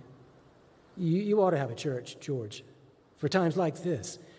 You must have gone to church once. Didn't you get married in a church? Listen, George, listen to me. Didn't you get married in a church? That was a long time ago. The effort of answering broke the rhythm of his rocking. For a moment, he was silent. Then the same half-knowing, half-bewildered look came back into his faded eyes. "Look, in the drawer there," he said, pointing at the desk. Which drawer? That drawer? That one? McKellis opened the drawer nearest his hand. There was nothing in it but a small, expensive dog leash made of leather and braided silver. It was apparently new. "This?" he inquired, holding it up. Wilson stared and nodded. "I found it yesterday afternoon. She tried to tell me about it, but I knew something was funny." "You mean your wife bought it?" "She had it wrapped in tissue paper in her bureau." McKellis didn't see anything odd in that, and he gave Wilson a dozen reasons why his wife might have bought the dog leash. But conceivably, Wilson had heard some of these same explanations before from Myrtle, because he began saying, "Oh, my God," again in a whisper. His comforter left several explanations in the air. "Then he killed her," Wilson said. His mouth dropped open suddenly. "Who did?" "I have a way of finding out." "You're morbid, George," said his friend. "This has been a strain to you, and you don't know what you're saying. You'd better try and sit quiet till morning." "He murdered her." "It was an accident, George." Wilson shook his head. His eyes narrowed, and his mouth widened slightly with the ghost of a superior. "I know," he said definitively. "I'm one of those trusting fellows, and I don't think anybody know any harm to nobody. And when I get to know a thing, I know it. It was the man in the car. She ran out to speak to him, and he wouldn't stop." McKellis had seen this too, but it hadn't occurred to him that there was any special significance in it. He believed that Mrs. Wilson had been running away from her husband rather than trying to stop any particular car. How could she have been like that? "She's a deep one," said Wilson, as if that answered the question. "Oh." He began to rock again, and McKellis stood, twisting the leash in his hand. "Maybe you got some friend that I could telephone for, George?" This was a forlorn hope. He was almost sure that Wilson had no friend, that there was not enough of him for his wife. He was glad a little later when he noticed a change in the room, a blue quickening by the window, and realized that dawn wasn't far off. About 5 o'clock, it was blue enough outside to snap off the light. Wilson's glazed eyes turned out to the ash heaps, where small gray clouds took on fantastic shapes and scurried here and there in the faint dawn wind. "I spoke to her," he muttered after a long silence. "I told her she might fool me, but she couldn't fool God. I took her to the window." With an effort, he got up and walked to the rear window and leaned his face pressed to it. And I said, "God knows what you've been doing. Everything you've been doing. You may fool me, but you can't fool God." Standing beside him, McKellis saw with a shock that he was looking at the eyes of Dr. T.J. Eckelberg, which had just emerged, pale and enormous, from the dissolving night. "God sees everything," repeated Wilson. "That's an advertisement," McKellis assured him. Something made him turn away from the window and look back into the room. But Wilson stood there for a long time, his face close to the window pane, nodding into the twilight. By 6 o'clock, McKellis was worn out and grateful for the sound of a car stopping outside. It was one of the watchers of the night before who had promised to come back. So he cooked breakfast for 3, which he and the other man ate together. Wilson was quieter now, and McKellis went home to sleep. And when he woke 4 hours later and hurried back to the garage, Wilson was gone. His movements, he was on foot all the time, were afterward traced to Port Roosevelt and then to Gadd's Hill, where he bought a sandwich that he didn't eat and a cup of coffee. He must have been tired and walking slowly, for he didn't reach Gads Hill until noon. Thus far, there was no difficulty in accounting for his time. There were boys who had seen a man acting sort of crazy, and motorists at whom he stared oddly from the side of the road. Then, for 3 hours, he disappeared from view. The police, on the strength of what he had said to McKellis, and he had a way of finding out, supposed that he spent that time going from garage to garage, thereabout, inquiring for a yellow car. On the other hand, no garage man who had seen him ever came forward. And perhaps he had an easier, surer way of finding out what he wanted to know. By 2:30, he was in West Egg, where he asked somebody the way to Gatsby's house. So, by that time, he knew Gatsby's name. At 2 o'clock, Gatsby put on his bathing suit and left word with the butler that if anyone phoned, word was to be brought to him at the pool. He stopped at the garage for a pneumatic mattress that had amused his guests during the summer, and the chauffeur helped him pump it up. Then he gave instructions that the open car wasn't to be taken out under any circumstances. And this was strange, because the front right fender needed repair. Gatsby shouldered the mattress and started for the pool. Once he stopped and shifted it a little, the chauffeur asked him if he needed help, but he shook his head and in a moment disappeared among the yellowing trees. No telephone message arrived, but the butler went without his sleep and waited for it until 4 o'clock, until long after there was anyone to give it to if anyone came. I have no idea if Gatsby himself didn't believe it would come, and perhaps he no longer cared. If that was true, he must have felt that he had lost the old warm world, paid a high price for living too long with a single dream. He must have looked up at an unfamiliar sky through frightening leaves and shivered as he found what a grotesque thing a rose is and how raw the sunlight was upon the scarcely created grass. A new world, material without being real, where a poor ghost, breathing dreams like air, drifted fortuitously about, like the ashen, fantastic figure gliding toward him through the amorphous trees. The chauffeur, he was one of Wolfsheim's protégés, heard the shots. Afterwards, he could only say that he hadn't thought anything much about them. I drove from the station directly to Gatsby's house, and my rushing anxiously up the front steps was the first thing that alarmed anyone. But they knew then, I firmly believe. With scarcely a word said, the four of us, the chauffeur, butler, gardener, and I, hurried down to the pool. There was a faint, barely perceptible movement of the water as the fresh flow from one end urged its way toward the drain at the other. With little ripples that were hardly the shadows of waves, the laden mattress moved irregularly down the pool. A small gust of wind that scarcely corrugated the surface was enough to disturb its accidental course with its accidental burden.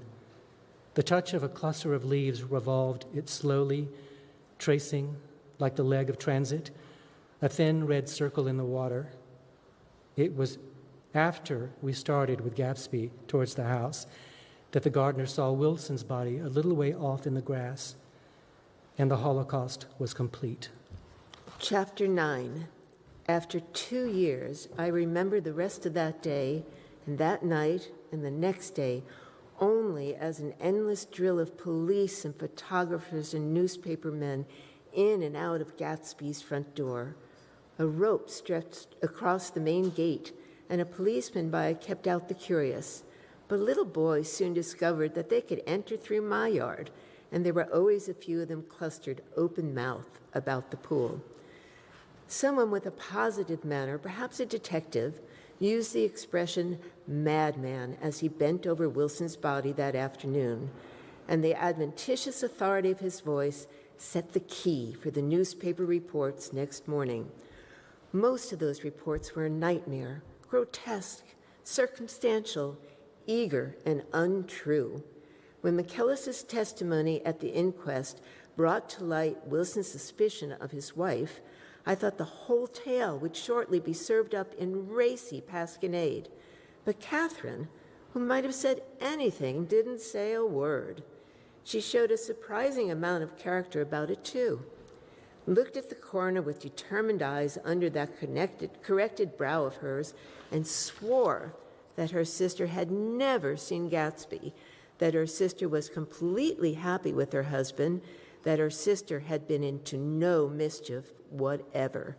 She convinced herself of it and cried into her handkerchief as if the very suggestion was more than she could endure. So Wilson was reduced to a man deranged by grief in order that the case might remain in its simplest form, and it rested there. But all this part of it seemed remote and unessential. I found myself on Gatsby's side and alone.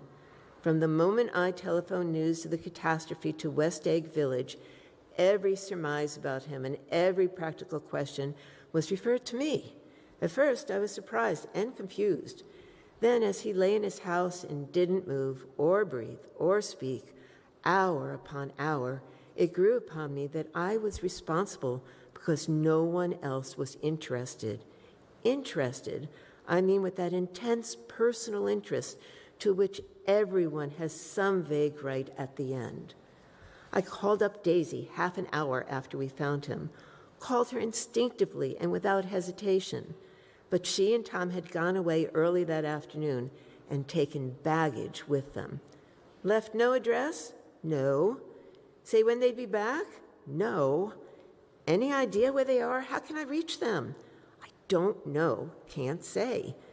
I wanted to get somebody for him. I wanted to go into the room where he lay and reassure him, I'll get somebody for you, Gatsby. Don't worry. Just trust me, and I'll get somebody for you. Myra Wolfshine's name wasn't in the phone book. The butler gave me his office address on Broadway, and I called information, but by the time I had the number, it was long after 5, and no one answered the phone. Will you ring again? I've rung them 3 times. It's very important. Sorry, I'm afraid no one's there. I went back to the drawing room and thought for an instant that there were chance visitors, all these official people who suddenly filled it. But as they drew back the sheet and looked at Gatsby with unmoved eyes, his protest continued in my brain. Look here, old sport, you've got to get somebody for me. You've got to try hard. I can't go through this alone. Someone started to ask me questions, but I broke away and going upstairs looked hastily through the unlocked parts of his desk. He never told me definitively that his parents were dead. But there was nothing, only the pictures of Dan Cody, a token of forgotten violence, staring down from the wall. Next morning, I sent the butler to New York with a letter to Wolfshine, which asked for information and urged him to come out on the next train. That request seemed superfluous when I wrote it. I was sure he'd start when he saw the newspapers, just as I was sure there'd be a wire from Daisy before noon. But neither a wire nor Mr. Wolfshine arrived. No one arrived except more police and photographers and newspaper men. When the butler brought back Wolfshine's answer, I began to have a feeling of defiance, of scornful solidarity between Gatsby and me against them all. Dear Mr. Carraway, this has been one of the most terrible shocks of my life. I hardly can believe it that it's true at all. Such a mad act as that man did should make us all think. I cannot come down now as I am tied up in some very important business and cannot get mixed up in this thing now. If there is anything I can do a little later, let me know in a letter by Edgar. I hardly know where I am when I hear about a thing like this and am completely knocked down and out. Yours truly, Meyer Wolfshine. And then hasty addenda beneath. Let me know about the funeral, etc. Do not know his family at all.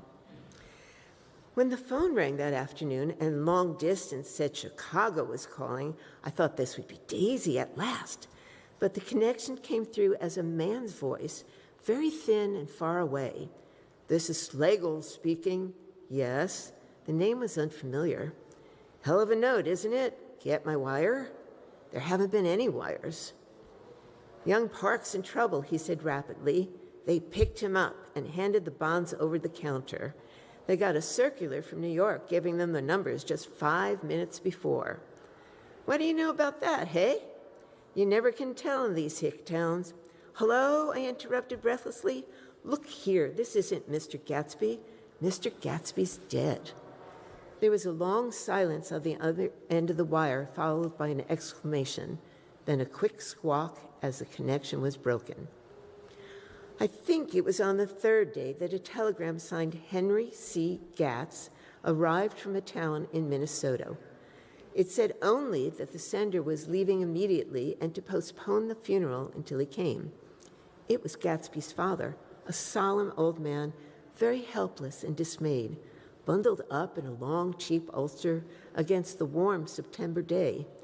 His eyes leaked continuously with excitement, and when I took the bag and umbrella from his hands, he began to pull so incessantly at his sparse gray beard that I had difficulty in getting off his coat.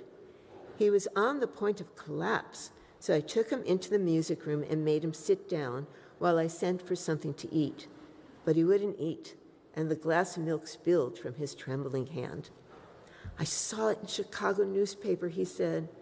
It was all in the Chicago newspaper. I started right away. I didn't know how to reach you. His eyes, seeing nothing, moved ceaselessly about the room. It was a madman, he said. It must have been mad. Wouldn't you like some coffee? I urged him. I don't want anything. I'm all right now, Mr. Carraway. Well, I'm all right now. Where have they got Jimmy? I took him into the drawing room where his son lay and left him there. Some little boys had come up on the steps and were looking into the hall.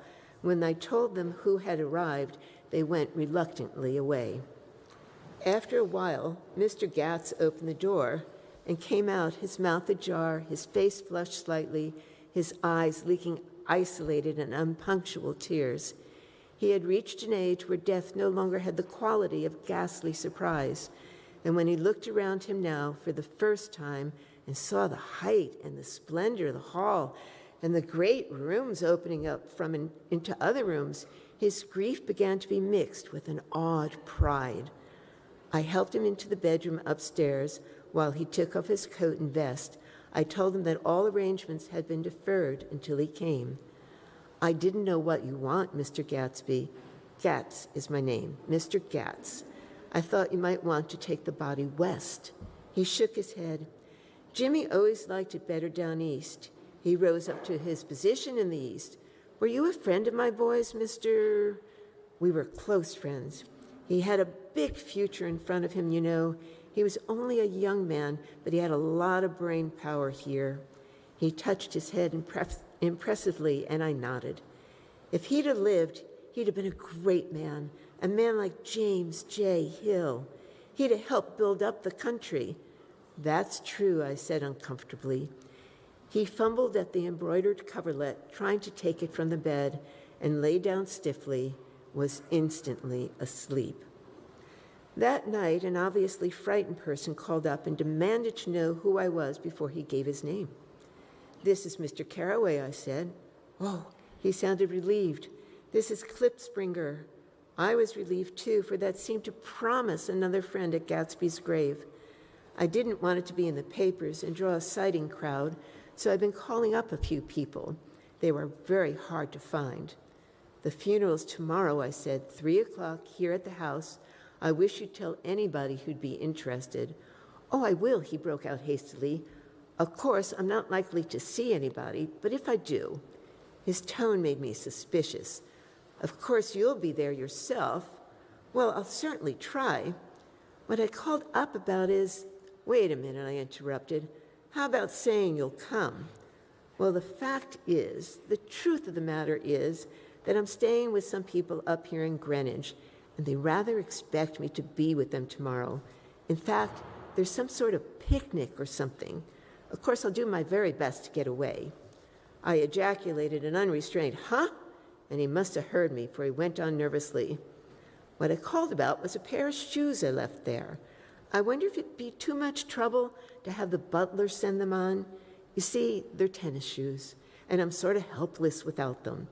My address is care of B.F. I didn't hear the rest of the name because I hung up the receiver.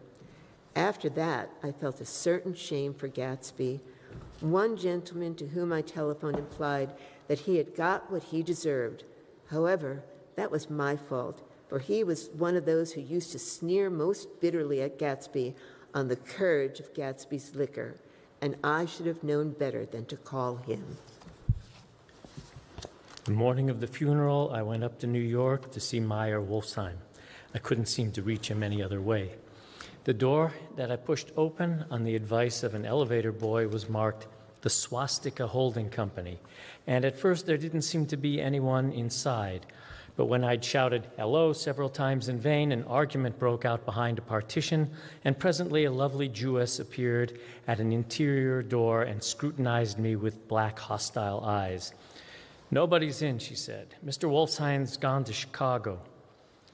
The first part of this was obviously untrue, for someone had begun to whistle the rosary tunelessly inside. "Please say that Mr. Carraway wants to see him. I can't get him back from Chicago, can I?" At this moment, a voice, unmistakably Wolfsheim's, called, "Stella," from the other side of the door. "Leave your name on the desk," she said quickly. "I'll give it to him when he gets back. But I know he's there." She took a step toward me and began to slide her hands indignantly up and down her hips. "You young men think you can force your way in here any time," she scolded. "We're getting sick and tired of it. When I say he's in Chicago, he's in Chicago." I mentioned Gatsby. "Oh." She looked at me over again.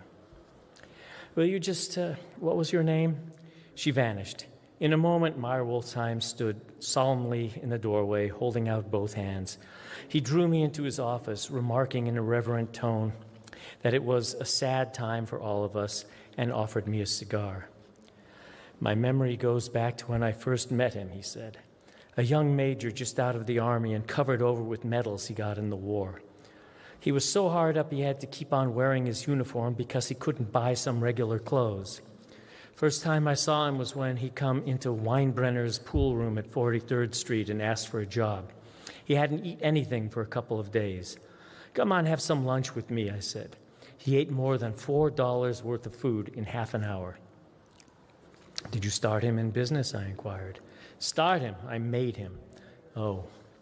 I raised him up out of nothing, right out of the gutter.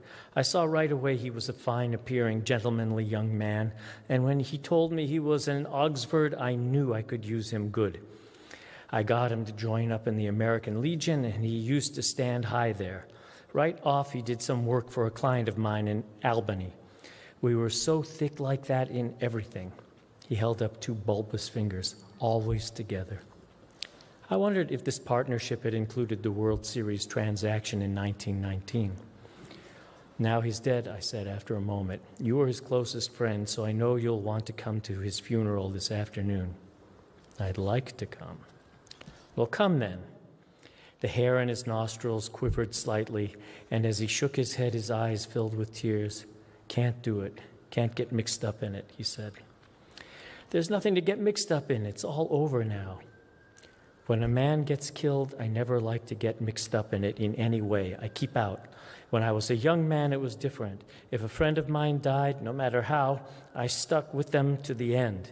You may think that's sentimental, but I mean it, to the bitter end."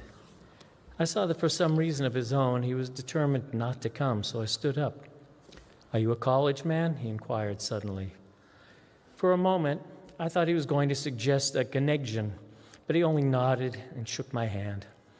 "Let us learn to show our friendship for a man when he is alive and not after he is dead," he suggested. "After that, my own rule is to let everything alone." When I left his office, the sky had turned dark, and I got back to West Egg in a drizzle. After changing my clothes, I went next door and found Mr. Gatz walking up and down excitedly in the hall. His pride in his son and in his son's possessions was continually increasing, and now he had something to show me. "Jimmy sent me this picture." He took out his wallet with trembling fingers. "Look there." It was a photograph of the house, cracked in the corners and dirty with many hands. He pointed out every detail to me eagerly. "Look there," and then he sought admiration from my eyes. He had shown it so often that I think it was more real to him now than the house itself. Jimmy sent it to me. I think it's a very pretty picture.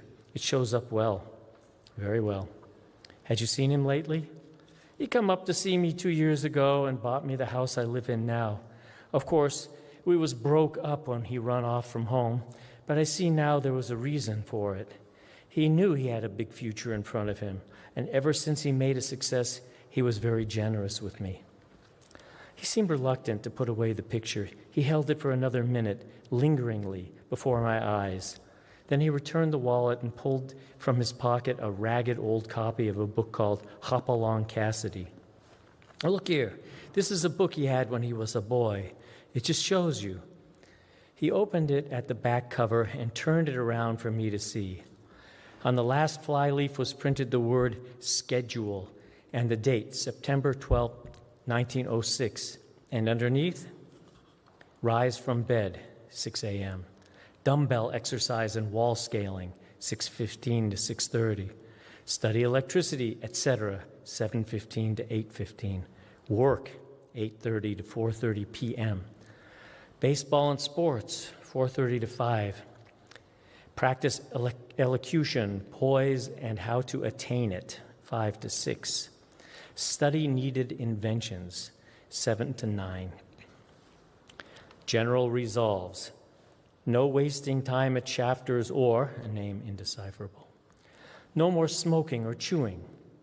Bath every other day. Read one improving book or magazine per week. Save $5, crossed out, $3 per week. Be better to parents. I come across this book by accident, said the old man. It just shows you, don't it? It just shows you. Jimmy was bound to get ahead. He always had some resolves like this or something. Do you notice what he's got about improving his mind? He was always great for that. He told me I ate like a hog once, and I beat him for it. He was reluctant to close the book, reading each item aloud and then looking eagerly at me.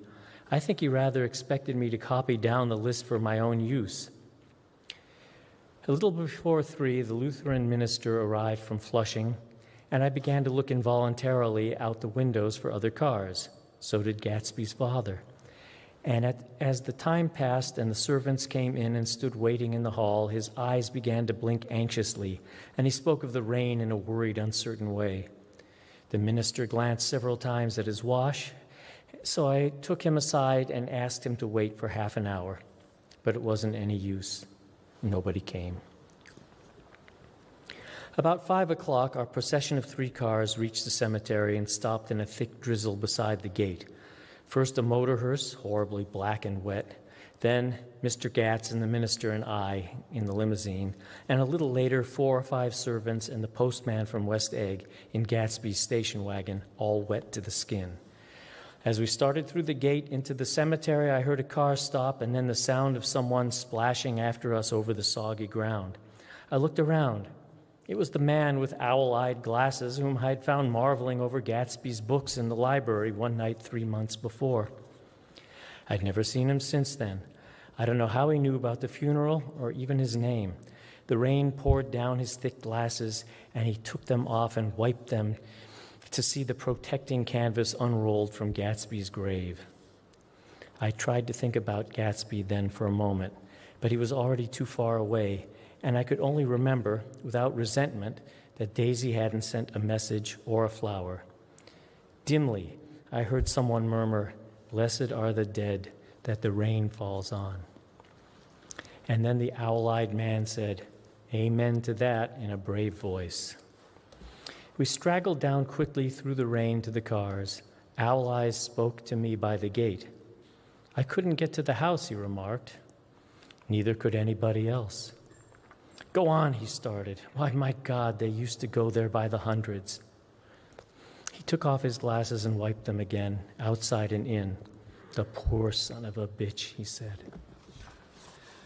One of my most vivid memories is of coming back west from prep school and later from college at Christmas time. Those who went farther than Chicago would gather in the old dim Union Station at 6 o'clock of a December evening with a few Chicago friends, already caught up into their own holiday gaieties, to bid them a hasty goodbye. I remember the fur coats of the girls returning from Miss This or That's, and the chatter of frozen breath and the hands waving overhead as we caught sight of old acquaintances and the matchings of invitations. Are you going to the Ordways, the Herseys, the Schutzes, and the long green tickets clasped tight in our gloved hands?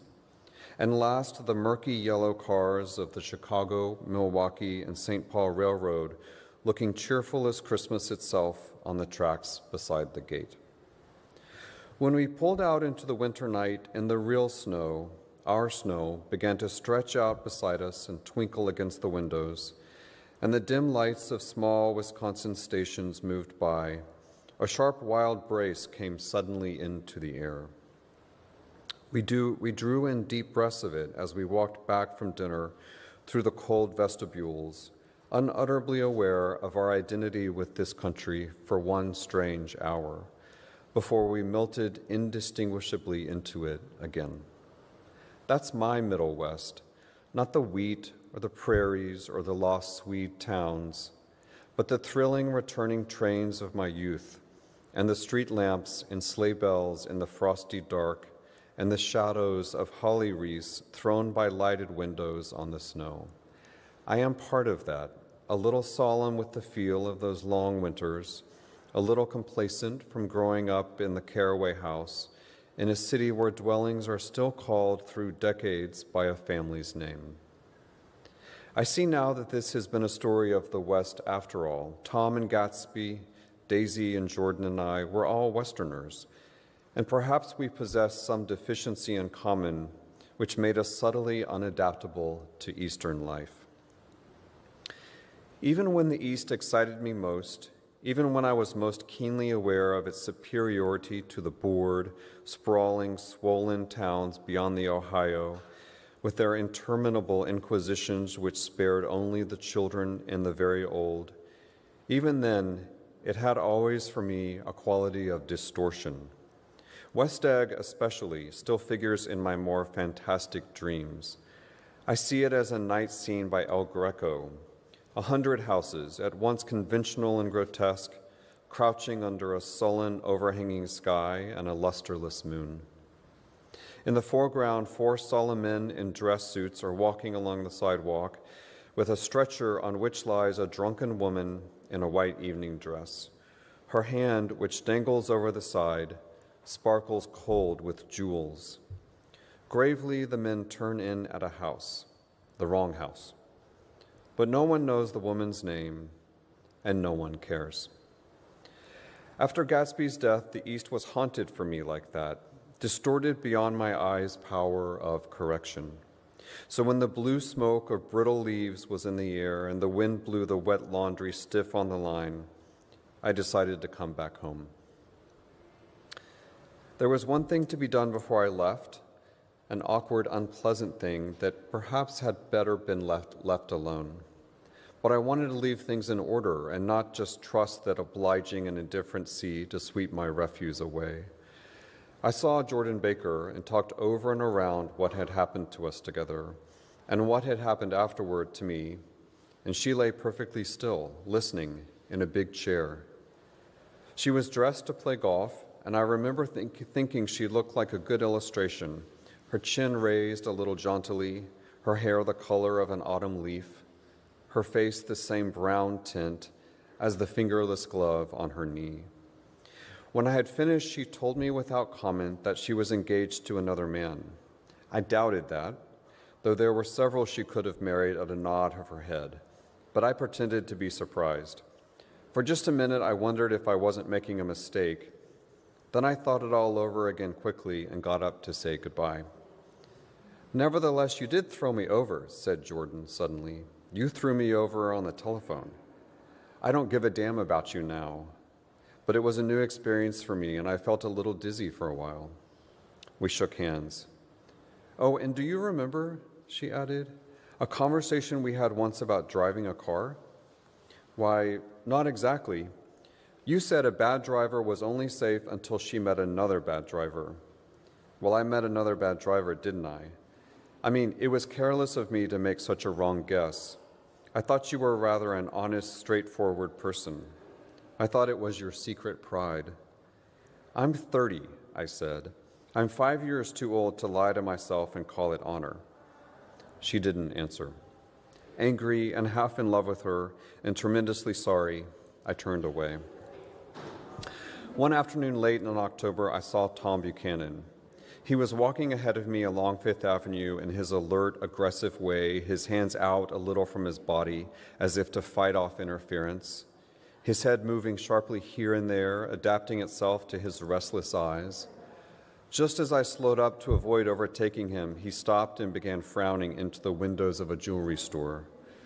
Suddenly he saw me and walked back, holding out his hand. "What's the matter, Nick? Do you object to shaking hands with me?" "Yes. You know what I think of you." "You're crazy, Nick," he said quickly. "Crazy as hell. I don't know what's the matter with you." "Tom," I inquired, "what did you say to Wilson that afternoon?" He stared at me without a word, and I knew I had guessed right about those missing hours. I started to turn away, but he took a step after me and grabbed my arm. "I told him the truth," he said. "He came to the door while we were getting ready to leave, and when I sent down word that we weren't in, he tried to force his way upstairs. He was crazy enough to kill me if I hadn't told him who owned the car. His hand was on a revolver in his pocket every minute he was in the house," he broke off defiantly. "What if I did tell him? That fellow had it coming to him. He threw dust into your eyes just like he did in Daisy's, but he was a tough one. He ran over Myrtle like you'd run over a dog and never even stopped his car." There was nothing I could say except the one unutterable fact that it wasn't true. And if you think I didn't have my share of suffering, look here. When I went to give up that flat and saw that damn box of dog biscuits sitting there on the sideboard, I sat down and cried like a baby. By God, it was awful. I couldn't forgive him or like him, but I saw that what he had done was, to him, entirely justified. It was all very careless and confused. They were careless people, Tom and Daisy. They smashed up things and creatures and then retreated back into their money or their vast carelessness or whatever it was that kept them together and let other people clean up the mess they had made. I shook hands with him. It seemed silly not to, for I felt suddenly as though I were talking to a child. Then he went into the jewelry store to buy a pearl necklace or perhaps only a pair of cuff buttons, rid of my provincial squeamishness forever. Gatsby's house was still empty when I left. The grass on his lawn had grown as long as mine. One of the taxi drivers in the village never took a fare past the entrance gate without stopping for a minute and pointing inside. Perhaps it was he who drove Daisy and Gatsby over to East Egg the night of the accident, and perhaps he had made a story about it all his own. I didn't want to hear it, and I avoided him when I got off the train. I spent my Saturday nights in New York because those gleaming, dazzling parties of his were with me so vividly that I could still hear the music and the laughter faint and incessant from his garden, and the cars going up and down his drive. One night I did hear a material car there and saw its lights stop at his front steps. But I didn't investigate. Probably it was some final guest who'd been away at the ends of the earth and didn't know that the party was over. On the last night, with my trunk packed and my car sold to the grocer, I went over and looked at that huge, incoherent failure of a house once more. On the white steps, an obscene word, scrawled by some boy with a piece of brick, stood out clearly in the moonlight, and I erased it, drawing my shoe raspingly along the stone. Then I wandered down to the beach and sprawled out on the sand. Most of the big shore places were closed now, and there were hardly any lights except the shadowy, moving glow of a ferry boat across the Sound. And as the moon rose higher, the inessential houses began to melt away, until gradually I became aware of the old island here that flowered once for Dutch sailors' eyes, a fresh green breast of the New World. Its vanished trees, the trees that had made way for Gatsby's house, had once pandered in whispers to the last and greatest of all human dreams. for a transitory, enchanted moment, man must have held his breath in the presence of this continent, compelled into an aesthetic contemplation he neither understood nor desired, face to face for the last time in history with something commensurate to his capacity for wonder. And as I sat there brooding on the old, unknown world, I thought of Gatsby's wonder when he first picked out the green light at the end of Daisy's dock. He had come a long way to this blue lawn, and his dream must have seemed so close that he could hardly fail to grasp it. He did not know that it was already behind him, somewhere back in that vast obscurity beyond the city, where the dark fields of the Republic rolled on under the night. Gatsby believed in the green light, the orgiastic future that year by year recedes before us. It eluded us then, but that's no matter. Tomorrow we will run faster, stretch out our arms farther, and one fine morning, so we beat on, boats against the current, borne back ceaselessly into the past. And that is The Great Gatsby on its exactly 100th anniversary. Thank you all so much for being here, and for those of us who are watching on the live stream. Thanks for joining us here at the Library of Congress.